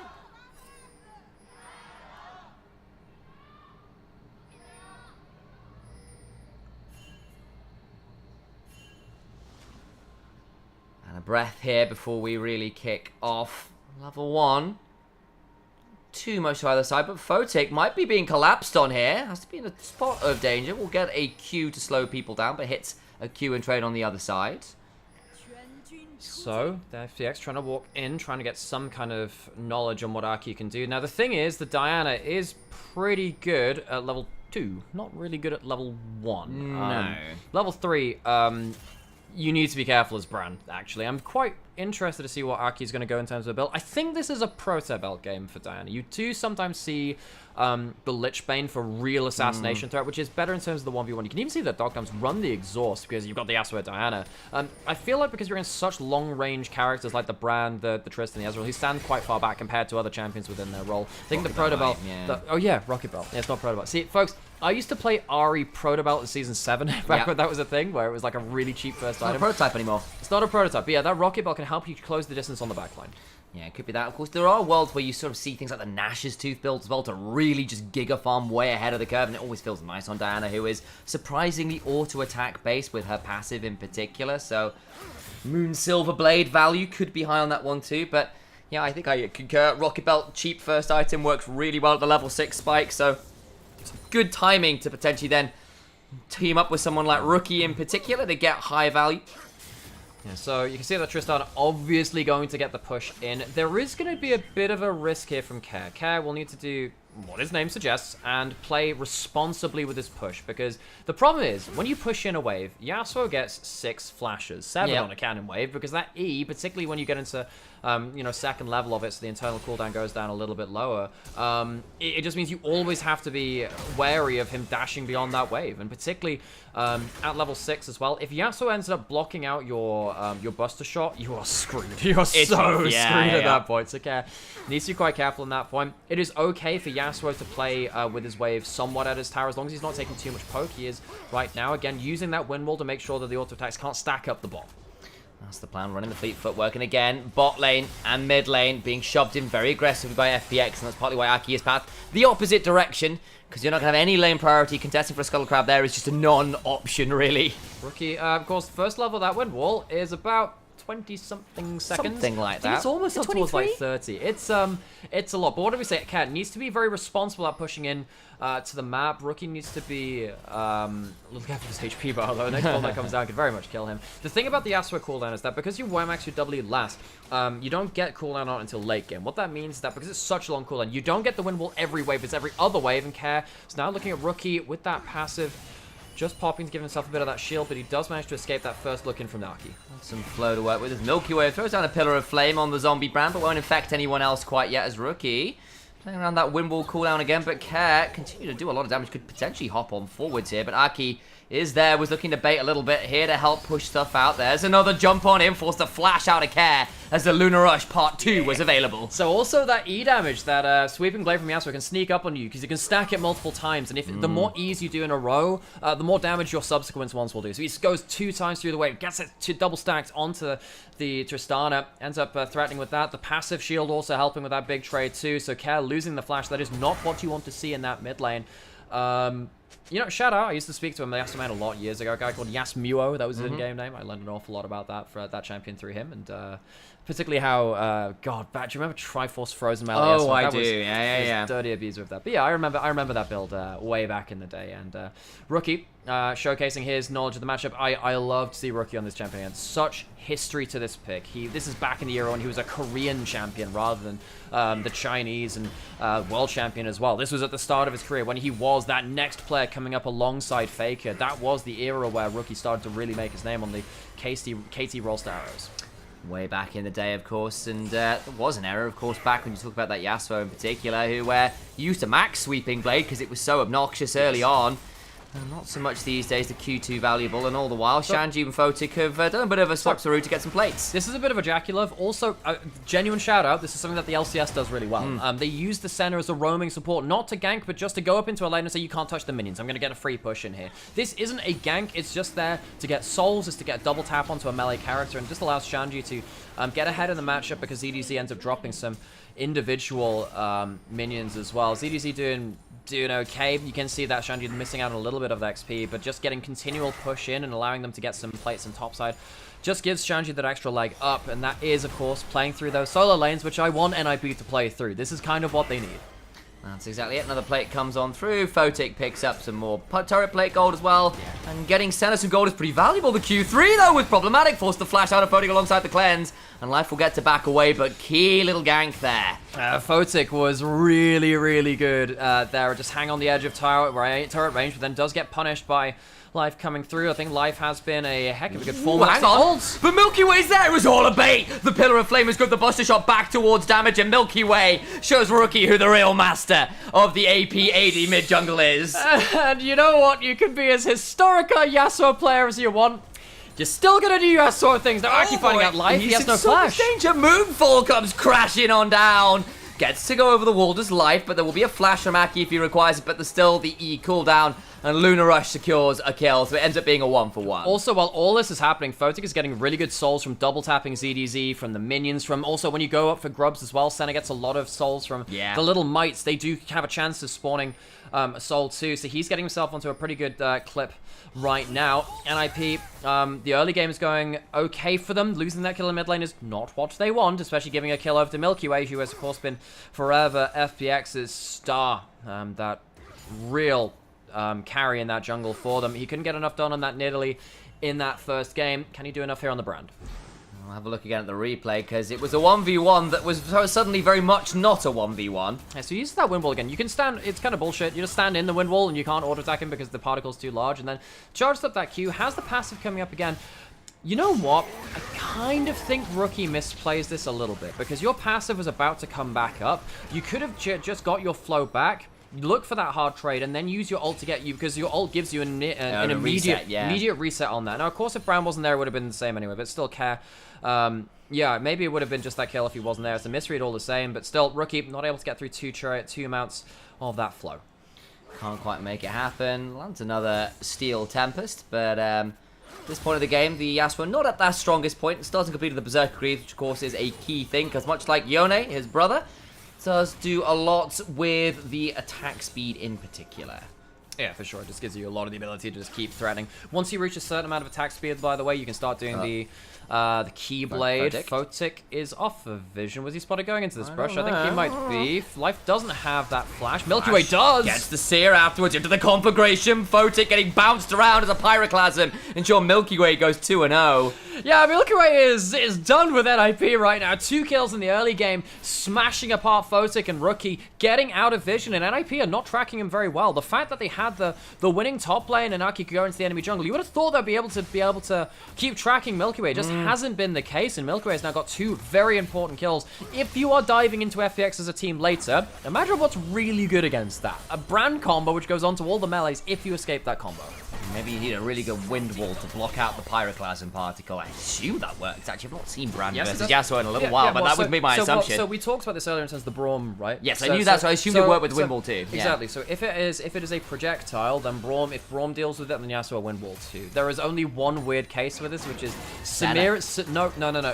No, the ult you can block out. That's fine. Well, it's gonna be a no, it's right, okay there. The Samira Blade Whirl, that doesn't always work in the same way that you think it does. So for instance, Jin W will go through Blade Whirl, but not through the wind wall. That's interesting. I was about to say, but center autos and Qs aren't blocked by wind wall. We'll talk about that later though, because ZDZ is in danger. Gets moonfalled and immediately Refrigerator pulled out of the damaging section of the Dawning Shadow. On the other side though, traded back immediately by FPX. And IP looking towards this dino. They did play this back in Spring Plus. I'm trying to remember if it was versus FPX that they beat them out with as well, which they played the Moonbase Alpha combo. It is just jumping forwards with that Moonfall. And like the Yasuo Diana combo, massively snowballing that. NIP really coming to a really strong combo here with the gold they've locked in. They very much are. Got themselves up a couple key kills on the likes of Doc Dam and Milky Way. They are going to try and play this one out on their own, but of course, NIP as well. This Diana has gone towards the Lich Bane. We saw the Aether Wisp in the hair, the Hextech Alternator, so he's going to try and be as difficult to manage as possible. The Rookie does secure the not the Skull Crab, the Big Raptor. There we go. We'll have a look at the replay now. So this is what happens in the dive down here as Drow is under the turret as he somehow gets killed here. Right, what happens here? So it's flash for the exhaust. Q comes through, gets knocked up, and he dies. Okay, so I was like, okay, that's a replay of something. I guess he just died even though we saw Matt play a little bit of that. Diana gets that one, has to smite it, but we have seen Ezreal take a few. This does mean now that 6 grubs will be going to the side of NIP. I saw the timer flash up there, and I was like, I wonder whether that one was stolen. Not quite as Jor, though, is going to be in a dangerous position as Milky Way and friends are around. Jor now going to pull out the ultimate himself, and Rookie coming on over could look to get a big ultimate. Gets on to Milky Way. Can try and get some damage back. Does make it at least a 1-for-1 here. And he's going to continue to jump onto life. Another knock-up. The attack speed is there. Remember, he has the Berserker Greaves and that Recurve Bow. W lands, but it's not going to be enough to follow up for another kill. ZDZ slowed down by Aki with the smite. Flashed away from Flash Moonfall afterwards. I mean, ZDZ likely falls and does so a second kill towards this Diana. Stacks up that Conqueror so quickly does that Diana. Has the Lich Bane. It's not that Rocket Belt. It's going to be that real assassin threat from that Lich Bane in the jungle. And FPX, they are trading back in some points. You can see that Milky Way very, very powerful. But still, NIP, this combo hasn't come through to the 5v5 just yet. I feel like it can just get much more powerful beyond that point. Draw with that ultimate showcasing how he can add into it as a secondary form of engage that can go over the Yasuo Diana. Can start it off with that as well. It means that it doesn't just have to be Aki flashing forwards for engage. I think that's the big thing. Shanji's going to be left on the sideline. Is he going to live? He has ult, has flash. Still quite a lot to deal with. Gets the flash. Q3 not going to be available from ZDZ, so it does get out to safety, but the teleport was burned by ZDZ to look for that. How much does that cost FPX elsewhere on the map? Not too much right now. Let's look at the replay. So this is going to be the catch in the bot side jungle. Draw ends up dying, but he ends up getting his ult just before this, which is the important point. Good damage coming through. Sadly, the last Q Milky Way misses. If that Q hits, I think the stun comes through onto Draw. You don't get that knock-on. It makes it harder for Rookie to do anything. You probably still get the kill beyond that point, but still, we'll need to watch out for that skill shot accuracy, and this is what happened in the top side at the same time. Aki tries to get the other side of the Xante to stop the all-out from bringing him to safety. So because he does get through there, it does mean that it has to be another flash coming through. Flash to move the Moonfall with you. Does eventually lead to that kill. Does it that, and they get themselves that second kill. Bot lane turret goes down. Aki and Rookie finally on the same page. We've not seen a combo yet. We might well do yet as the game goes on, and ZDZ looking a little bit wary here because those cooldowns are back up and available. So let's go take stock of the map. Again, about a 1,000 gold lead for NIP. A lot of that is going to be in Shanji. And of course, the bot lane of the Ezreal Rel is doing better than the Senna in regards to that gold. I will say the soul stacking is pretty good for Photic. I remember in the past I was parroting something that you were parroting, kind of like daisy chaining it down in terms of 20 minutes is meant to be 100 souls per Senna. Realistically, that doesn't happen in Pro. If you do go towards both grub spawns, you do get a decent amount of souls from that point, though. And Photic's getting to a decent point here. You know, it's like 55 coming up on 14 minutes. He's going to be probably hitting that 100 souls around about the 22-minute mark, which is pretty good pace for pro play from what we've seen. Yeah, exactly that. And of course, there are ways to maximize by following your jungles, but that involves you then not being elsewhere on the map, which of course, and if you're prioritizing only souls, quite tricky is The other thing NIP have got to figure out here is who the hell gets to face check, because what's got you giggling? Only Souls, is that where Senna sells feet picks? Oh no. Ah. Okay, it's fine. I didn't just say that. I didn't just say that. It's okay, Harold's going down. Thresh is a pimp and we all know it. Let's just talk about the game, please. I'm gonna move back to FPX taking the Herald. And I'm gonna be searching for new color caster to stream with. Anyone? Yeah, I apologize. Anyone offering? Just out of interest? Okay, No? right. Good? Okay. I have to deal with this Joe one. was looking for that knock-up. Rookie was in range to follow up with that last breath. He has the Blade of the Ruin King as that first item. We typically see him go towards something like that shield bow. It's the second item. There have been metas before where Blade Yasuo has been meta even without that crit coming through. We've seen also the Phantom Dancer first meta. Yasuo's been through so many different item times over time. Aki could have done a bit of a daisy chain there, get that E reset on that first camp with the Q coming through. You need to be very careful when you stood next to minions or anything queuable by Aki, because you can get yourself into a point where you can get like basically double lead out of nowhere, and as soon as you're caught in, the biggest threat of the Yasuo Diana is not always the big burst damage that comes through, it's the CC. If you end up getting caught by that Moonfall and then you get caught by the Yasuo as well, that is about 2 to 3 seconds of CC, and then if you've got an Ornn over the top of it, it pretty much lays up a slam dunk for that. Yeah. Can prove pretty problematic, that's for sure. And again, you've got multiple good knockups from multiple angles here. It can prove quite difficult. Q lands that Crescent Strike, but it's not going to be taking anything further with the Lunar Rush as yet. Still waiting to see whether there's a good angle on in here. Rookie now on the same screen could be a good opportunity for an angle. So many flank angles, man. Look at all these wards. I don't know if he just walked into the bot jungle. They took that blue buff. Herald's coming in from FPX. FPX are trying to use this Herald to make sure that vision advantage in bot side. Here we go! Huge Moonfall! A flash on in ensures Milky Way dies before he can press R. Massive moment of damage back, though, could prove problematic. Huge Q3! CDC to the backline, ensures Diana falls. Another one back, though, as Pony continues to trade on out. The health bars are so low, but ninjas in pajamas are putting FPX to bed. FPX, they try and turn around the fight, but it just doesn't work well enough. 1 for 3. It's going to be the mid lane turret falling, and FPX, who just tried to hard force mid to avoid that bot side vision, forgot the engage range that comes in and the engage timing that comes in from the likes of a Yasuo Diana. Fantastic combo coming in from NIP. We rarely see this. They played it back in spring the one time, and now they're showing it again here in summer. And FPX, they have been blown off the map. This is going to be Dragon. It's going to be that. It's not weirdly going to be that mid lane auto turret. I thought that NIP would end up prioritizing that more, but stopping Soul Point from FPX, of course, very, very valuable. Oh, huge moment. They pick off Milky Way, then they get 3 more afterwards in the extended fight. You can't ask for better with the replay and get the popcorn out. It's glorious. So, again, the vision controls in bot jungle, so FPX try and force mid. They over-force mid. Aki has a great engage here, and even with the exhaust coming through from the Ezreal, it's still the first kill coming really easily through on the other side. Care drives the Herald back into that play, and Care ends up just jumping right into the middle of things. He jumped, I think his jump there was really, really not that great. The last knockup comes through for the last bit of CC. It means that Care goes down, and I don't know what the hell Care was doing there. It was a choice, doesn't really work out, and it all goes a bit wrong. The health bars got so low on NIP, but Rookie got to dance around, the Blade of the Ruin King healing and all of that. Still proving really problematic. Milky Way, though, potentially going to try and find something. They spotted them out. Oh, no. It could get very ugly from here. Life tries to go on in, but the Magnet Storm is too far out. And FPX looking for the Fnatic Death Bush is sniffed out. A swift Hexgate out.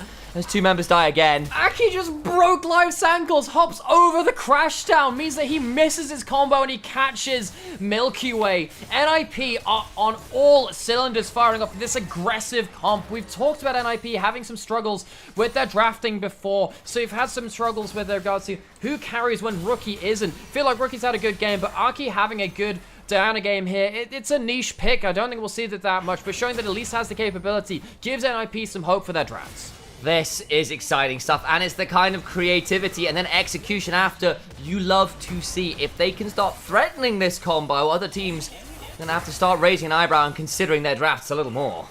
Yeah, so NIP, playing some different stuff today. Really fun to see this coming out. Photic, I had no idea why he was not picking the Senna more before this as well. This champion is so within the wheelhouse of Photic. Anjor They've played this out a great many times on V5 and now coming through into NIP as well. Go back to the replay of this one. Just look at the alley-oop. Aki, first off, checking the vision, sees the ward there. As soon as you see that ward, you know it's likely that someone's over here. Gets that Q through, and look at this. Jumps over the Magnet Storm. Just slick footwork. Aki breaking Life's ankles. And Rookie is immediate there to back up his brother in the jungle. The Yasuo Diana combo coming out to play, and for Aki as well, a player who has had a suspect series. His life apparently dead again. That's a third kill for Rookie, by the by. They are in a tricky old position now. Rookie and the rest of NIP now staying up with this mid lane turret. Not the best siege this game with their composition. Very melee range, and Photic not exactly the best turret taker. A way of sieging turrets is to dive them. I will say Sen is actually quite good when you have grubs, because it applies the DOT on just a single auto attack, yes. so that does matter. With 6 grubs, it becomes a lot better than you think. You can start fishing for the W, start fishing for Diana Qs.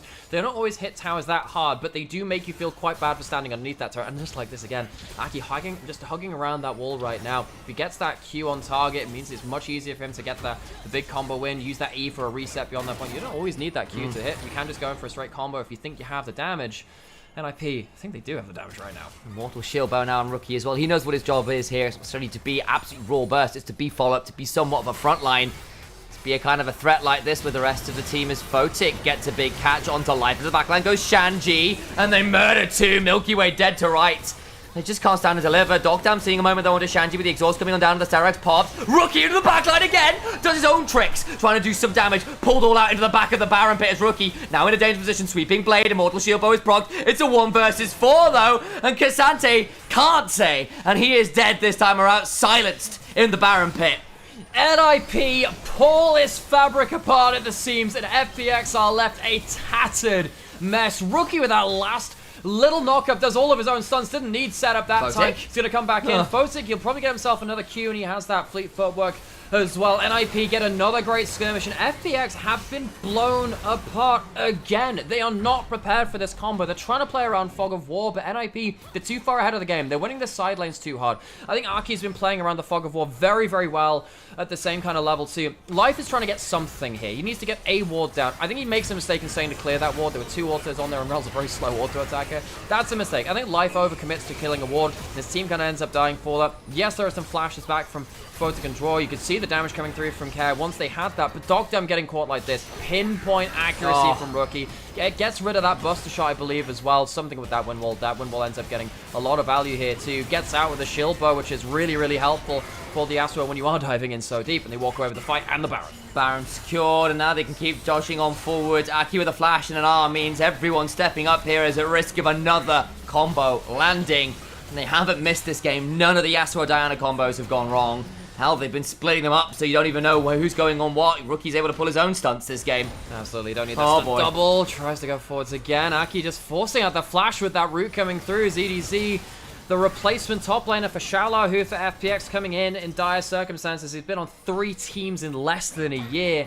Is now a 1-4, 4,000 gold behind Shanji, who is on this first pick, Renekton. NIP, look, we have criticized them. In the Ascension group, they have been looked, they've looked out of their league in a lot of ways. I think they are likely still going to be heading towards the bottom of the Ascension group. We'll see if they can make it out of that bottom 2 and still qualify for playoffs just straight through this group. But they have had a lot of criticism. Having games like this against FPX to prove that they still belong here against the other Ascension group games should do a lot to ease their burdens. And on the other side, FPX 0 and 2 had been making a bit of a comeback, but it's been some tight games, yes, but not the victories they've been asking for. And solo laners in particular just haven't been the level required so far. Milky Way on the AP junglers. Again, it was a great start to him this game, but he was quickly forced into smoke and mirrors plays that were punished. Like, that bush bait was, in some ways, I understand why they were doing it, but getting sniffed out costs them more. And if that's what you're feeling forced into at 15 minutes into the game, there are questions to be asking about what's going on with this team. Exactly. And I think just in general, my preview for this series was, okay, FPX and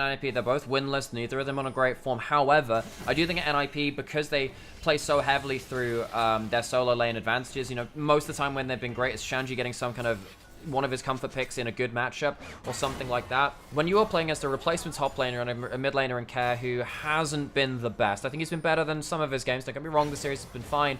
It allows the solo laners of NIP to get those advantages that NIP thrive off of. Problem is now that the item discrepancy is beginning to kick on through, and this is NIP's highest point of power. 2 items on all of these champions should be a terror. They only land up a knock-up onto 1. Life gets hit by the last embrace. No one going forwards just yet, but FPX constantly on the wear out for some more damage coming on through. That's going to be another inhibitor down. It's man. so hard for FPX to mount any kind of fight. They don't want to be going in for the Rel combo. If Aki hops over the Rel again, the game will end. It is so hard for FPX to find themselves to play. When they engage, NIP's slapback is ridiculously strong. There's a flank option here.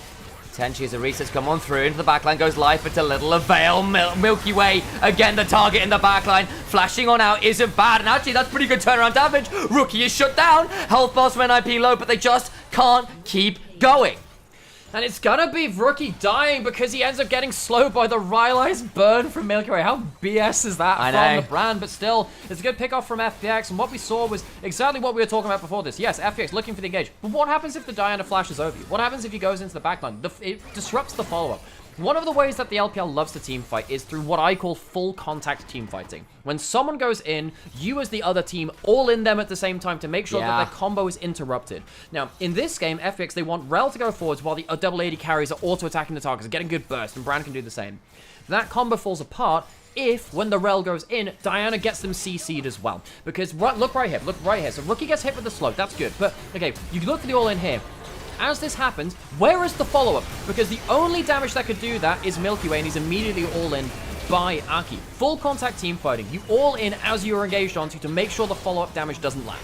And even getting Rookie costs you your Rel. It costs you the Cassante. Just can't get that much yet. Milky Way under threat, doesn't have the flash. Needs to be a bit aware as the slows begin to come on through. True Shot Barrage just shy. Flame lands onto Photic. Could prove a little bit scary. Folks, we have a problem.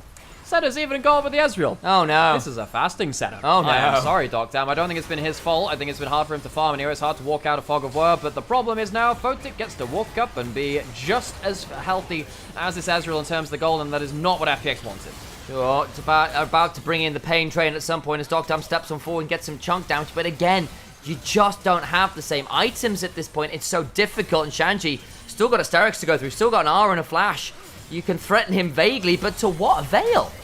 Yeah, that's the question, isn't it, Naki? Doesn't have that flash live, text flashing forward. It's so hard to make this play, though. Shanji on the flank, center ult to keep them under tower. Jumps onto Aki briefly, goes golden, can maybe look to Luna Rush afterwards. Looking to go back on in. The damage, though, is still huge. Gets Milky Way a little bit low. He's dead already. Doesn't get that much value out of the ult. There's the Guardian Angel from Rookie, who's very deep. A buster shot away. Likely sees the fall of Rookie 2. And now actually Care maybe gets some resets. Jumped on. The bomb will kill off Shove before he gets the reset. It's a pentakill! What on earth is this? Oh my god. Stolen. Stolen at the end. We thought it was going to be the penta for Care. Scumbag Doctam Care saves the game with a quadra.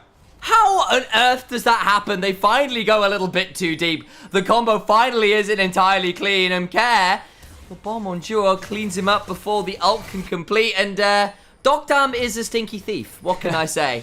Turns out that Doctam has, he's ruined that. He's ruined that. That would have been such a big turnaround. And suddenly, the thing is, when they get this Baron now, it's going to be 1, an objective bounty, 2, it's going to allow them to wave play even from inhibs down. And what this means is that they can start holding on a little bit more. The thing about Yasuo Diana is that it's fantastic when it can keep pressing plays again and again. Just keep pressing the R button. The first couple of times you fail, the worse it gets. The big wombo combo is not that easy to do because you have to commit your bodies into the play as well. It's really, really hard to keep doing this when you start getting less tanky because you have less gold. So the fact that they die here, the fact that they end up giving a lot of gold over to FPX makes this series now a bit more in contest. You do have now Soul Point being taken a picture-in-picture from NIP, but NIP, they didn't have the flashes, they didn't get themselves that perfect combo, and Care finds the gaps in the break. In fact, he gets Photic there, and it gets so dicey. The crit comes on through. Man, I'm not even sure what claims the kill there, but either way, it was just the auto attack in the end. I understand you're not thinking, give the guy the penta, you're just thinking, my god, I need to kill this guy, but it is now 4 kills on that Tristana. The base is still horribly broken. The game is still probably likely over, but 4 items on this Tristana could still prove perhaps a way back in. Yeah, may I also raise you, though, a death cap onto Aki. That is absurdly powerful. He has the Zhonya's as well. Flash coming up in, what, just over 10 seconds, so that'll be up for this last inhib take, should they sit for it. I mean, there's no turrets for FPX to sit there with. They do have themselves a Q3. Draw needs to be a little bit careful. So just getting himself to the point where he has those Ornn items coming through for the rest of his team in the next level or two. FPX did get chunked a bit there, for all that he is even in gold enough, or was even in gold until that fight. So, still only level 12. Folks, I actually think this is another thing too. You often go through a kind of flowchart in terms of whose item is most important to get the great combo to Rookie. Oh, they get them both! They're going to get some damage down. Not quite got the kills. They lose Rookie, but Milky Way is dead. The turnaround damage beginning to come on through, though, as Care still alive. Buster shot Aki away. Doctam gets the kill. They don't secure it. Teleports now coming on through as Care hopped over the wall. They continue to hump for some more. ZDC hops on board with some footwork to get some damage on, gets a double knockup, but it's alone on the falls. And my days, Baron was in their inventory already, and NIP fail again to end the game. And now with the Baron buff still around, with already a 4.5k Baron power play, ZDZ is going to be on wave clear duty to save the towers, but FPX can run straight in and maybe take an inhibitor tower with a couple of seconds left on Rookie. Maybe they'll choose to leave it here, but FPX get themselves their first entrance into the game in what feels like, 20 minutes or so. It feels like they've really been struggling to get anywhere close to NIP's side of the map. So what did we say? The first couple of times that you start playing around this combo and you fail, things fall apart. Rookie loses half his HP before he goes in, and the carries aren't caught. Doctam's free firing, Care escapes the engage as well, and you've lost your mobility at this point. You used your flashes, you used your mobility. Aki gets Buster Shot out of the play, so he can't play very well. A Windwall would have saved so much there. The problem is when the Yasuo goes in for the ultimate, he can't Windwall midway through his ultimate, so he can't end up putting that down before he is dealt with in some of these scenarios. And NIP, they choose the wrong targets. And Milky Way dies, yes, but he gets his full combo up before going down.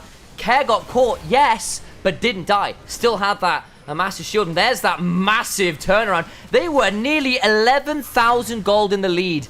It's now only, what, 2,000, if that, 1,500 gold difference. Don't get me wrong, NIP might still win this. They've got Hexol on the horizon, but what was looking a done deal just suddenly isn't anymore. So, how do we take stock of this game? There is threat of that Hexol. We mentioned that one. We talked about the gold. We talked about a whole bunch of things. Now, FPX are still down. All their turrets except the Nexus turret. So, NIP, they potentially have that threat of potentially looking for some weird shenanigans in regards to that. They don't have the best backdoor comp, I'll say. You do have the Lich Bane on deck. Okay, I take that back. With the Rabadon's Death Crown, I was going to say this before the last big engage came through. Aki can potentially go to backdoor. This Diana is one of the fastest tower takers in the game. I think that if Aki goes for a backdoor, they could potentially win in literally about 10-20 seconds. It is insanely fast. So, with the Dragon spawning, that'll be on the minds of FPX. The problem here is that if NIP look to split the map, the mobility of Care and Doctam is going to trump that of Rookie and Photic. They don't have ways to cross walls, and it means that if you are then sat there as Rookie and you get jumped on and you are outnumbered, you don't have a way out. Sometimes Care and Doctam will, which means that NIP are going to have some issues. You can see right now some blue pings coming out onto NIP. They're pushing out that top lane. Dragon spawning in a minute. NIP just want to make sure that FPX can't approach it for free. And Rookie got the GA back, level 16, still got a little way to go. He's got TP, and in fairness, the Yasuo could also be a real danger if he gets a chance to shove on in here. Yeah, so you can again see Care, he has the teleport going up here, level 18 Tristana, maximum range, maximum build, has the Flicker Blades, hasn't gone towards the Infinity Edge, has gone for the GA, and I think that's completely the right call. If that combo doesn't that doesn't kill you, that's going to be a huge ass problem. NIP trying to play around Fog of War, force FPX to play in an area of the map they haven't put wards down in. Yeah, that's a good check over the wards there. Milky Way will get the spell shield down off of Photic. And NIP, despite the fact that they look for that push in towards the base, they're not be able to get too much out of FPX, but now with 15 seconds on Dragon, FPX, they have a hard choice. Do you leave top lane unattended with just Care there and try and just fight even 4v4 around the Dragon? What do you do here? NIP as well. You leave Rookie up there, that's great, but he's half of that Yasuo Diana combo. You happy to give that one up again? This would be sole point for FPX as well. For all that NIP have picked up 3 in a row, this could still be a difficult one to give over. Shenji's going to start popping the ult now. Aki very, very strong, but there's an exhaust on Doc Dam. The Dragon goes for free at the start of FPX. I feel like this is a missed opportunity for NIP. I feel like they could have balanced the map a little bit better. It's hard for them to look for that big fight, especially when you have, you know, much harder access onto the carries than you thought you did before. One thing which might become important, by the way, folks, is a thing which sometimes happens on Kennen as well, less so than that he's building less Zhonya's. If Aki gets for a combo and presses Zhonya's before the exhaust gets onto him, he will get full damage for his full combo. That can be very, very important. Teleport coming through. Aki, so much of this game is on him. So much is on how much value can this Diana get. I think he might need to look for a clean combo and then flash afterwards. I don't know if the flash combo is going to reach the targets he wants to in the right way. Need to see him really choose his path to victory. Very, very succinctly after this point. You do have 130 souls on Senna. That's something to note as well. Baron started by FPX, pulling NIP into this. Life and care off on another angle could prove difficult. ZDZ getting chunked out, but those resists get shredded by Baron down to about 8,000 HP. Aki, Flash, E, not going to be easy to keep out of the pit. Gone, not going in. The teleport behind, though, could be a problem. Shanji's coming in again. Fish in a barrel. Doc Dam, Milky Way out of the play, but they go straight into the Renekton, but he is alone. What is going on? NIP, you look for the fight, don't find it. Teleport behind and don't find anybody. It's Baron for free. What the hell is happening to NIP? Their macro around the last dragon, around the Baron, has given up FPX so much to play for. They're so scared. I think this is the thing, right? It's much like, I'm sure LeBlanc players feel like this, and other assassin players. And when you're playing like this assassin dive mid-jungle combo, the first time you failed, you get a little bit antsy. The second time it fails, that's when you get scared, because you've given up too much gold. Care gets that blue, but you don't see though. Can he shoot root onto him? Now he's in danger. Fall on afterwards. He gets spotted, shot away. Just about alive. Flashing on out now. Needs to stay alive. GA popped. Photic might have just won them the game. They need to kill Care afterwards. Life comes crashing on down. But the last breath brings Cares down. No more Cares to give. Ninjas in pajamas will surely win the game, having caught out the mid laner at last. But Photic so low, burning down. They get Doc Dam too. Milky Way has to do it all. The damage is huge. Surely not like this. FPX, you lost both AD carries. Rookie doesn't have the damage. Milky Way comes to save the day. Rookie will go down. He will lose his GA. And FPX, they just had to buy time for their jungle superstar. No. That curtain of stars in the Milky Way brings FPX heavenward in that one fight. The brand damage in the late game saves the game.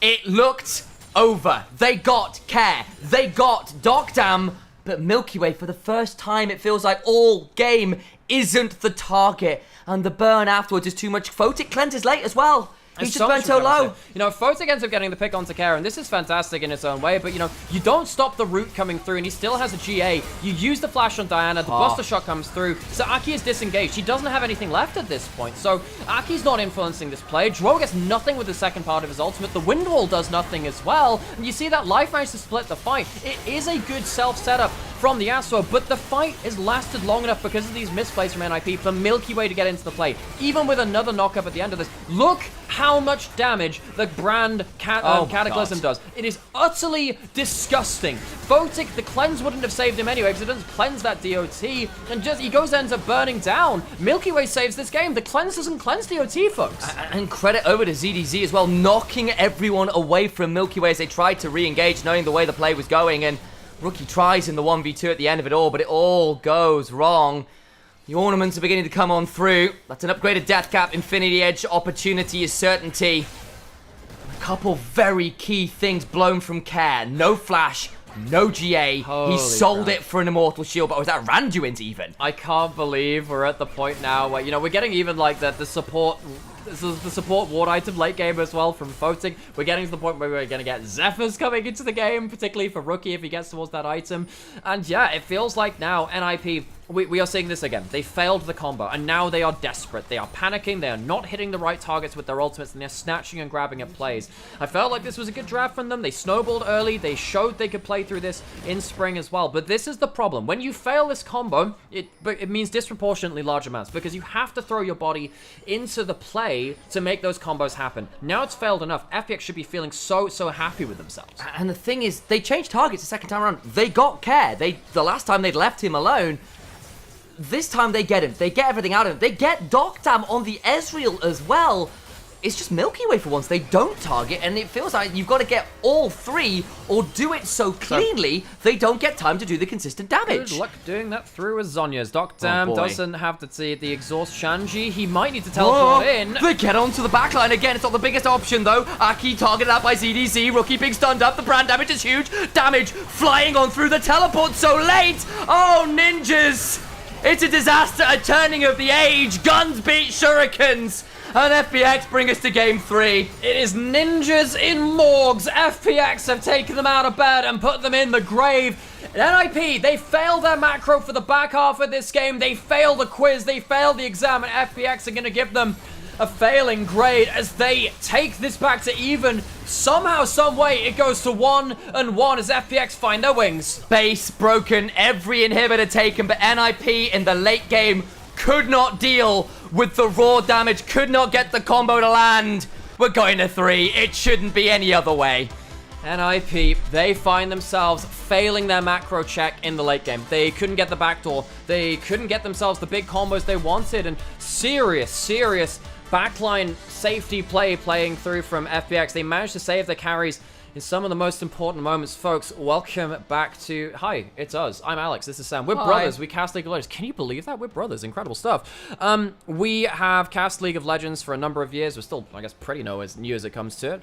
But we are trying to recover some of the LPL games that would be lost to time when there's no English broadcast officially on Monday, Tuesday, and Wednesday. We come in with our co-streaming rights and we cast them like you would see on an official broadcast anyway. So we hope you're enjoying it. We are streaming on both Twitch and YouTube, so you can choose your moment of preference there. We have the VODs uploaded to Twitch and YouTube, and we have covered almost every single game of summer which was missed by the official broadcast, if that's something which you prefer on that level. And I desperately need to go to the toilet, so I'm going to do that right now as we get ourselves ready for one last game. 6-game day, our first one that I believe we've done. For a while anyway. It's been a little minute. Can I request a couple while you're going, and I'll look after chat. I'll pass you the mugs. Cool. 1 and 2. You press the honey as well, please. I can, yeah. Keep your voice alive. Okay, well, now's your opportunity, guys. Go get yourself a bit of... I'll take this off, no cam. Yeah, Milky Way and Dam. That's what we're talking about, baby. Yasuo Diana spike in mid-game because they're all burst and the consistent damage is a lot harder to do, and we saw that as the game went on. Suddenly wasn't as easy to take out the Tristana or the brand before they got something out. Oh, but yeah, it's a whole thing. That was so nearly an incredibly clean game from NIP, and it was not. Because Aki was having moments like this. We're going to see it in a second. This flash ER combo, bloody sick. But alas, they could not end the game before things went around. And yeah, again, like, by all means, we'll talk about gameplay, but direct betting stuff, we'll keep it out of chat, please, just because we're trying to keep the community relatively LPL focused, if that's all right. Yep, as for who decided, I saw someone in there asking who decided who was play-by-play and who was color. Al was pretty high elo at the time. I was happy to yell and be excited, so we just chose it that way around because he was happier to be an analyst and enjoys being that kind of explainer. Not that I don't, but that was just the way it worked out, and it ended up being a pretty good combo all in all. Is the honest answer. Was there something else I needed to say? There was someone else who asked something way before when as well. I've forgotten. Before the game. Never mind. Brutal loss for NIP, can't take game 3. Yeah, I know. They were so close to a clean 2-0. It should have been over. It should have been over. It is not. And that's pretty wild. Hang on, let's do that. We don't want to see me. We want to see these highlights. There we go. Well, unfortunately for them, the combo stopped being as deadly as it was at 2 items. And Care started being able to actually hit some buster shots when they matter. Oh, man alive. I also think Photic didn't have the easiest game on center at the end of it all. Imagine if we'd lost against the not an LPL English right now. I know, right? Well, that's why we're here. Because this, I thought, was it. Legitimately. They caught Care. Massive moment. He's rooted up. Flash on in. The bust shot's good, but it's somewhat too late. The flash goes down. They get the kill, or they get the GA, and it's all looking good. Windwall's blocking a load, but Rookie lands this huge Q. And you're thinking, okay, Care is down, and Doc down follows shortly enough after. You're thinking, this is great. Shanji's still got a GA to work with. But watch CDZ in a second here, because Doc Dam's about to get hit by another Last Embrace. He's forwards and dies, and you're thinking, oh my god. But that Pathmaker there gets Rookie, gets Photic, and keeps Milky Way alive, which is absolutely mental.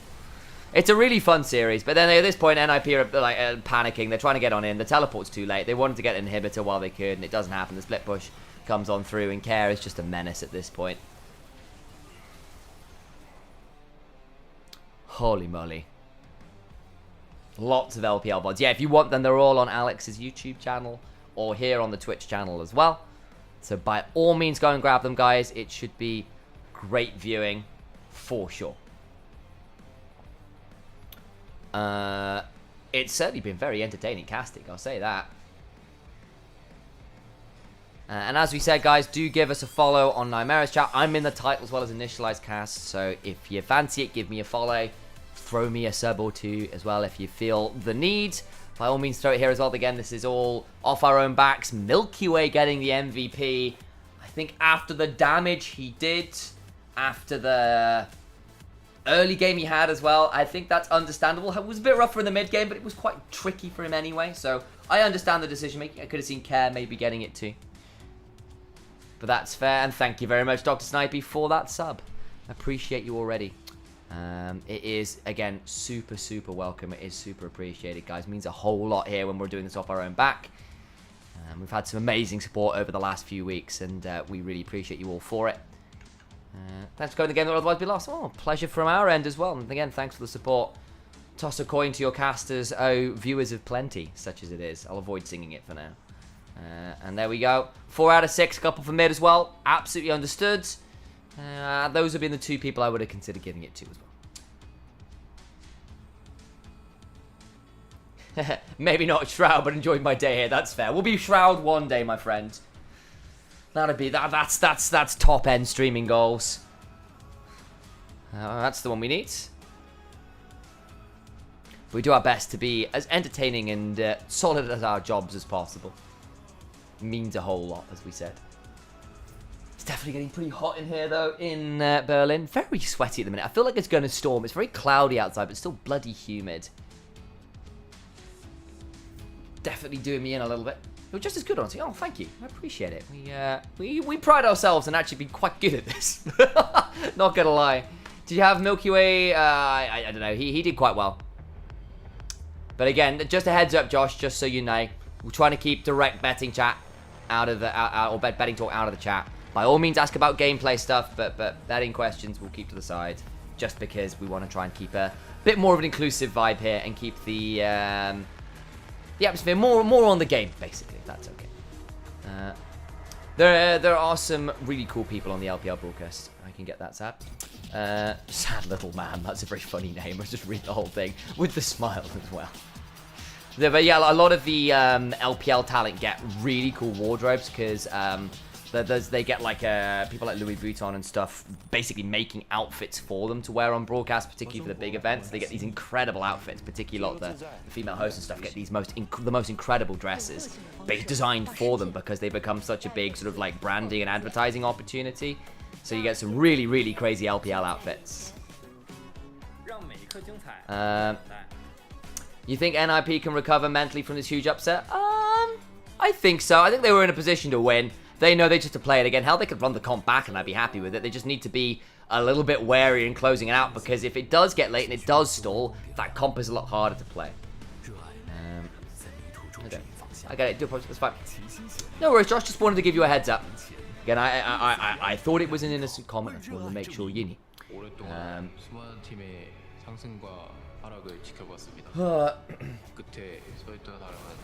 Oof.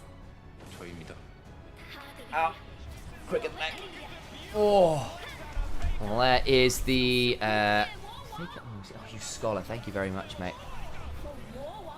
Oh.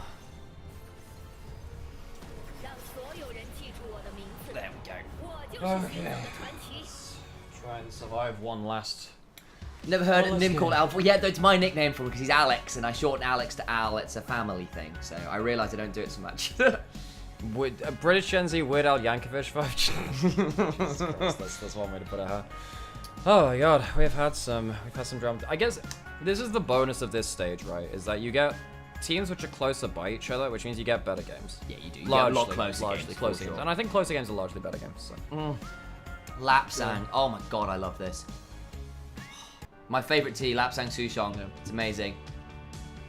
Yeah. So yeah, just in regards to like the whole again like the chatting like that's really cool. But just in regards to like the whole like betting chat within chat, because the LPL stream doesn't, it's on emote only stuff like that, it's quite hard to talk about LPL anywhere.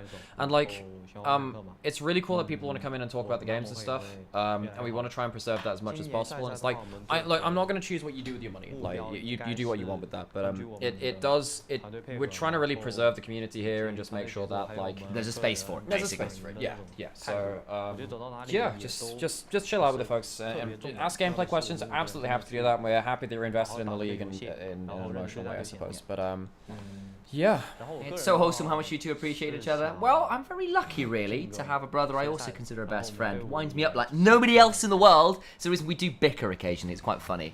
But it is alright. Yeah. It does alright, Love you too, brother. But yeah, we're very lucky on that front. And also on a casting level as well, you know. We started doing this together, and a lot of why we went into this was do this together as well, because like we've always loved League. You know, we're not that, we've been doing this for a while now, but we are new compared to other casters, and it's been really hard to grind through. It's made it a lot easier to do it knowing that like we've got each other at, like, hold each other's backs, I guess.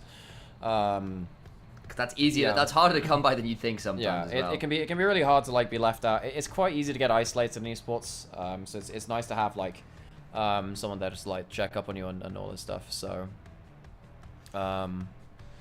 yeah, you know, because I mean, because like we're newer casters than like Goldborg, Trouble, Jamada. Run some ads. Just thinking about this. Yes, I need to run ads now. I'm gonna quickly get a stretch as well while I get the opportunity. So we're kind of like newer casters than most. Yeah, you know, we've been at it. We turned pro in 2022, but we were casting since like we were doing amateur casting in 2020. We did like thousands of hours of yeah. Best thing to do is not address betting if you wanted the discussion gone. That's not necessarily true, because these streams are now being like, I'm pretty sure we're featured on a betting website so much. Again, like if people want to watch the games, that's fine, but it'll happen regardless. That's why. Yeah. So yeah, and the thing is, like, again, I'm not gonna stop you from doing what you want with your. I'm not gonna stop you doing what you want with your money. So that's your choice. We're getting back into arena now, and hopefully we get to. Yeah, we will get back into the game, folks, and get ourselves back in here soon to the draft.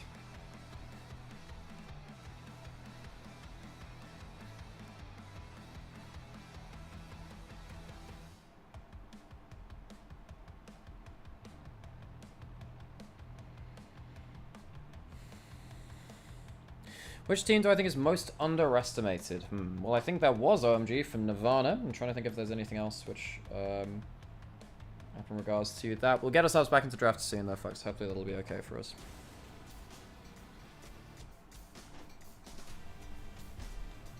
Well, we are back here for our deciding game of the day. FPX versus NIP. It should have been a 2-0.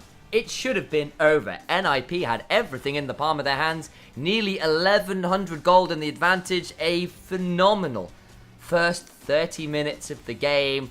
They could not close out. They could not land that clean combo to end the game on the Yasuo Diana, and FPX claw it back to a victory. Late game brand damage proved pretty obnoxious.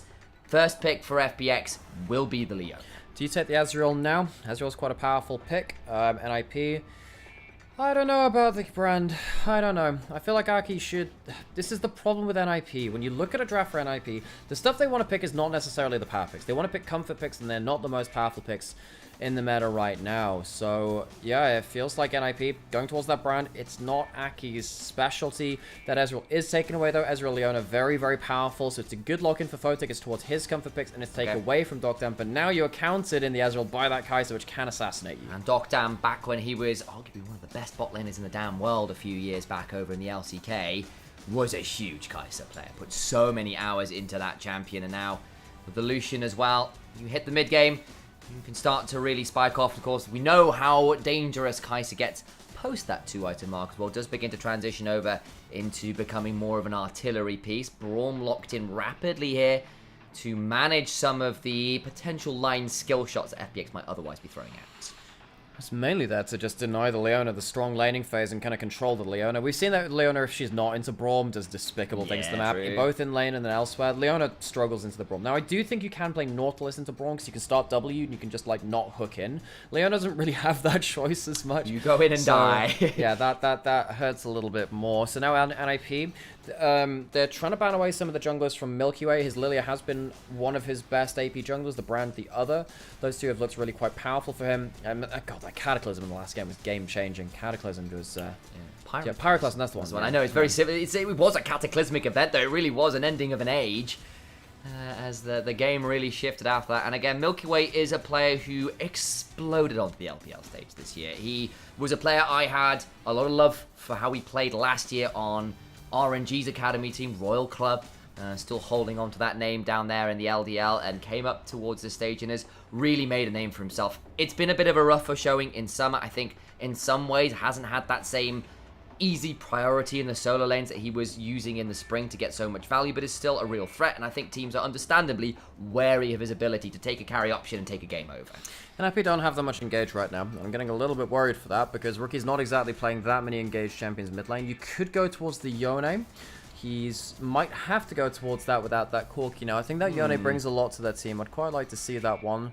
There is a chance the Ezreal going towards that mid lane, but I do think that you need some extra engage from somewhere, and that's really important to get through from one role or the other. I'm seeing Rookie smirking on my screen, which makes me think he's got something fun planned, but we'll hold a second. As all we've got currently are hovers, and yet to see exactly what the decision will be. I think the Yone, as you said, makes the most sense. Exactly. The backgrounds actually link up surprisingly well between Yone and Braum, by the way, with the sky colours. I'm just saying. Very true. I mean, somehow, Braum's still missing off his shoulder, but yes, that's fine. Yes! On the other side, Milky Way locks in the Kindred, one of his best champions, the most famous champions, which kind of catapulted him to fame back in spring. As EDG goes for the easy matchup with that Cassante, just trying to say, okay, I'm going to go for a blind pick tank in that top side and let Milky Way have the fun. I tell this story quite a lot, but he was playing with the shield to his sword in XZZ as his mid laner, who would play Galio inevitably to back up Milky Way's ability to play so aggressively on this champion. He had a whole segment every break where it was him breaking down how he played Kindred. Whoa, hang on. Whoa, what? Sam, you can talk about that all you want, and that's great, Sam. Oh. Shanji brings out the 2022 pick special in the Shyvana top lane. Shanji was the player playing Shyvana top lane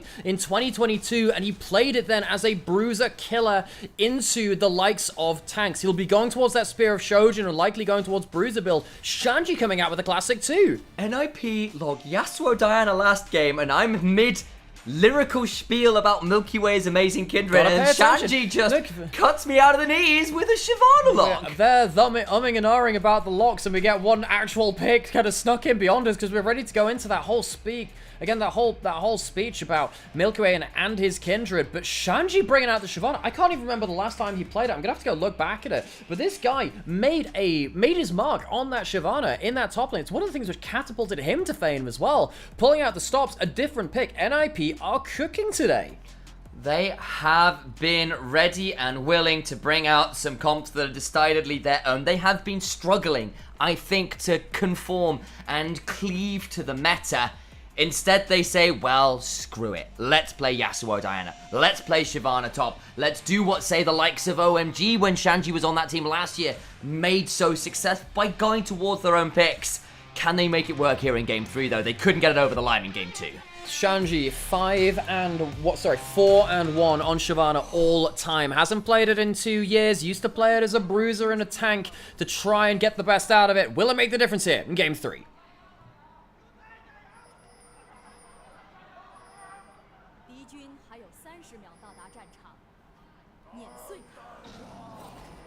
Level 1 there for Milky Way with the Wolf's Frenzy. Always a good start. It gives you your healing passive as well for those who aren't Kindred players. Not on your basic passive for Kindred. It is on that W passive. That's where you get that heal on autos every time you move. 100 steps energized style. Either way.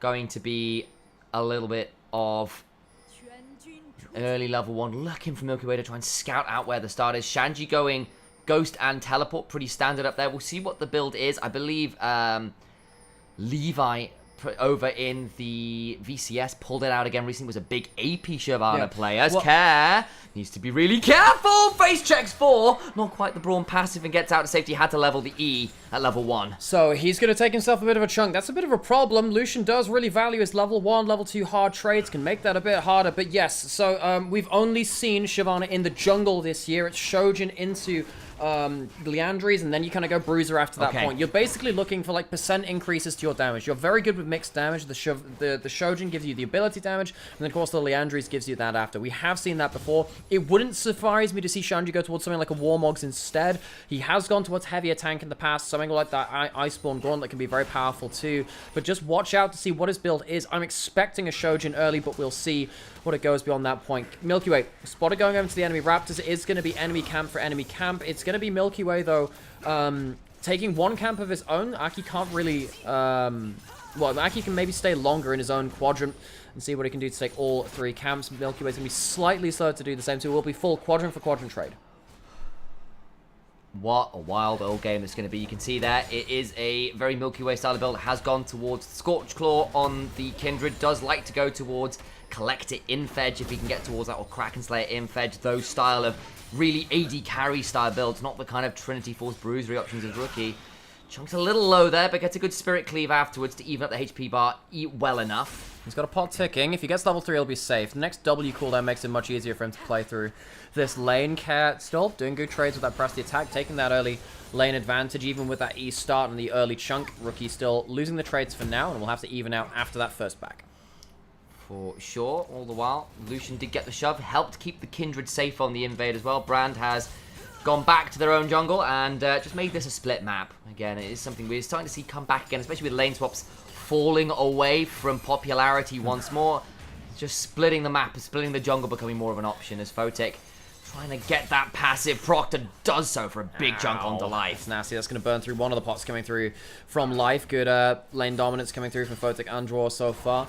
I had a bit of a laugh because I just saw someone saying that, man, Shyvana top, I've not seen that in pro play before. When I first started watching pro play back in 2014, I caught up on season 3 and it was a big pick there. Players like, so you see the Shy there. Shy was a Korean top laner that was a fantastic Shyvana back then as well. Rookie's got himself that knockup. No, E hits it onto Care. Care blows that flash. But no, back 10 years ago, we saw that Shyvana top lane, and it was a huge either bruiser or that tank variant. And then after that point, it became more of that AP threat from that jungle. Milky Way holding onto the Dance Varus, now hops on forwards. The ward's still there, can start to do some damage. Aki gets the stun, and Milky Way in danger. Just didn't deal with that option. Flashing for the auto, needs one more for the mark. Gets it. Now Care and Rookie in the 1v1, but there's still a Q3 from Rookie, which means this gets very scary indeed. And a red buff on Ione means slicing, dicing, and a flash for another kill. It's a mark to Milky Way, but the kills go to Rookie. And you know what? If I'm NIP, I take kills on Rookie any day of the week. 2 kills in a matchup where the Lucian's meant to bully. That's going to flip things for 6. And it feels like NIP, we said like at the start of the day, would be winning through solo lanes. That's a good start to it. Around now, getting pretty huge. Life was stunned up, had the Eclipse, now Photic in danger. The Plasma not procced though. Heal and cleanse burned by Photic and Joy. As you can see, Docdam and Life burning their own similar and matching summoner spells. Game 3, NIP, FPX. Milky Way, now 2 marks from that spawning on the Scuttle as well. Sometimes you can get unlucky and it spawns on the Raptors if you time it wrong with the camp respawns, even at just that 1 mark. But still, Milky Way gets them. Very important this game because he's against quite low top lane of support for him to get that range increase. You can see that it's a response from Milky Way, just trying to like buy Care some space in this lane. He hits a full combo from Aki, who's a level up on him. It's not the best, but he still gets the full E proc, the Mounting Dread, onto Aki on the other side, which at least gets him the assist, which gets him the mark. And the other thing there is the fight was happening because there was a Skull Crab on the top side of the map. It's like, I want this real bad. So in the end, it's still 2 marks to Milky Way, and it ends up in an extended 1 for 2. Look, I'm quite a connoisseur of ARAM Kindred, and that is like the epitome of you care for nothing but marks. You call out in comms, this is the target, call in the drone strikes effectively, and it doesn't matter if 4 people die for it; it's still worth it for the marks. Okay, not again. Oh no, it'll be a fate sealed surely afterwards. Well, the Mortal Steel goes wide. Milky Way now around, and Care stays alive, but Lord Almighty, was he taken low. Shanji has level 6, he's walking down. Care's Oh. very low. He does have that Ghost in Summoners. He's not getting forced down on right now. He can sit here, full rage, and look back into the play. Care is very low HP. NIP can wait for Shanji to get teammates behind his back and force them away because Care was chunked out but didn't die. NIP still managed to get themselves over to the Grubs. Milky Way at least steals one of them away, which is at least a win right now. I wonder whether Milky Way will try and look over towards the Gromp. You can see there's a ping on it saying, I want to fight for this Gromp. Maybe that'll be the play. We'll see whether the resets from bot lane allow for it. I feel like Photic yet to back, maybe force on a reset shortly, so there might be a window.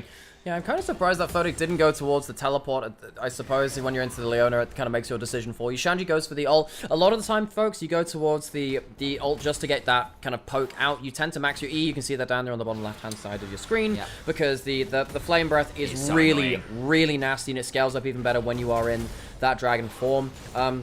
This build, we'll see what it comes through. So he's gone towards those cooldown boots. Again, very, very powerful. It allows you more of those flame breaths to come through. You might be able to just get one last one. Going to go back into the enemy jungle and potentially look to proxy farm. The next one puts down that flame field with that last flame breath, and we'll look to charge up the rage again by auto-attacking the minions. Yeah, getting that burnout on a few twin bites, being as obnoxious as they can, but you can see Kindred and Care pass the thing on over. Remember, Milky Way has a mark on this, so if Shanji dies for this, gets very tricky. Has Ghost, will be forced to burn it. Flash on forces EDZ. No really where really for Shanji to go. It's too deep. Third mark to Kindred.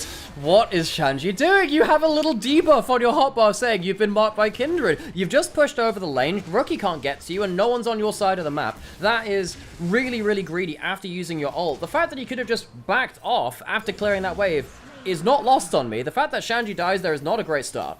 Yeah, and I know you've got Ghost, but you had no ultimate, and the moment ZDZ flashes and gets CC on you, you're not getting enough distance to stay alive there, even with a burnout. So, got to dive on the bot side, but there's teleport response. Okay, turn around onto life. He's got the Eclipse flashing on out, has the Blaze passive on top of him. As 4 members were bot side. ZDZ is here. Dockdown would love to help clear up this wave. There's Milky Way over on the top side. That's a mark. That would be 4 marks in 8.5 minutes. My word. 4 marks at 8 minutes. That is beyond gold standard. That is a real diamond, which Milky Way's found there. The fastest I ever saw was 10 marks in 16 minutes, and that was Hoglet back in the LGL. Shout out on Axis, yeah. I believe that was in 21 summer, I think it was around that 22, time. Might have been 22, but it was Hoglet back on Axis at that point. But that's the fastest I've ever seen, so that would have been 10 and 16. 4 and 8, it's a good mark. Can he get himself more than that and keep himself increasing that range and all of the extra abilities getting buffed from it? Yeah, of course, that is a huge deal. It does things like it increases the execute damage on your E, the cooldown on your Q, the W percent HP damage as well starts to ramp up really heavily with it. More and more marks gives you so much scaling on the Kindred, who... It doesn't give you cooldown reduction on the Q, does it? It gives you the attack speed, not the cooldown reduction. Sorry, it's attack speed. You're absolutely right. That's what it is. Yeah. So you are the Sam. You are the Kindred player on Summoner's Rift. Yeah, the thing is, I have played so much Kindred, specifically on ARAM for the haha funny let's kill the person with the mark, that I've learned so much about Kindred through that. And then of course now seeing it in the LPL with players like Milky Way, Shun, Kanavi pulling this pick out. We've seen a lot of it coming back into pro play, especially with farming junglers just being in vogue right now. I love this now, because what it feels like it is Milky Way with 4 marks with a bit of a gold lead against Rookie with 2 kills. Milky Way versus Rookie, hell yeah. Rookie versus the Rookie of the Year so far. That is exactly what I want to see coming through from this series in a deciding game here in the Ascension group. FPX need to really see what they can do to keep Milky Way going online. He has himself that first item of that Kraken Slayer. He is very, very ready to keep waltzing forwards now and see if he can burn people down. Going to be as difficult as possible. The Kraken Slayer in nice and early, as was noted, and can start to go towards potentially collected this game. There's not going to be that... I mean, I'm looking at Shanji, who's building the chain vest, so maybe between that and the Braum, you feel more obligated into Infedge Lord Doms, but you've got a few opportunities, a few options here on the Kindred to become really obnoxious. The Collector in particular always feels really good because it pairs up so well with your E, as long as you don't stall out at that 2-item mark. Yeah, I think that the Kraken Slayers are also really important with the item changes. Going to be a fight here. Joe, can he jump back in time? I don't know. And remember, Brand's the marks. That's not one there, but the turn on to Aki could be another one coming on through. Ult afterwards. Flash over the wall. Mark 5. 2 kills for FPX. 5 marks in under 11 minutes, and FPX get a great kill from the Fog of War. Dwarf doesn't put up the shield in the right angle to stop Docdam doing damage. Docdam dunks him down, and NIP are going to be left watching Milky Way take off on this Kindred. So many marks so early on. You got Rookie going for an all-in. Pulls the ult, doesn't use the E just yet, doesn't charge his Q up yet. Shanji's here, Kev's probably dead. Dragon's Descent comes on through, and enough armor proves this one very difficult. Shanji with a burnout just does not care for how far you can dash away, runs him down, and gets a kill back for NIP. That's something. It is a teleport towards that bot side. You have given up that those grubs for FPX. They get themselves that might buff. Sadly, NIP not going to be able to massively utilize this bot side pressure. Care will be able to respawn and teleport down there. Quick update on the Shyvana build as well. He's going towards the Iceborne Gauntlet as the first item, so it's not going to be something like that Shojin into something else. Watch the shield placement here. Push the shield up, but Docdam doesn't get to worry about it. So he does full damage, and sadly, Braum, a lot of his tankiness comes through that one. He hasn't even used his ult just yet. Docdam comes over. Last flash coming in from Milky Way as well. Really does feel like NIP overstepped their safe margins in terms of vision there. Dwo giving up an important opening. They're resetting on vision here. Does Care want to interrupt it? Does so. No, too late. And Shanji gets out to safety. Gets himself that first item on that back as well. He's like, oh yeah, a little bit of tickle on the back. To get himself more armor locked in as well. Shanji, he's picked out a pick, which, of course, we haven't seen from him in 2 years. He's got himself that first kill, donated over to him for that dive. Need to see him get something done with this, because if you're just going to be sat there, like, diving into the fight, and then Cassante immediately drags you out or something like that, you're not bringing value to your team. Why have you picked this as a last pick? Why have you done that? Show us your reasoning. We've seen it sometimes. Going towards the full tank build can be quite important into, you know, triple AD carry, but is that going to be enough? Gold has been pretty tight this entire game. Slight lead now for FPX. It's where the leads are that need to keep your eyes on. Rookie ahead in the mid lane, but Milky Way with all those kind of intangibles in terms of the 5 mark alongside the grubs could prove really scary too.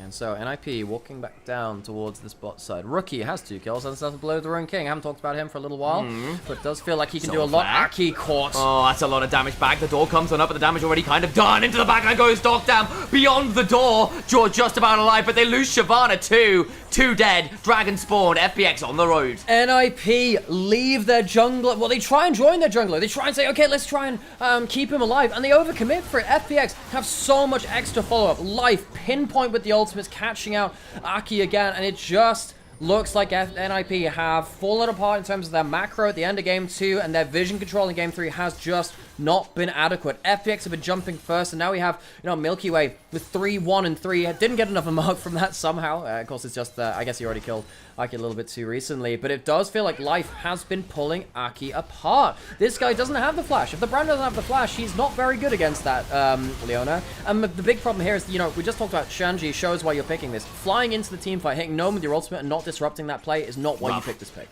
And on the other side, like, look at this from NIP perspective. They were an inch away, half a fight away from ending the game in very clean fashion last game. They have played 1.9 fantastic games of League of Legends. They are now in a really difficult position in this Game 3.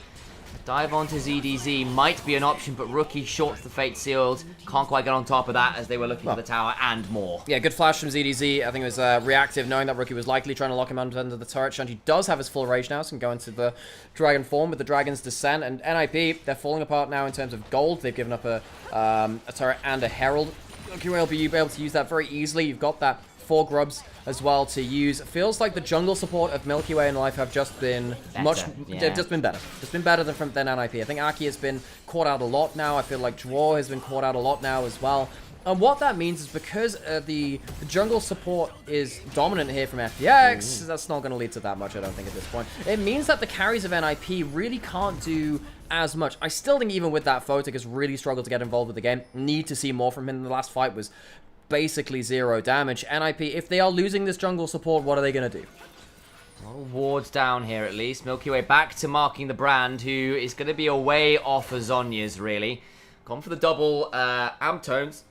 Likely meaning he is building towards a Seekers right now, and I understand why he's being jumped on so regularly anyway to stay alive, to at least press some buttons could be hugely, hugely valuable. We saw that last game from Milky Way, who went from dying every time to getting at least a combo off. That has been the difference maker. NIP, they should have won this series. They should have won this game last. They should have been over. The fact that it's here and the fact that now you're in farming jungle versus farming jungle. Comfort for Milky Way, discomfort for Aki. NIP, you made this bed yourself. You made this. Before this series, I was talking about how I thought that NIP would be favorites coming into this, but it was still close. It's hard to judge these teams when they've been losing so much. You don't get to see the best moments of them as often as you'd like. But NIP, in this series, they should have walked away with it, but they still have a chance. Rookie walking forwards, not going to be able to get that much. Misses that Q with the relentless pursuits, carrying care to safety. NIP yet to find a game-breaking play. Yeah, we've seen Rookie, fantastic game on the Yasuo for large portions, now on the older brother.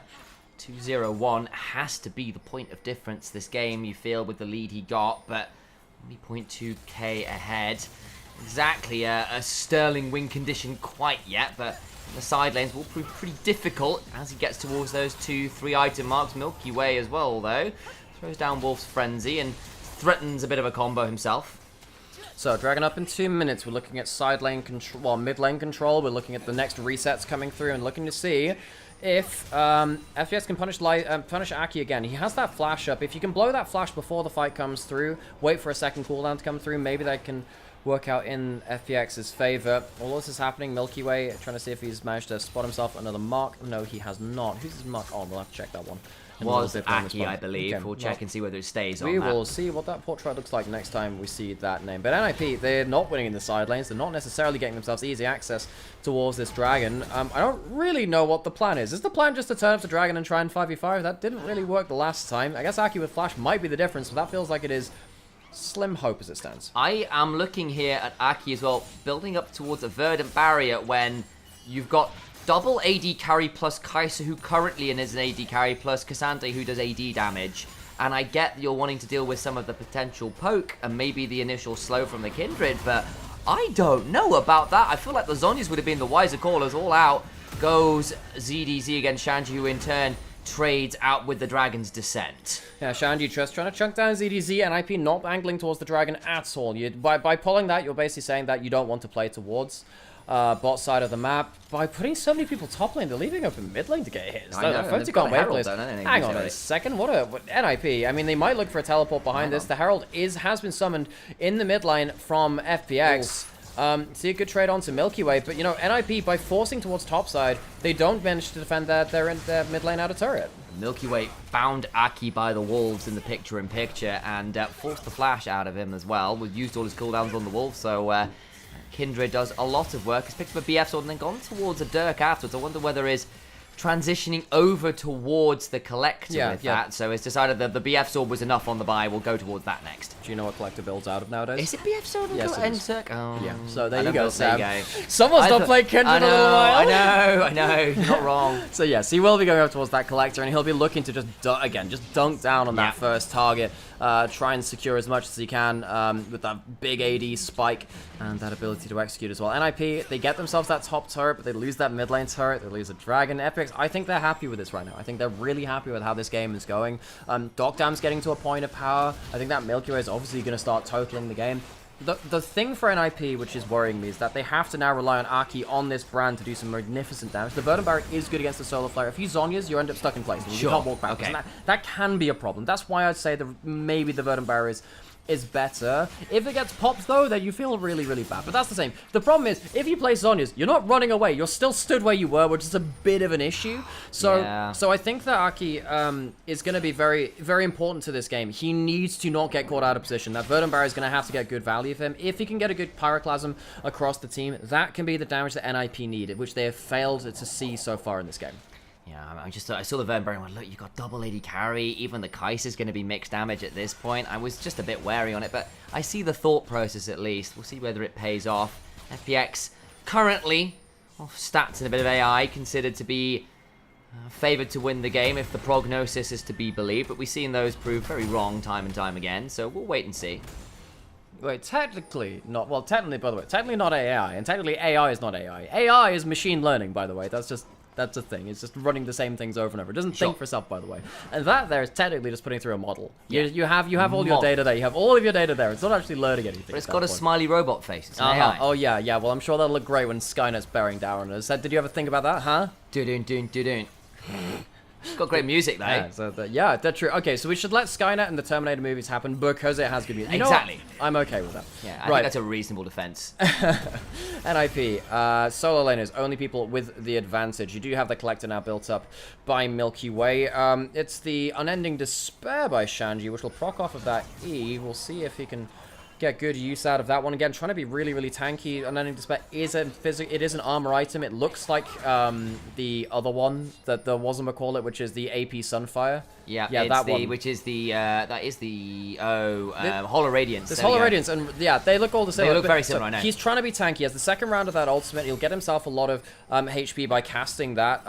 Actually, both him and ZDZ trying to, like, basically trading off getting more tanky with your ult or getting less tanky and doing more damage. I guess Shyvana technically does more damage and is tanky, but Kassante's not a fair champion, so hey, not quite the same. I need to see what this Shyvana is going to do. It's winning out in the side lanes, it's pushing out okay, but I need to see what this is going to do. You pick this as an R5 to answer this K'Sante. If it works, sure, we take that into consideration for future drafts. I've not really seen enough to be convinced so far, and I think that maybe Shanji is going to struggle to run down some of these carries if they manage to space them. If you don't manage to get your Iceborne proc, I feel like FPX might be able to kite you even with the W and the Ghost running. Early Baron start. Jaw's going to come on over and might put down a wall, but where is Aki coming on in now? They know it's going down by about 2,000 already. Not the fastest yet. Even with the triple AD carry, they pull away, knowing they're a known quantity. The HP bar's a little bit low for it, but there's no real waves for NIP to work with to try and punish FPX start of that. FPX don't really want to be tanking the Baron either. So they end up going towards that. Shanji, of course, Shyvana, one of the best, like, ward-killing champions of the game. Twin Bite, yeah. Yeah, the Twin Bite, the auto reset, very, very powerful for that, because the Twin Bite counts as 2 auto. So it's one of the reasons we used to see Blade the Ring King Shyvana all the time back in Season 3, Season 4. That's a pick. It's not going to be that much. CDZ is also very tanky in his own right. Half his HP. Rookie really putting on the hurt, but it's not realistically a kill. He might have to teleport back into the fray. Collector completed by Kindred a little while ago as well, so Milky Way at that point might want to look in towards the Wolves, knowing that NIP are elsewhere. See whether he feels like he has the route to get over there. A minute until next Dragon, just under, and that will be sole point for FPX. And again, triple AD carry and front line with an Ocean Soul. It was pretty good, I think, for them. And on a Lamb's Respite too. You're feeling real good with that. Hugely so, because that Ocean Soul keeps ticking when you're in that. When you're in that, well, Kindred ultimate, it can be very powerful. NIP teleporting in now, really wanting to force this. They will be giving up mid prio. FPX will have an answer into this. NIP, they don't really play for the flanks here. They're looking for poke as it stands. I think Baron has been sort of started this whole affair a little bit loose. Only gets a slow. Jaw taken down by about a third. The door was good enough to block out the culling. It was so, and NIP end up the worst for wear somehow amongst all that poke. I thought it was going to go in the favor of NIP. Goes the other way. We now have the point where Dogtime is just on the verge of getting the AP upgrade as well for the W. Not quite there. Actually, no, it is. It is there. I make a mistake. Normally you see the bar above it on the champion thing on the bottom left. So he does have the W upgrade just between the Rage Blade and then the other kind of the Amp Tome and Blasting one. NIP gonna start this out. No way. FPX, they don't spot it. It is a Brand. Brand is kind of bullshit when it comes to this. I think it's gone. Rookie's there with 2 items as well. They're gonna get soul point, but they don't know. FPX coming on over now, down about half HP. Can they come and play this? They're gonna get in and try for the fight afterwards. Baron is down already. Taken by NIP in trade, all out onto the Shyvana. Fate sealed out of the pit, leaves ZDZ alone. Jaw gets over the wall by pressing E, and Braum stands behind his team. Baron on 5, NIP sneak it away. And it's only soul points for FPX. So NIP, they're going to get themselves some clean resets. You can see that FPX, they're going to try and push in mid-wave as soon as possible. They don't get themselves a mark onto Milky Way. Sadly, he's not been able to get beyond that 5 mark. It's still a powerful point. Saw that first range increase, but that's going to hurt for him.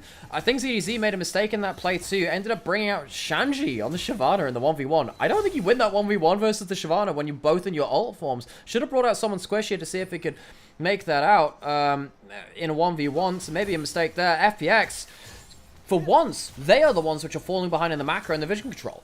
I don't think they expected the 2-man Baron, and NIP were ready and willing to do it anyway and not abuse them of that notion, and or disabuse them of that notion rather, and therefore they end up in this position where they have managed to get the Baron. They've got this Yone who's getting increasingly tanky. He's picked up a Warden's Mail here against all the auto attackers. I completely understand that one. Yeah, Shanji is very, very... Shanji and Rookie are both going to get really, really tanky at this point. Rookie going to go towards that. I mean, you do have the magic damage coming through from the Kai'Sa, but you are still an auto-attacker. Shanji going into that ult form just for poke. Exactly that. Last Whisper picked up by Milky Way, trying to build up towards that Lord Dominic's regards to be able to deal with some of the HP and resistances being stacked. Shanji got chunked a little bit there. Rookie, though, taking some time with this tier 2, should realistically get rid of this one fast enough. Doesn't have the most AD or even that many grubs, so still only gets half of it so far. And all the while, Care in the picture-in-picture gets the tier 2 up there, so FPX not letting this Baron work super easily right now as Docdown trying to clear up the wave in the face of Aki and Photic. Ooh, God, gets tagged by that W, Jaw. buddy. You can't be careful with that. Flash away, the Mounting Dread comes on through, Jaw in dangerous position, Flash away, has the heal, but into the backline they go, Photic's dead, they get a hold of him, Docdown pulls the Killer Instinct, another W lands, and they get the kill and break the shove in mid lane. Shanji not with the rage enough to go Dragon form right now, and the Dragon fortunately cannot descend. Shanji only has that Ghost, can't really do much without that ult, and suddenly FPX, they're the ones which flip this Baron power play over on its head. With this tower, they're going to get briefly NIP into a negative Baron power play. ZDZ, he's pretty tanky. There's a Thornmail on him too, which means he's going to be denying some of that Blade of the Ruin King healing coming in from Rookie. He'll wave clear just fine, and suddenly FPX, despite the fact they gave up that Baron, walk out ahead. I don't know what happened with that stolen, with that mark on the other side too. I'd imagine off the red buff. Got him. I wonder if he ended up getting himself that one as well. Draw caught out really, really deep. You can't be here without someone to jump back to immediately. Photic gets traded back onto because he had a W hit him just before this point. Docdam really starting to put on the hurt. The only thing which saves NIP is that Pyroclasm dissuading the enemy team. Yeah, third item now completed by Docdam, and he did get the mark off the red buff for the record, so that's now at 6. 1 off that second range increase, which when you add in something like a Lord Dominus could be scary. As Care, you can't keep face-checking these bushes. That's where Rookie was just a moment ago. Gets away with it this time. It has been a few of those this game that has scared me on this Lucian. But he'll be alright this time around. The game still FPX's favour. The Baron buff was largely muted there by FPX finding that pick in the mid lane. So, FPX haven't really had to play a big fight for a while. NIP, they've been the ones trying to they've been trying to avoid the big fights. I think NIP realized that the 5v5s are not in their favor. I wonder if that changes now with the Randuin's built up for Shanji and Rookie. I also wonder if that changes with the Nash's fully built up from Docdam, and then also the Lord Dominic's Regards coming through from Milky Way. Big items coming in from FPX. Those will affect the fight coming in in a minute for Dragon. It would be solved for FPX. Now, NIP, they've been avoiding the 5v5s. These item completions, they might change things one way or the other, but I don't think that NIP can avoid the 5v5 any longer. They don't. They significantly changed time to kill for Milky Wave, and the play pattern from Docdam can now play from a lot further away in terms of throwing out those W's as Care throws down the R. Milky Way still with the Lamb Spike. Yet to really see that this game. NIP in position around the river. Care flashes away from the Fate Seal. The Rookie goes wide, pulls back immediately. Solar Flare afterwards slows them all down. But FPX not really able to follow up. True Shot Barrage afterwards, and Rookie down to about half HP. Another W lands. And Docdam has AP. They're going in again. Play. Damage to the backline. Docdam, Q's, and Acacia rains on all of their parades. Shanji, Dragon's Descent, gets 2. Milky Way, though, still able to trade on out, doing as much damage as they can. Still has a Lamb's Respite to work with, yet to need to use it. Lamb's Respite not there. Finally pops it. Can heal on up, and it'll be a 3 versus 1, and a Q3 from ZDZ prevents anything else. Milky Way gets the ace.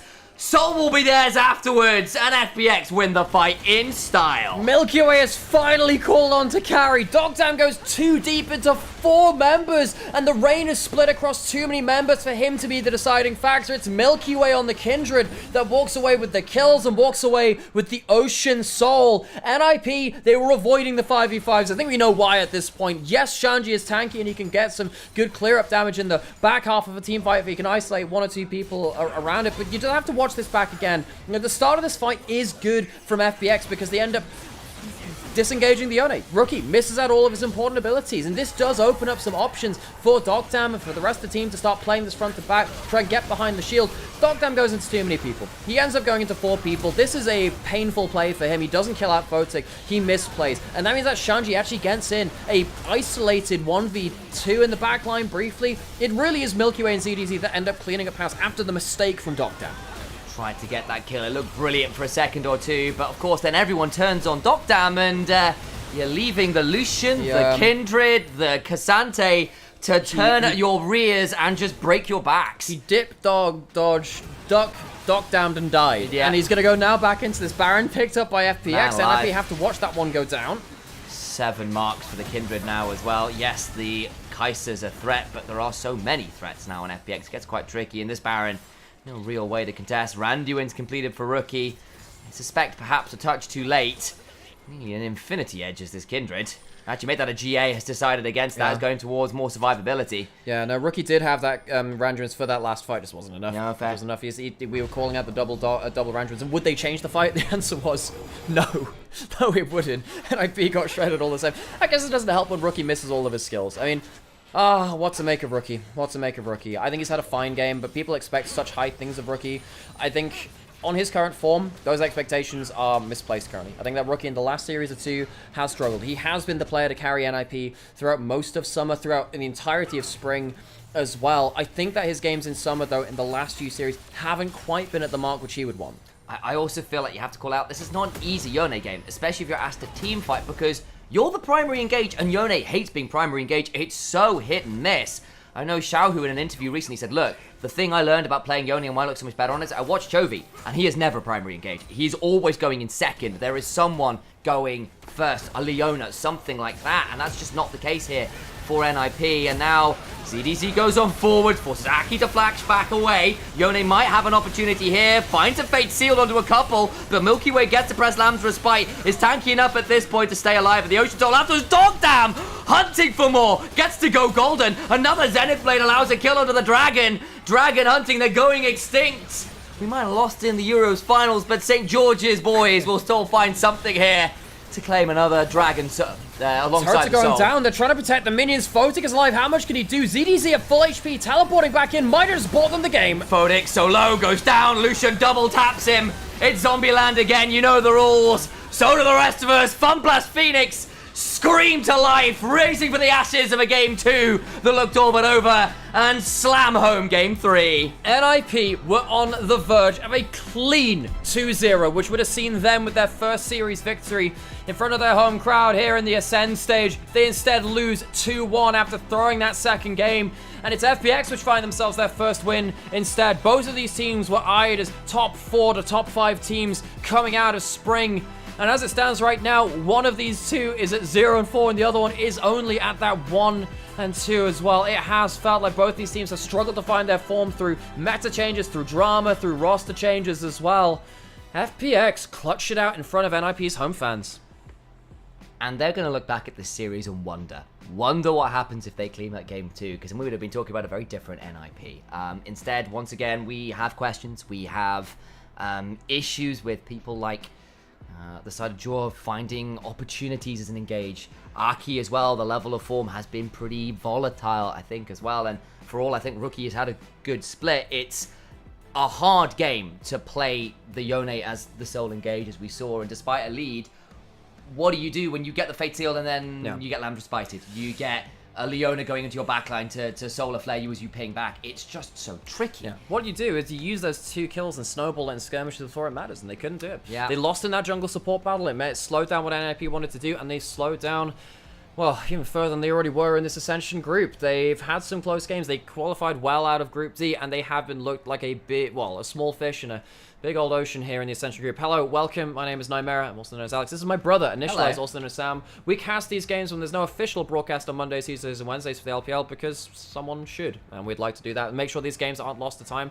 Hope you enjoyed yourself today. We've had a whole lot of support with subscribers, with bits cheering and gift bombs, stuff like that. I'm sure I missed some as we were in game as well, but the support is really really meant a lot. Are you streaming today, Sam? I You will be, feeling yeah. that? Might as well Okay. go do that one. I've got. So everyone give a big round of applause to Sam and a big Woo! and shout out to him. We'll go raid him after this point as well, Oh. so he'll be streaming just after this one. We'll wait for the MVP here and we'll make sure that we get ourselves all of the post game stats as well. We'll raid on to him after that point, and then we'll raid over to him, and you can enjoy the rest of your day. Hope you've been enjoying the games so far just as much as we have. God, it's been a long one, folks. I have been hydrating when I've been seeing that on the activity feed as well. Make no mistake, I have been going towards that too.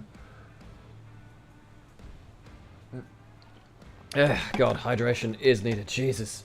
Yeah, I hope everyone's been enjoying the cast. It's been nice to get so many reps in. This will be like, I don't know, 330 games for me or so.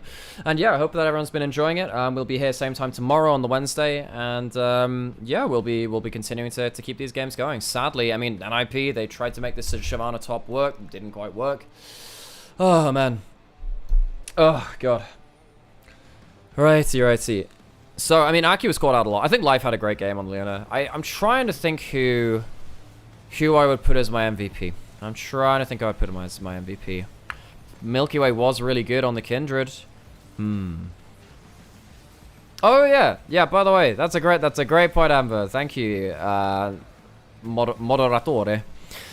So if you enjoy also watching the LEC and the LCK, and you would like to know more about them and keep track of the storylines and how we think the teams are doing and stuff, it's quickly put on here as well.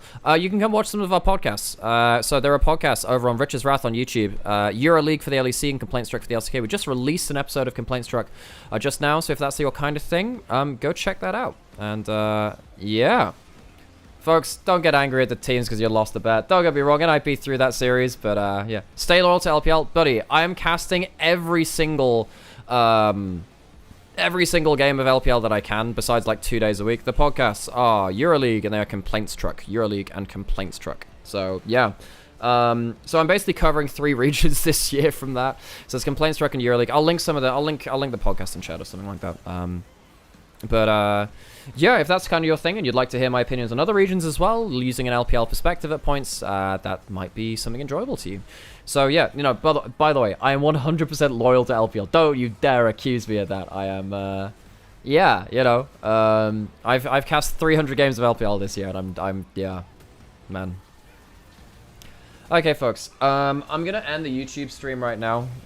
So thank you everyone for joining on YouTube as well. Had really good numbers on there today. Hope you've been enjoying yourselves. And then I will see you in a bit. And, oh, whatever. Hang on. No, we'll wait till MVP. We'll wait till MVP all the same. But, yeah.